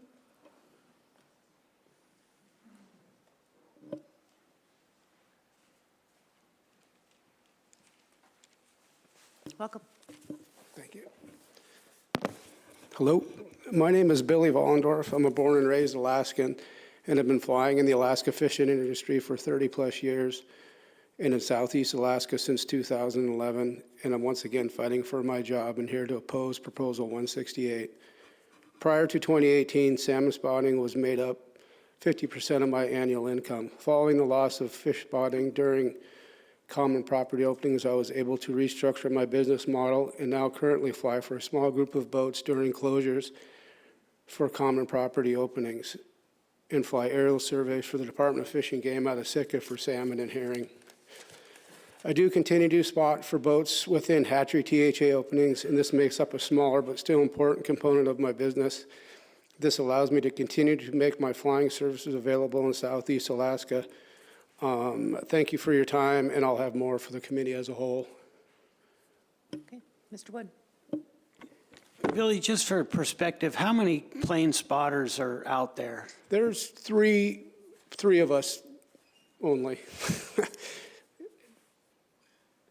And do you do anything other than just spot? Do you also assist in other tasks that the fleet requires, like? No, just pretty much spot for fish and then fly for fish and game, doing aerial surveys, street surveys and such.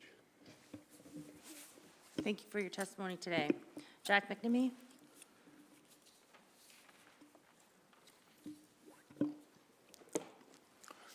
Good afternoon. I want to thank the board for working hard to sustainably manage our resources and for listening to my testimony. My name is Jack McNamee. My parents own and operate Angling Unlimited in Sitka, a charter boat and lodge destination. I grew up catching rockfish off the dock, digging in the carcass bins, and processing fish. I started deckhanding when I was 14 years old and earned my captain's license when I was 19. This coming season, I will be guiding on the saltwater full-time.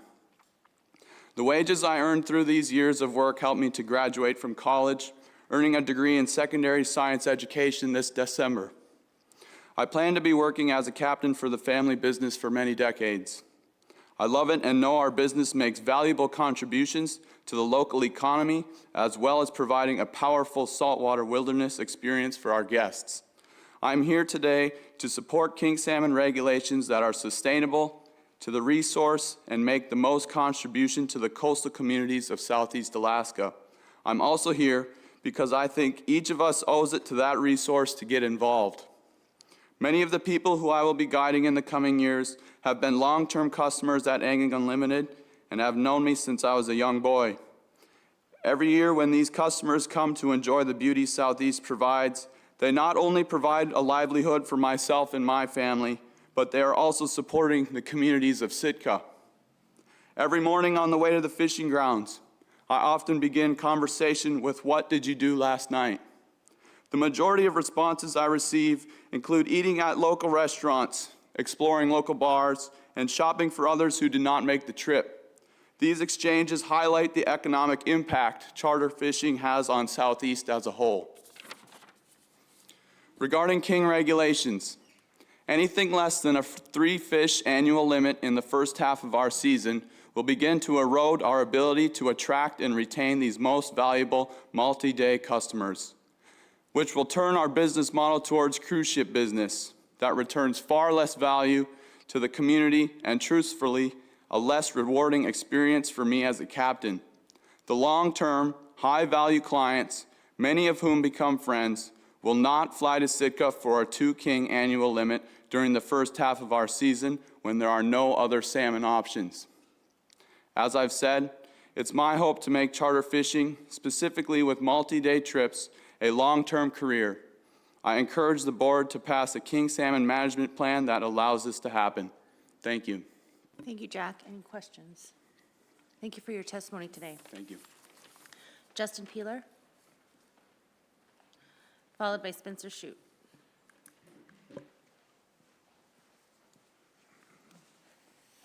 Hi, Justin. Hi.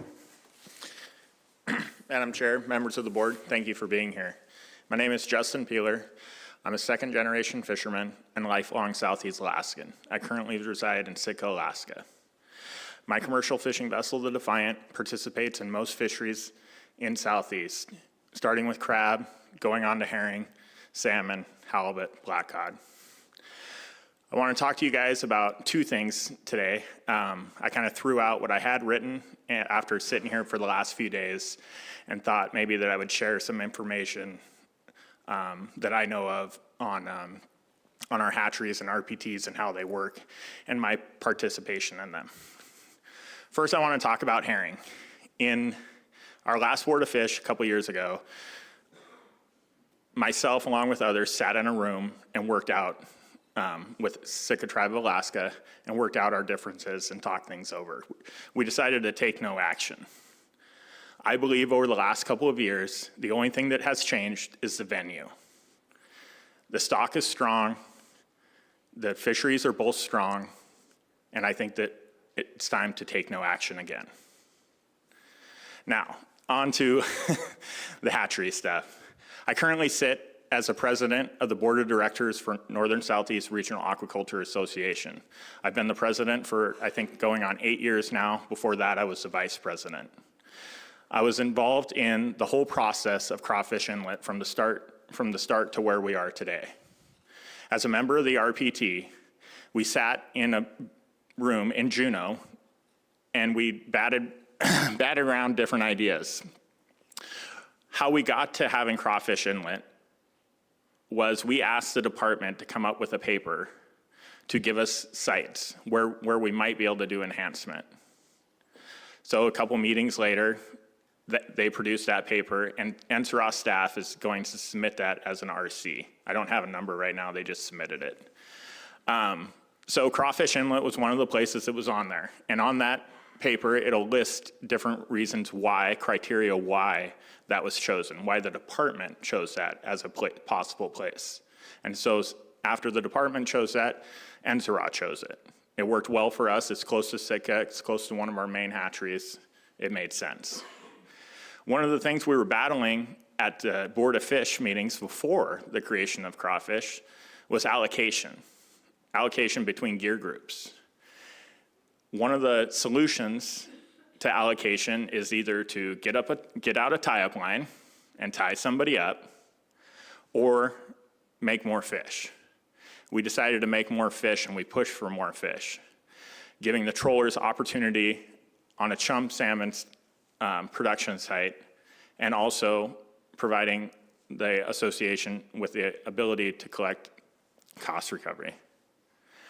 So as we went along into the process, the fish started to return, and we saw record returns. I mean, record survival rates, 14.5% or something like that. It was huge. We had to react to that. We did. And significantly, the years after that, we reacted more by more aggressive fishing and more aggressive cost recovery. Thanks, Justin. Let me ask you a question from your position in NSRA. I mean, there's an issue that's been presented at this meeting specific to West Crawfish. What is your recommendation? I mean, you've seen the suite of options that have been presented to the board by the department. What are your thoughts on them? Well, I would take option A. I would allow the RPT and NSRA and the local AB to work to solve the issue. Okay. I mean, I can expand on that. I'm just trying not to. Yeah, give no, you I mean, too I'm much. interested in your perspective here, and this is, and we will get an opportunity to talk more about it in committee of the whole, and maybe that's where this should happen. But I would challenge you to come to the board with a little bit more explanation than just let us work it out. So, yeah, you can feel free to respond if you'd like. Well, I think that there's a lot of different things when we talk about the issue and what it is and what the numbers actually are. I mean, when you look at the information presented to you and you see these high percentages, you think that that's a lot of the fish. Like that's all those fish are going over there. Well, they're not all going over there. There's a large majority of them that go right where they're supposed to go. And there's even more of them go there after a short period of time. And when we talk about those numbers and we talk about 80%, 90%, of fish found in a stream, the actual number is not in the millions, it's not in the thousands. We're talking, Okay. Appreciate that. And again, as we get into committee of the whole, I just, thoughtfully look forward to conversations around, some of the policies that the department and the board has to work with, the sustainable salmon policy, the genetics policy, the joint protocol, those things, and would appreciate your thoughts and guidance as we have those conversations throughout the week. Yeah, and those are all things that I can just speak to the Southeast RPT, but those are all things that happen at every single one of our Southeast RPT meetings. In fact, we have a great chair who is very open to the public and people off of the RPT. He invites, we get presentations brought to us from people that are, to give us different aspects and different, their side of the fence compared to what ours might be and stuff like that. He's a very open chair, and it's worked well for us here in Southeast Alaska. Thank you. Mr. Chamberlain, then Mr. Wood. Okay, Justin, I just have it's a multi-part question. First is, would you agree it's imperative for hatcheries not to impair wild stocks? And then second, can you go through the RPT process when you identified when the high straying rate was identified, what discussions were had to address this, or whether it was needed to be addressed? Yeah, so the first part of your question is yes, most definitely. We need to take care of our wild stocks over anything.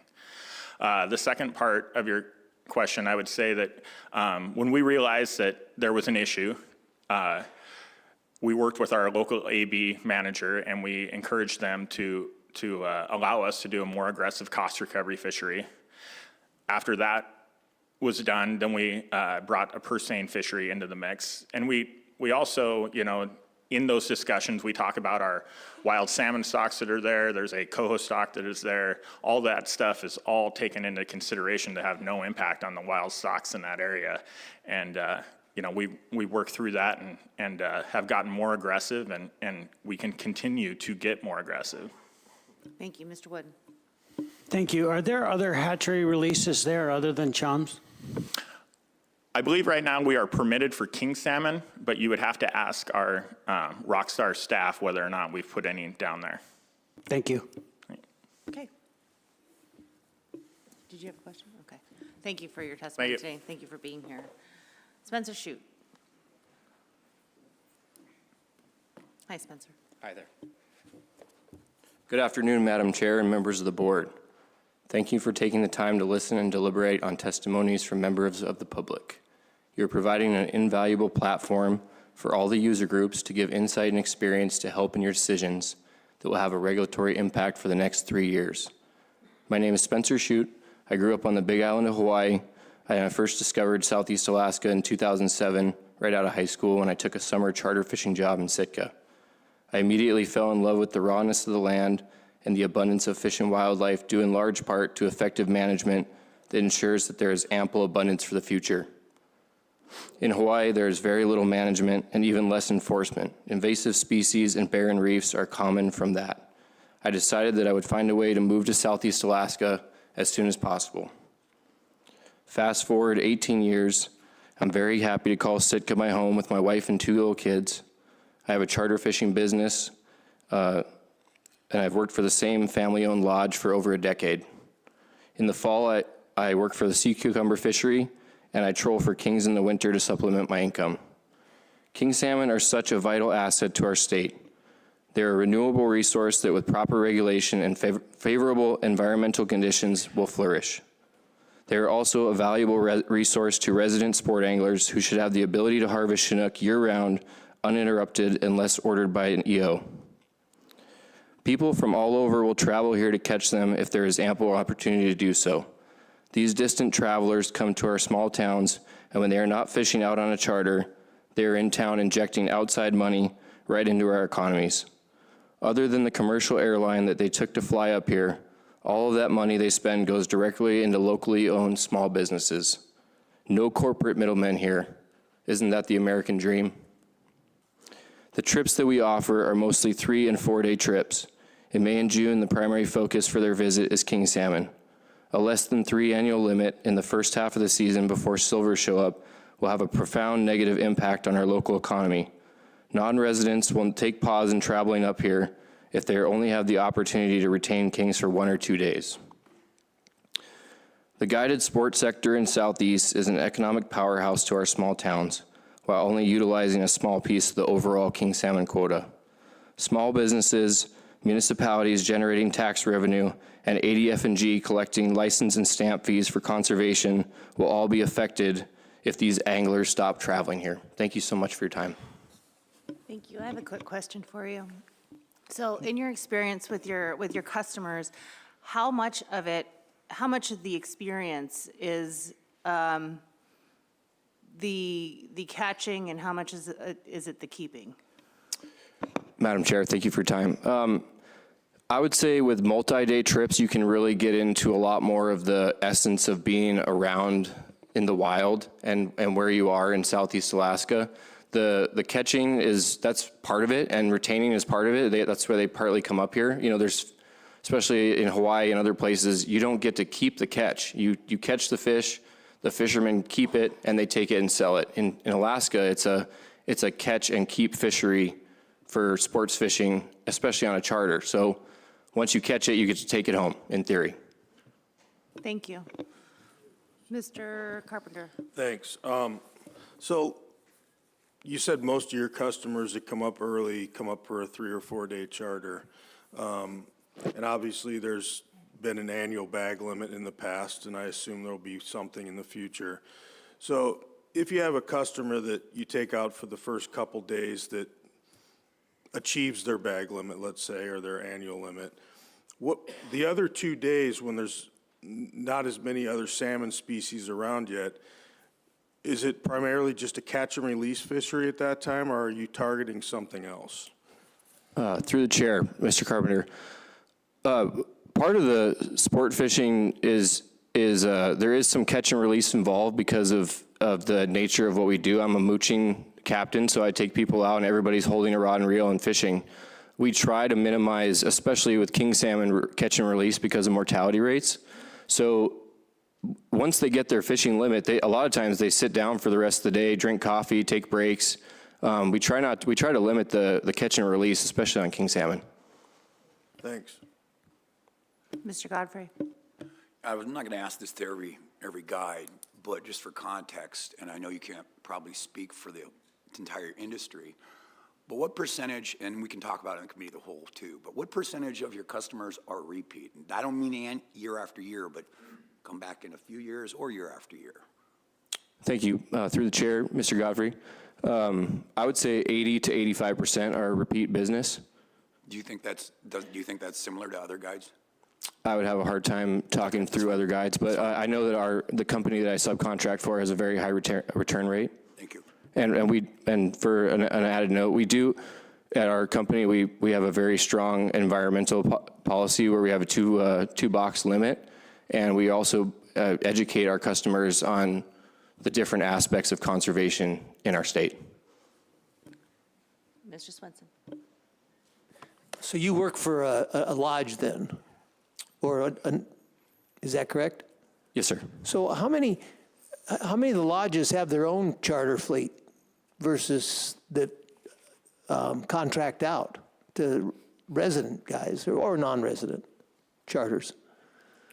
Through the chair, Mr. Fenton, I'm not sure on the numbers. I know that in our company, about half of our operators that I subcontract with are locally owned subcontractors, and I don't know about the other lodges.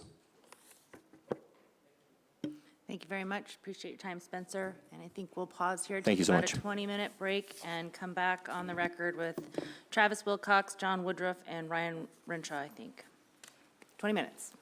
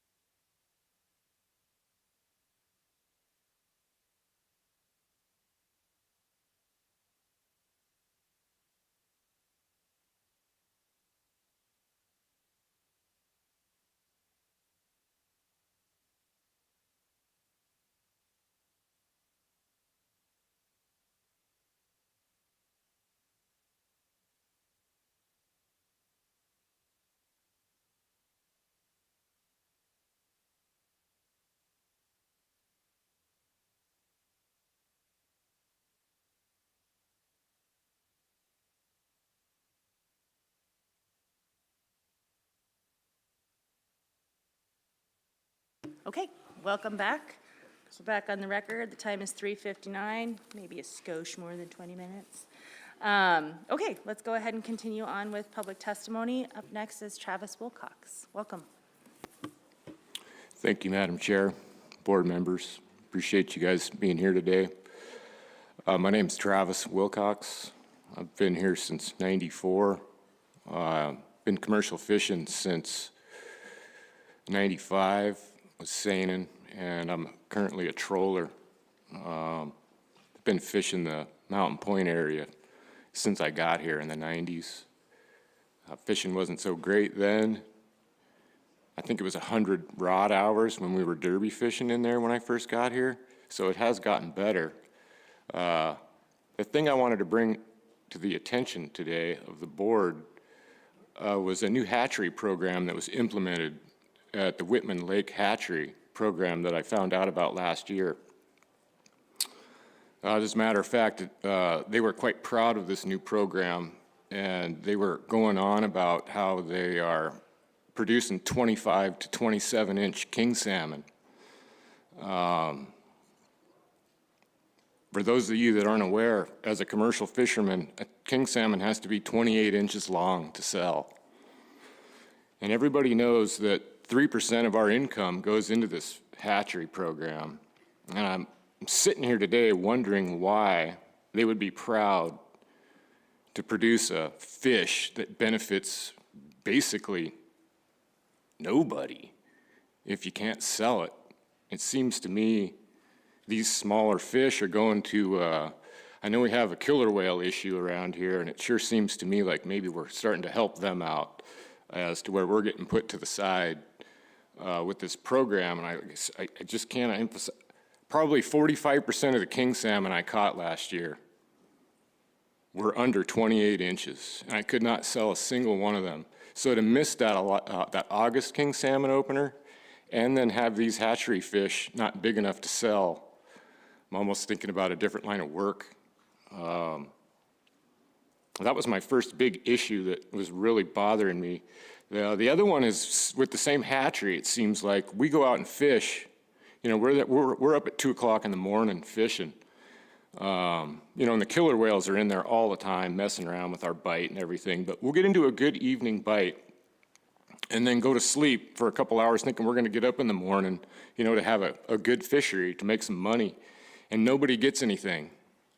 And it seems like about 9 a.m. I'll get a phone call from town and they say, yeah, the hatchery just brought 6 totes of king salmon into the hatchery, or into the, to the cannery, and sold them. You know, so I was like, well, are they in the round, or, you know, did they take the eggs? And they said they were in the round. So it's almost like they're cutting them out from underneath us, it seems like, when they close that door, because the killer whales are the ones that push them up into that hatchery. I've spoken to the biologists down there, and they'll leave at night, and there won't be a single king salmon in that raceway. And then they get back in the morning, and it's full. And then we're out there fishing, we don't catch anything. Thank you. Thank you. Questions? Are you going to be around for committee? Great. Yes. Good, thank you. Next is John Woodruff, followed by Ryan Refshaw and Benjamin Campton and Chuck McNamee. Hi, John, welcome back. Turn your mic on, press the button. There you go. These technical things just kill me. Madam Chairman, members of the board, my name is John Woodruff. I appreciate the opportunity to testify today. I'm representing OBI Seafoods. I've been actively involved in Southeast Alaska fisheries for 40-plus years. This is salmon, all species, all gear types, roe herring, bait herring, food herring, halibut, black cod, crab, 4 species, cucumbers, the lot. There's a lot on the table, as you know, for this meeting, but I want to focus on just one thing, and that's the economic stability of our business and how it impacts the viability of many of Alaska's coastal communities. Our plant in Petersburg has operated since it was built in 1898, and it's had a few revisions since then. But it was and is and hopefully will continue to be a major economic engine for the town of Petersburg. Each year varies quite a bit for us based on resource availability, market situations, those kinds of things. But we need minimum pounds throughput to allow the economics of our plants to work. And this is true for OBI, for us as a processor, but it's just as true for harvesters that we work with on a slightly different scale. And most of the harvesters we work with in Petersburg are local residents and live with their families locally. The hatchery system in Southeast and as well as other parts of Alaska for our other plants is a key element in providing raw products for us to work on and make into products that we can sell further into the marketplace. Without the hatchery salmon inputs, our Petersburg plant might very well drop below viable levels of annual production and be forced to, by economics, to shut down. This, as you might imagine, would have dramatic and drastic impact on the town of Petersburg, since we are the major piece of the private sector Petersburg economy. And we're focused hard, believe me, we're focused very hard on making sure this doesn't happen, but there are lots of forces and factors involved. I know there are lots of issues in this hatchery discussion, but the hatcheries have done a good job in managing their resource with minimal ecological disruption. So I urge you to continue to support them fully, knowing that your support also supports the economic viability of Alaska's coastal communities and the many Alaskan residents who live there. Thank you for your time. Thanks, John. Any questions? Thank you for your testimony today. Ryan Refshaw? Welcome. Thank you. Thank you to the Board of Fish for hearing my testimony today. My name is Ryan Refshaw, and I am the owner and operator of a sport fishing charter business in Sitka. I first went to Sitka in '98 with an opportunity to be a deckhand for the company Angling Unlimited, working for Tom Ohouse and Chuck McNamee. For the past 24 years, I've been a full-time resident of Sitka, where I met my wife, who grew up there. We were raising our 3 children in Sitka. Like many Sitka residents, our family counts on king salmon as part of a healthy diet, and we know the importance of resident opportunity. I have continued my close affiliation with Angling Unlimited, operating my own boat while primarily taking their clients fishing, a number of whom have fished with me for over 20 years. My work experience is not limited to the sport fishery. Like many residents of Southeast, I've spent my off-seasons working construction as well as commercial fishing. I've participated in the longline, tanner, crab, troll, purse, commercial fishing, herring fishery. I feel these experiences have given me a well-rounded view of life in Southeast, especially the fisheries and the importance each one has to the various user groups. I've also traveled out west to Dutch Harbor, where my wife's family lives and operates their own fishery-related business. And I've seen the large trawl boats and the huge factory processing ships anchored off their shores. And it gives me another perspective of the different levels of exploitation of Alaska's fisheries. The guided clients who fish for king salmon prize them for their excellent table fare and highly value the small amount that they get to take home. My experience tells me that anything less than a 3 king limit during the first half of our season prior to the arrival of silvers will be insufficient to maintain current clients or attract new ones. My family and I are fully vested in the Southeast guided sport fishery industry and plan to be for as long as it's viable. My son has been my deckhand for the past 2 seasons. After this season, he will face a decision of what to do for a career, be it in guided sport fishing, commercial fishery, or both. It doesn't matter to me as long as he has the opportunity to pursue it. Like all parents, we hope he can make a living while staying in the town he loves, close to home. Should he choose to continue working in the guided sport fishery, it's vital that we have a responsibly managed resource with full opportunity for residents and sufficient opportunities for non-residents to attract them to Southeast Alaska in pursuit of the fish of their dreams. Thank you. Thank you, Ryan. Any questions? Appreciate your testimony today. Benjamin Campen, Chuck McNamee, Nick Fama, and Richard Bates. Welcome, Benjamin. Thank you, Madam Chair, board members. My name is Ben Campen, and I'm a commercial troller based out of Sitka. I worked my way from fishing a small hand troll open skiff to a mid-sized power troll producing frozen at sea products. King salmon are the most valuable species I catch. From when I first started fishing until today, king salmon have been vital to my business's success. In some years, king salmon have accounted for more than half of my troll season income. The past 2 years, charter fishermen were allowed to go over their allocation, and those fish were stripped away from the remaining August harvest of the commercial fleet. Not only did the commercial fleet lose the economic benefit of these salmon, but the charter fleet gained nothing. Their trips were already booked and sold for the year. Instead, the economic value of these fish were lost forever. During these meetings, I've heard sport fish managers mention that they have the tools necessary to get up-to-date records of how many fish have been harvested for various species via the e-logbook program. With that in mind, why is the charter sector not managed in season? In-season management is a cornerstone of sustainable fisheries management, something that isn't just important to myself and my business, but to all users of the resource. You may hear charter fishermen that from charter fishermen that having in-season management would be disruptive to their businesses. I would argue that the charter sector should look at implementing a limited entry program or season dates to provide stability and live within their means instead of relying on commercial fishermen's allocation as a bank from which to pull fish from with impunity. I'd also argue that the past 2 years of getting short on our commercial allocation has been extremely disruptive to the commercial fleet in the loss of income, crew retention, and the uncertainty with processors having difficulty filling and maintaining markets. The commercial troll fleet is simply trying to maintain the king salmon allocation that was in place when they made the decision to invest in this fishery. As you are well aware, the harvesting power of the charter fleet and unguided rentals continues to grow year over year.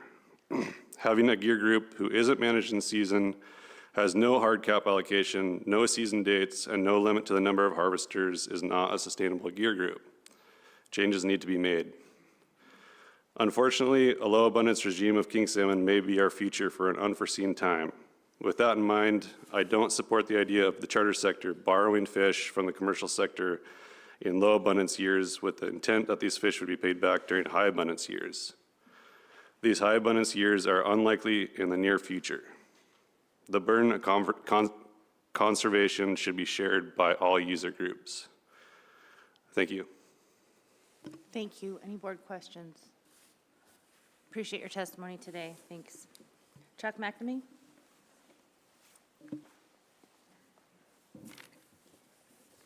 Hi, welcome. Thank you, board members. I'm Chuck McNamee. My wife Jenny and I own Angling Unlimited in Sitka, Alaska. Angling Unlimited has been operating in Sitka since 1995. My wife and I have 3 children, all very involved in the family business. My son Jack has testified earlier today. I have also attended several Board of Fish meetings over the years, and I appreciate all the time and effort you as board members dedicate to preserving our industry and the communities. Our business owns 7 charter boats, and we work with 4 other Alaska resident owner-operators that we hire as subcontractors. Our business is set up as a multi-day fishing destination. We fish only full days and 1 trip per boat per day. Almost all of our guests fly in from the lower 48 and fish for either 3 or 4 days. We provide lodging and everything they'll need for an amazing day on the water. We do not, however, provide an evening meal. Our guests support local businesses for dinner. I was proud to see the economic impact report that 89% of the $271 million was brought in by our style of business model. When guests fly in and spend multiple days in Sitka, they inevitably visit the local restaurants, shops, and other businesses. Because of these community-wide benefits, it is extremely important to continue to front-load the king salmon management plan to allow the majority of sport fish allocation to be harvested in the first half of our season, and to have a 3 fish annual limit for non-residents during that time. We need that for our business to continue making substantial contributions to the town of Sitka. King salmon are the #1 reason our guests book during the first half of our season. Yes, we also catch halibut and rockfish, but with increased regulations and day closures for halibut, king salmon are the big ticket. It has been suggested by some that non-residents be restricted to 1 or 2 annual king salmon regulation throughout the season. I can tell you for certain that people will not fly all the way to Sitka to fish for 2 days king opportunity, and this will force our business model to move toward a catering to cruise ship passengers. And just so you know what that will look like, about 250 yards from where my business and our subcontractors moor our boats. On most days, there are 2 large cruise ships tied up at the deepwater dock. Passengers from these cruise ships walk from the cruise ship down to another dock where they're picked up by a fishing boat and later return to walk right back up that ramp and back onto the cruise ship. They seldom spend a dime in town or support the other businesses. An annual limit of less than 3 will not have the effect on the king salmon harvest you would expect. However, it would significantly decrease the economic benefit of king salmon to the Sitka community. So please keep this in mind as you determine the best use of the king salmon resource and the impact on the Southeast Alaska communities that are affected. Thank you. Thanks, Chuck. Mr. Carpenter. Thanks for your testimony. How much of it, how big is the king salmon charter industry that is specifically connected to the cruise industry? You know, we've heard that that's kind of something that's kind of been growing a little bit over the last few years. Can you give me an example of how that works in Sitka? What percentage of the business is coming off of the cruise boats? Well, what I can give you is the cruise ship industry has been growing over the past few years. But prior to that, our guests come up to fish multi-day, multi-species. That's what sells Sitka. They want to not only catch kings, which is the biggest part of it, but they also want to catch the other species. So earlier when you asked about what do you do when they're limited out for king salmon, we move on to other species. We don't sit there and hook and release.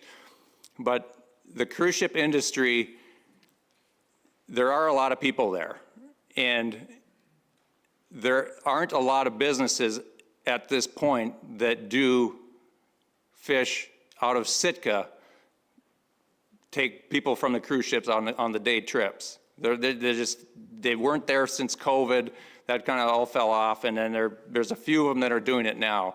But the majority of the business in Sitka are multi-day trips like ours, where people fly in on Alaska Airlines and then they stay, and they're much more economically. They spread their wealth and their money in town much more so because of that, because they're in town longer. Right, I appreciate that answer. I think that clarifies a little bit for me. And then one other thing that you said, you know, you think that it's important to maintain the 3 fish annual limit in the first part of the season because people come up for 3 or 4 days and they have an expectation. I assume that you operate your charter business, you know, for, let's say, half the year or whatever, you know, throughout the course of the summer. What do your customers say when they come up at other times of the year when it isn't that bag limit or that annual limit? You seem to still be able to attract those people, don't you?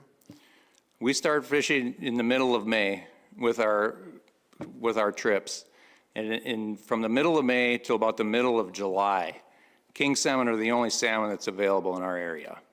So when they show up in late July and August, there's silvers available, there's other species in the water to catch. So the king salmon aren't the only salmon that's available. Thank you. Mr. Godfrey.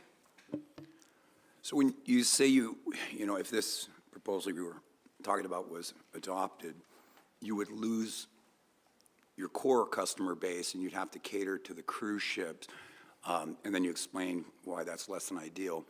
So currently, that would imply that the cruise ship demand is there, the demand is exceeding the supply of guides because you could pivot to the cruise ship customer base. It's less than ideal, but you could do it because the demand is there. Is that true? I don't know if that's true. That would be the first obvious place for businesses like us to look to and to market to, but I don't know that for sure is true, but that would be the first place to look. Thank you. To fill in gaps where we wouldn't fill, and we have boats sitting on the dock, and if we have sitting at the dock, and we're going to take people fishing however we can get them. Thank you. Mr. Wood. Yeah, so out of 2 months of king salmon fishing that you're guiding, once your clients get the king salmon that that they came there for, what other fish do you fish for?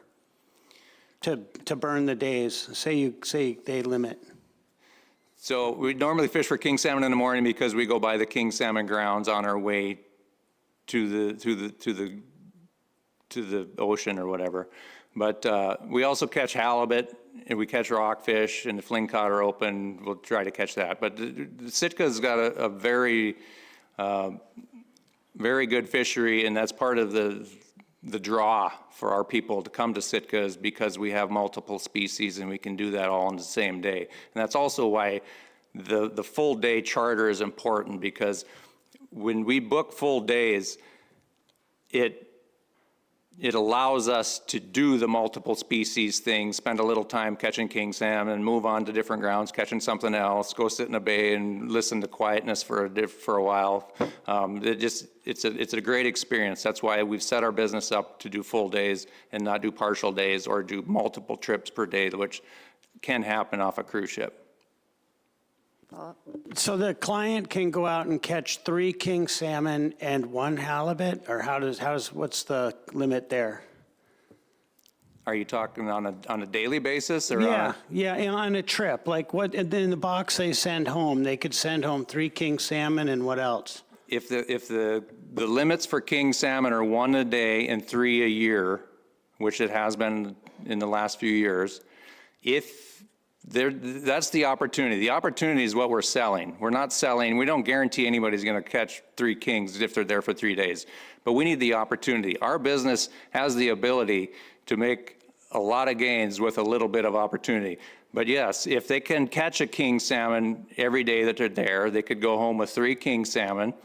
The halibut limit has just been set to where I believe they has to be under 37 inches or over 80, but it's also closed on Tuesdays. So the other thing to keep in mind is if our guests all either arrive on a Saturday or on a Wednesday, if they fish 3 days. If they arrive Saturday, they're gonna fish Sunday, Monday, and Tuesday. If they arrived Saturday and they kept a king on on Sunday and Monday, and we get to Tuesday, halibut this year is closed for us. And if they can't keep a king salmon, I'm pretty good at entertaining people, but I don't know how I'm gonna entertain them all day without being able to keep any fish. All right, thank you for your testimony today. Nick Fama? Thank you, board, for your time. Hello, my name is Nick Fama. I'm a lifelong Southeast Alaska resident. I was first and foremost a sport fisherman throughout my childhood, and I now am an active commercial power troller. I would like this board to prioritize Alaska resident subsistence fishermen and commercial fishermen regarding the king salmon allocation. Over my lifetime, there has been a significant increase in non-resident charter captains and non-resident sport fishermen. As a result, non-residents have benefited from our resource at the expense of Alaskans. I ask this board to not allocate any king salmon from the troll fishery to the sports sector. Better in-season management and a reduced non-resident bag limit would be great tools to help reduce sport king salmon overages and also provide more opportunity for resident fishermen. To further clarify my position, I am strongly opposed to Proposal 108 and Proposal 113. Both of these proposals would allow the potential for a non-resident charter captain guiding a non-resident sport fisherman to harvest a king salmon at my expense. Thank you. I have a question for you. So how should the board consider the resident charter guide? I've thought about this, and it's really hard for me to guide that, but I can't find the balance when the resident sports sector and the charter sector are all grouped together. I haven't put much thought into that, but I do know my passion comes from being a resident sport fisherman, and I have many friends and fully support our resident charter fleet. I mean, they're phenomenal fishermen. It's just there's been kind of a bigger fleet mentality that's taken over that I've seen over the past, I don't know, maybe 5 years, where all of a sudden you see advertisements where it's, I need a captain, I have more boats, I need a captain. It's just like, where do we cap this? How do we cap this? And I just really want to advocate for our residents. Well, thank you for that, and I appreciate your honesty and your answer, and I kind of challenge everybody to start thinking around those lines, because I think that that's going to be an important part of the conversation in the next few days, so appreciate you. Thank you. Thank you. Richard Bates, followed by McKinley Kellogg, Zach Foss, and Jackie Foss, and Max Foss. Welcome, Richard. Good afternoon. My name is Rick Bates, and I am a resident charter captain. First of all, thank you for the job that you do in navigating through such a complex issue. The king salmon fishery we are discussing here today is complex.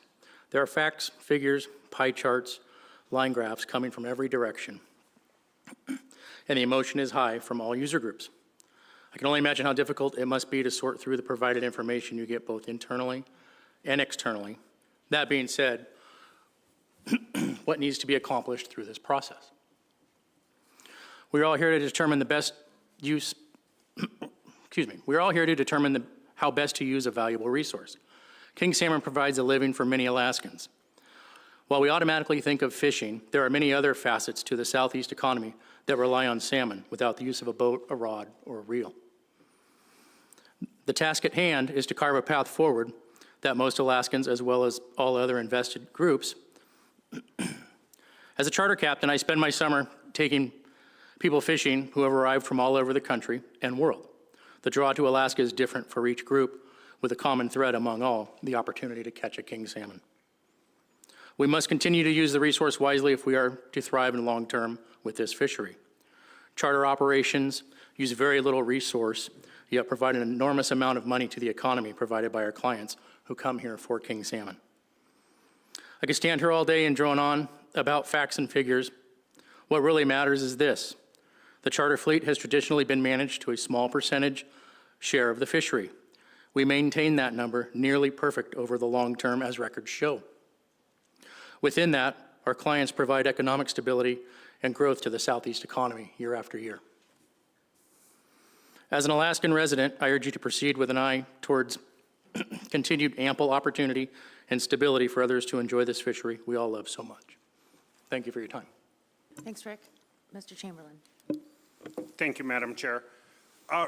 Rick, one thing I've been kind of struggling with in trying to get this, and I want to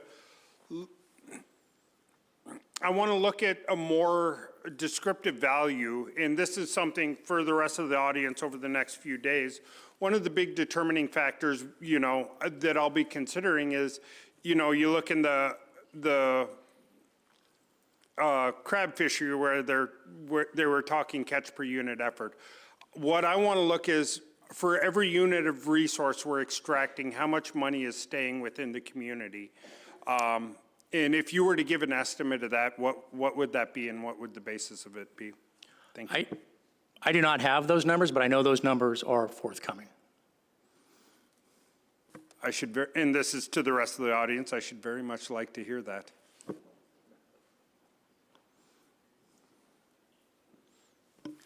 Thank you for your testimony today.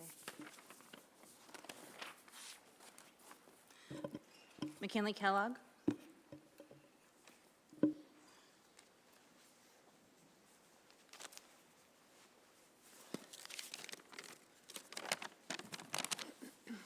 Hello, members of the board. Thank you for the opportunity to speak today. My name is McKinley Kellogg. I'm a year-round resident. My family owns and operates Chinook Shores Lodge here in Ketchikan. I just wanted to use my time to briefly talk about why sport fishing businesses are so important to our small towns. Despite public perception, a lot of us sport operators are locals. I started working at our lodge as a teenager. It helped me get through college, and now 100% of my yearly income comes from our lodge business. I also have a lot of family members around Southeast who are commercial fishermen or were commercial fishermen before. My dad and my husband are included in that, so I often hear that commercial fishing is just not what it used to be, and sadly it started going that way before the sport industry began to boom. So for my husband and I, we're able to live here year-round because of the sport fishing industry, because of our lodge, and because Southeast Alaska is such a popular destination for sport fishing. Now that we're going to be raising our family here, it's important to us, and I think just the community, that we have more stable job opportunities for young people, especially in town and especially involved in our fishery. To put a number on it, last year our lodge had 15 employees and 14 of them were residents, and several of them were local high schoolers. So our industry is also great because in addition to getting to be involved in the fishery, our local kids get to learn about customer service and sales and networking from talking with our clients all summer. So we've helped our local kids get to college. We've also helped them log sea time to become charter captains themselves one day. So just to wrap it up, I just wanted to give my perspective as someone who wants to live here long term and wants to raise a family here. I think typically a growing industry is a really good thing for a small community, and the sport fishing industry has a lot of potential to keep young people here and keep young people involved, and I would hate to see that squashed just because we're afraid of it growing a bit. So thank you. Thank you. Any board questions? Thank you for being here today. Zach Foss. Welcome. Thank you, Madam Chair and Board. I'm Zach Foss. I'm a troller from Sitka, Alaska. I submitted PC 178. First of all, I'll skip that. Thank you. I support an 80-20 split with in-season management and to keep the sport allocation with a resident priority. King salmon accounts for 40% of my income, and my profit margin in any given year is between 40 and 45%. And I support my family of four with this money. There's a lot of talk about possibility of commercial fishermen be able to diversify into other fisheries to make up for the king salmon that were taken away from us. And just a picture of that, coho salmon is relatively worth nine coho to one king, and then 17 chum are worth one king salmon. There's just not enough time in the season to catch enough of these other species to make up for the loss of a second opener.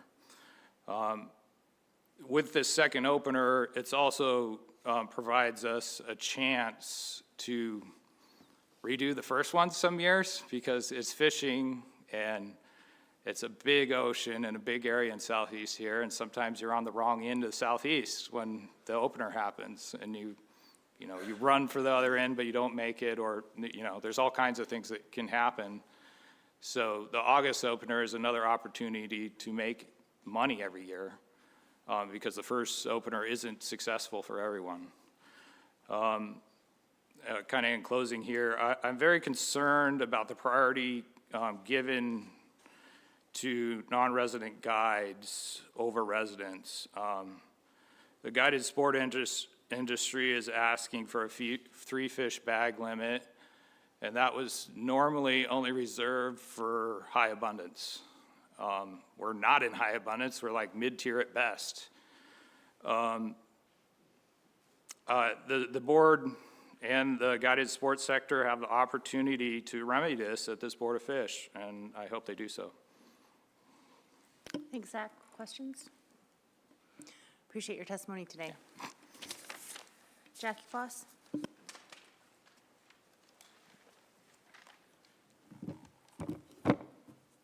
Welcome.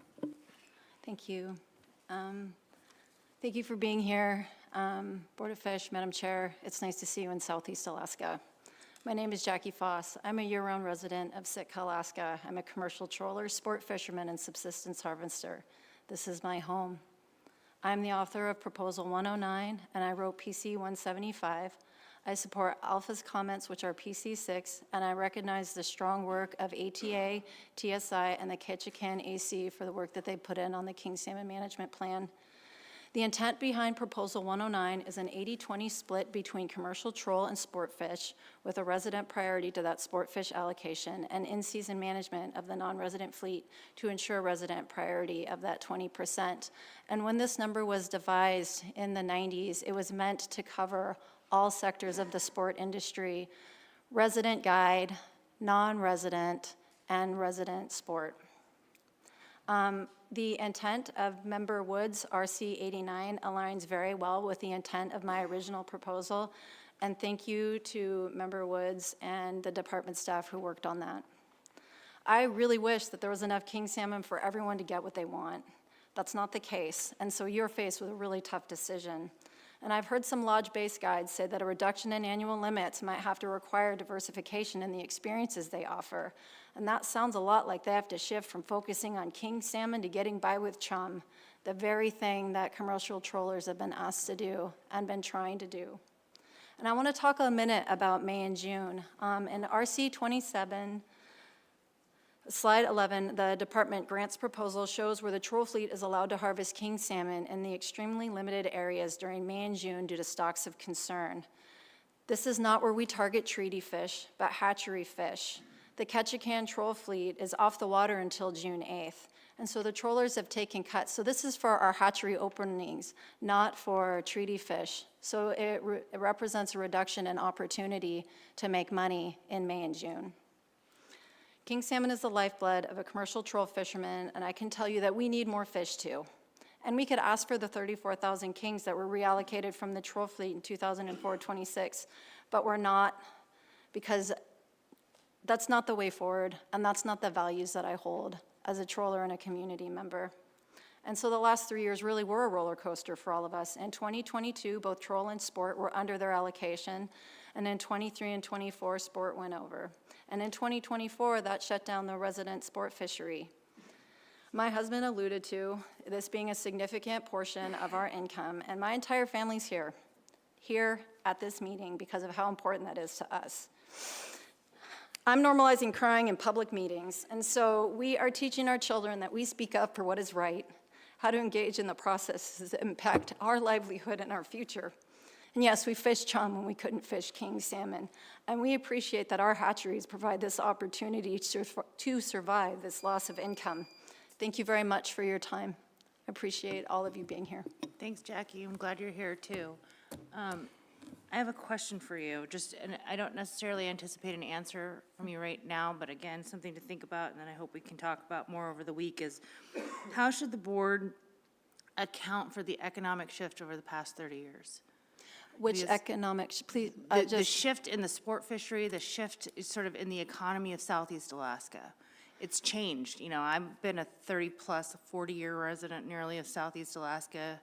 And I'm just, as the board considers this, I mean, you're referencing a policy or an allocation that, you know, dates back to the 90s, Yeah. nearly 30 years ago. So, like I said, I don't expect an answer for you now, but these are the things that I'm struggling with and would appreciate, having conversations with. And if you have an answer now, I'd welcome it, but I don't want to put you on the spot.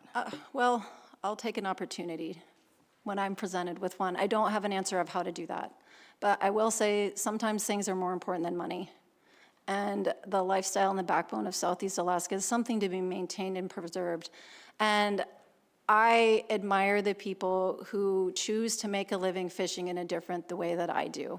I think everyone should have an opportunity for a business, and we need to consider how those businesses are managed by the state and the federal government. And so I don't have a great answer, but I also have to think about, is money the only thing that should be driving every decision that we make? And I'm a fisherman, and a commercial one at that, so of course I'm gonna say something about money not being the most important thing ever. But it buys eggs, it helps my son go to wrestling tournaments, but it doesn't change the lifestyle that I've chosen. Okay, thank you.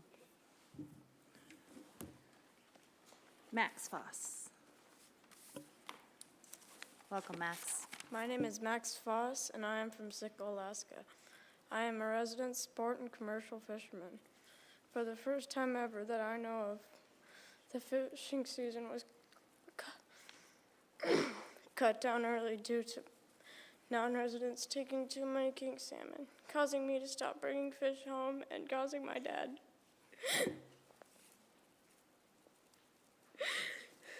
to not be able to fish the second king opener, therefore taking food out of my family's mouth. Thank you for coming.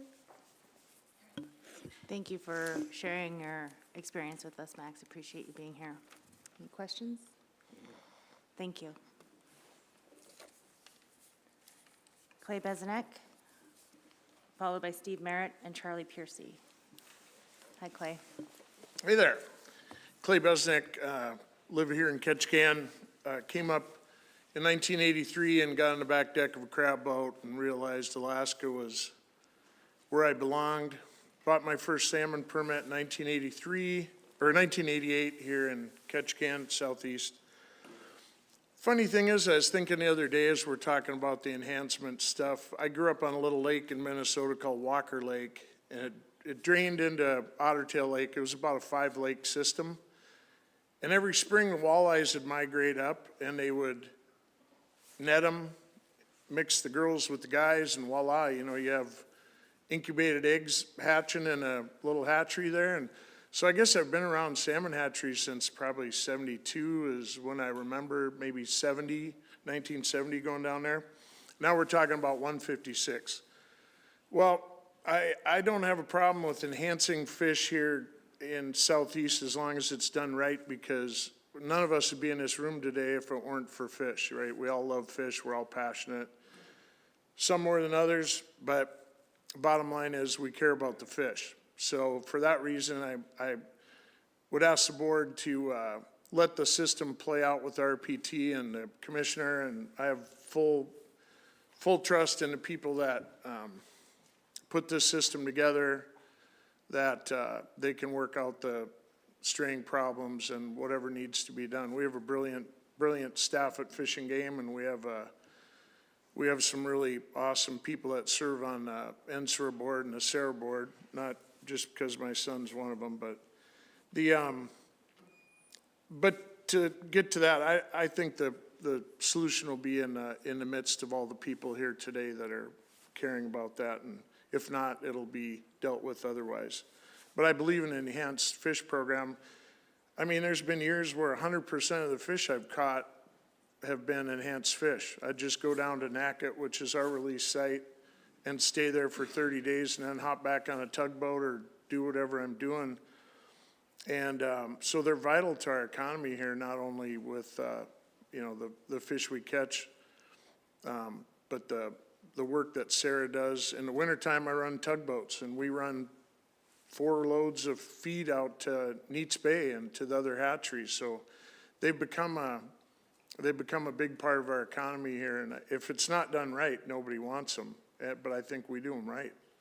So with 156, I trust the process to take care of that.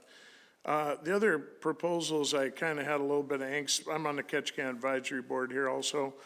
Was proposal 143, increasing trout limits. I mean, I'm not the greatest trout fisherman in the world, but it seems like there's a finite amount of trout in our area, in our region here, and I'd like to see a lot more studies done, and I'd like to see the studies on paper before everything's increased. Is that 3 minutes? Holy crap. And then 165, no, with the gill net opening. Thank you. Goes fast, doesn't it? Any questions? Thank you. Steve Merritt.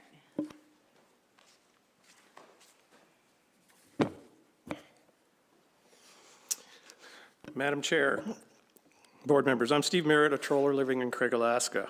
I've been testifying at these meetings on the issue of sport allocation since 1992. This is about my 10th meeting.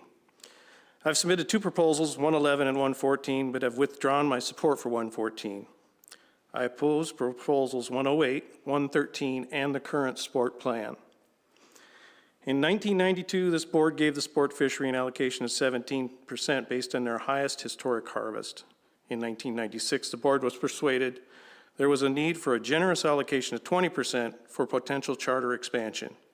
In later cycles, there were proposals from the charter sector to increase that allocation, but those boards didn't agree and required the charter fishery to live within its means. Increasing the sport allocation is a popular idea in the charter fleet, but it lacks forethought as in solving the growing more serious problem, the deterioration of their relationship with the local people.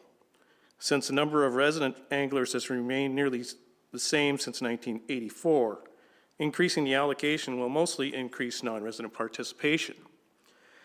As the population of non-resident fishers grow, resident sports and other user groups becoming more and more frustrated with the negative impacts of this charter fishery. Favorite local fishing spots have been overrun with guide boats, and the pilfering of trollers' historic allocation has angered many. The current king salmon management plan has done nothing but generate hate and animosity since it was adopted. This plan also conflicts with this board's charge to the 1992 Chinook Troll Task Force to develop the Troll Chinook Management Plan. That's in place today. They were to strive for an optimum 20-day season with a 10-day minimum, and to minimize incidental mortality to the greatest extent practical. Because of this, proposals that add to troll non-retention days are normally opposed by the department. This plan, and both proposals 113 and 108, add non-retention days to the troll fishery. The current sport plan also conflicts with the sustainable salmon policy, whereas impacts of fishing, including incidental mortality and other human-induced mortality, should be assessed and considered in harvest management decisions. There is no doubt that in the past 2 years, the sport fishery being allowed to substantially overfish its historic allocation and take troll allocation has resulted in increasing the incidental mortality of the troll fishery, and it has a real potential to victimize the net fisheries in the same way. Reallocation of fish from these historic fisheries, or allowing this sport plan to continue invading those historic allocations, will always have this same result. For all these reasons, you should fail proposals 113, 108, and adopt an entirely new king salmon management plan. Thank you, Madam Chair. Thank you, Steve. Any questions? Mr. Wood and then Mr. Carpenter. Yeah, thank you. So when this plan came together in '92, were you there? I was there, but I was not part of the task force. Were there any discussions about how to create boundaries or parameters around the sport harvest? Was that even a thing back then, or like limited entry or season dates or anything like that? Or did no one just foresee it growing exponentially? I think at that particular, the startup, the focus wasn't on limiting them because there was plenty of fish. And later on, as I said, they gave them 20% because they wanted to have a potential to let them expand more. As far as limited entry of the charter fleet, there is a bill in the House now, but it has been, you can't do it through this board. It's a legislative action. So we'll have to see what's happening, but there's no doubt we need it, because you can't have one expanding fishery in amongst a bunch of others that are under limited entry. Thank you. Commissioner. Yeah, I just want to correct that. It's not a bill in the legislature. Representative Himschoot has introduced a resolution to form a task force to explore it that would lead to the creation of a bill. I stand corrected. He does it to me all the time. Well. Mr. Carpenter. I just thought over expectations on what's happening here. Did you say you withdrew support from a proposal that you submitted? I do, and it was proposal 114, and I have that officially in my comments, PC 333. So I hope I don't have to submit an RC. It would be helpful if you would, but I think you put it on the record, so thank you. Okay. So, Steve, thank you for your considered comments here today. Thank you. And I kind of cracked the door with Jackie, and I'll ask you a little bit of an expanded question again. So you were referencing these 92 and these, this allocation plan and what happened, 30 plus years ago. But how does the board sort of consider and account for not only the economic changes that we're seeing, and I think she answered that portion, but I'm going to expand it a little bit too, because you touched on the abundance changes that we've experienced also, and also the treaty changes that we've experienced. So and I think I heard you say we basically need a new management plan, but I just wanted to verify that, and if you had any thoughts about, the circumstances of our fish populations and sustainability and economies have changed so much, and I just would really appreciate some thoughts about, and like I said, it doesn't have to be now, but how the board should be considering all those aspects? Well, treaty negotiations have been kind of a disaster, I'd have to say, and we got to get better at that. So as far as the income changes for the state, fish prices have increased for the sale of king salmons and other species. So I'm not so certain that there's been a huge decline in the revenue that this commercial troll fishery donates to the state and all that. And the 85% resident, you're gonna hear that a million times. But I'm not sure that if you quickly adjust the situations we got, the management plan, based on the assumption that the tourism is going to take over, that's subject to the same things that commercial fishery is on a different scale. A recession in 2008, the commercial fisheries were truly the only thing that really survived that. The guiding industry went down because it was recession. So I would caution on making adjustments to management plans and such based on what you think might be the trend today. And COVID's another example, wiped out the guiding industry. Points well taken. Thank you. Thank you for your testimony today.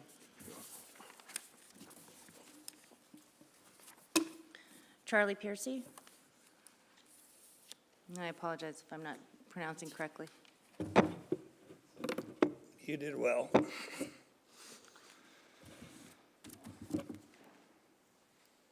It's getting late in the day for me. So I'm Charlie Piercy. I've done a lot of things in my life. Been chairman of SPC, Seafood Producers Co-op, Sarah. I actually was on advisory committee when I first came to town in Ketchikan 40-something years ago. So, because the chairman wanted off, and I was young and stupid. But anyway, I can answer a few questions for you. I put them at the bottom of my list. I don't know if I'll get there.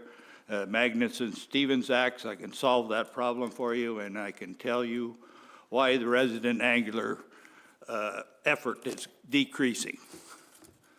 So my problem I wrote down here, I'm an engineer by trade, so I look at solutions and problems and numbers. The problem is that the resource reallocation that happened the last couple of years of 35,000 fish. Now, I'm going to tell you why it occurred. It occurred because in 2003 board in this town allocated a 1-year time delay on their season bag limits. In other words, they can figure out their bag limits from last year's catch and set them for next year. That doesn't work in any control system that I know of, except for maybe this, and it only worked because the resource was high, and it's been declining ever since, and it's like trying to heat your house on last year's fuel bill. Sometimes it won't work. So you got to fix that time delay. Consequences of this in your charts from the deal is you didn't get a unique river harvest, but in 2003 it was 10,000 harvested fish, and it met over the top escapement deal, and it's been going downhill on a 1/X curve ever since. And now you're looking at the last 6 years and saying, way, whoopee-doo, 26 fish made us and changed the regime change here. I hope you don't change your management from conservative. The other thing that's occurred because of this is overcapitalization of an industry that's growing in on well, you lost the timber industry here, and it's growing into that hole economic-wise, plus you had a charter industry, or excuse me, a cruise ship industry that came. District 1 and 2 down here where we live, I bet you the catch per unit of effort is way different than the one off of Sitka. We keep hearing from Sitka charter guys. So I'm going to give you a couple of economic numbers. That 35,000 fish is worth $3.5 million, And Mr. Wood, that's, in Lindsay's case, is about $3,500. If she's average, she's a good fisherman, it's more, and if you add the 1.5 or so markup on her product, it gets into $5,000 to $7,000. We're done, anyway. Thank you. Are there any board questions? Thank you, Charlie. Are you going to be around for committee, I hope? Yeah, I got a lot of things for you. Okay, well, looking forward to hearing You them need a all. paradigm shift in your management, Thank you. and you need a clock on your screen. I know, I kind of miss our old timer where we had the 1-minute warning button for sure, You've the got a yellow. timer right here. Yeah, It's on the website. Why can't you put it up there? Got lots of young people here who know how to do that. all right. Harriet Wadley. Hi, Harriet. Welcome. Hello, Madam Chair, members of the board. Thank you for your time. My name's Harriet Wadley. I've got the fishing vessel Vulcan. I've been fishing Southeast Alaska for 35 years. The main reason I'm here today is to protect my livelihood. I'm in support of Proposal 110, written by the Alaska Trollers Association, which keeps the sports fishery within its 20% allocation.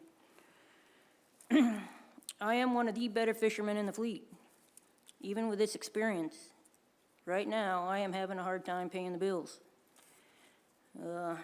Losing my August king salmon fishery has probably cost me around 50 grand for the last 2 years, and that could be more or less depending on whether I landed on fish. Because of this income loss, I've worked through my savings for the last 2 years, and this year I had to get a loan for $40,000 to pay for an engine rebuild and a gear rebuild. And I'm still in the hole right now. And part of this is because I've lost that second August king salmon opener. I can't afford to lose that fish. The last 2 years shows me that. Losing that money is costing me my business. Can I make it up somewhere else? Yeah, if I land on kings this winter, I might be able to dig myself out of the hole. But that August fishery makes or breaks the troll season, period. Especially if you don't land on fish the first opener. You have to have that second opener just to pay bills, just to pay maintenance, just to break even. I break even on my troll season for what I put into the boat. My profit comes on my dive season. And if I can't dive, yeah, then I'm just breaking even. That second opener is huge for me. So basically, I'm in support of the 110, which keeps that sport fishery within its 20%. I'm adamantly opposed to 108 and 113, which increases the sport harvest allocation. The guided charter industry has refused to limit their numbers. I'm not at these board meetings a lot, but 25 years ago I was there. I brought this up, knowing this was coming. 10 years ago, I was at meetings, I brought this up, telling the charter people, you need to limit your numbers. This is coming up. Without any limits on the participation in the charter fleet, the only limit right now is economic. And that's what they're feeling right now. They're feeling the economic pain because they've grown outside of what the fishery can tolerate. For fish and game stats, guide licenses are up from 222 in 2014 to 377 in 2023. I mean, they're growing, unlimited growth.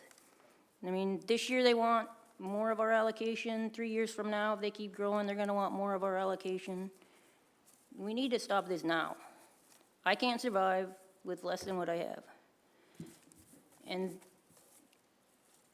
I'm not sure about the guided sport fishery, but a lot of this is out-of-state guided sport. So I'm definitely in support of the local fishermen being able to fish.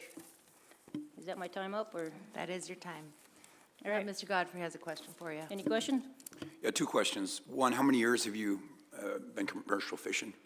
35 years. 35 years. And the other question is, as you kind of shared your financial situation right now and the need for $40,000 loan for an engine rebuild.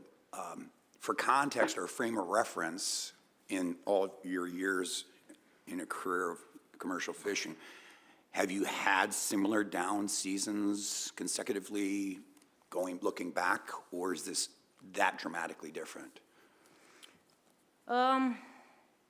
Actually, I usually catch fairly well.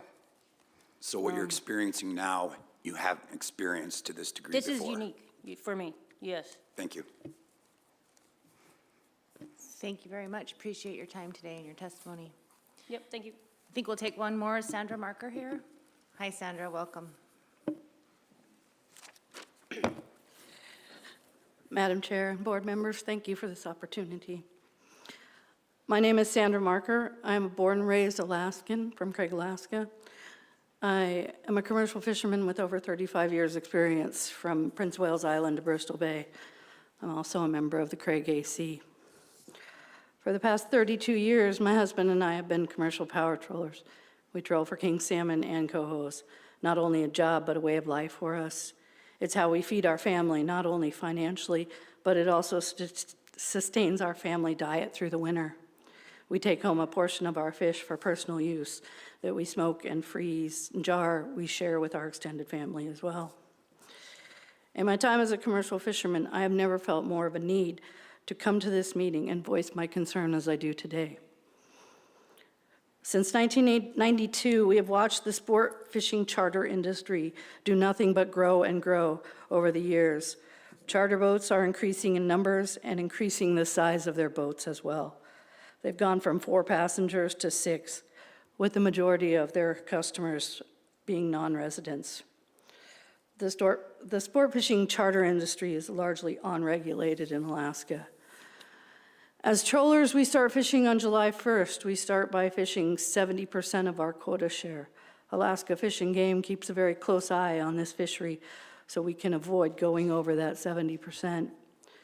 The 30% remainder of our quota is saved so that we may have a second opening in August. Again, under close scrutiny of Alaska Fish and Game, we are allowed to fish for a few days in August to catch our remaining quota. For the past 2 seasons, 2023 and 2024, our second opening has been taken away from us due to the sport fishery going over their limit.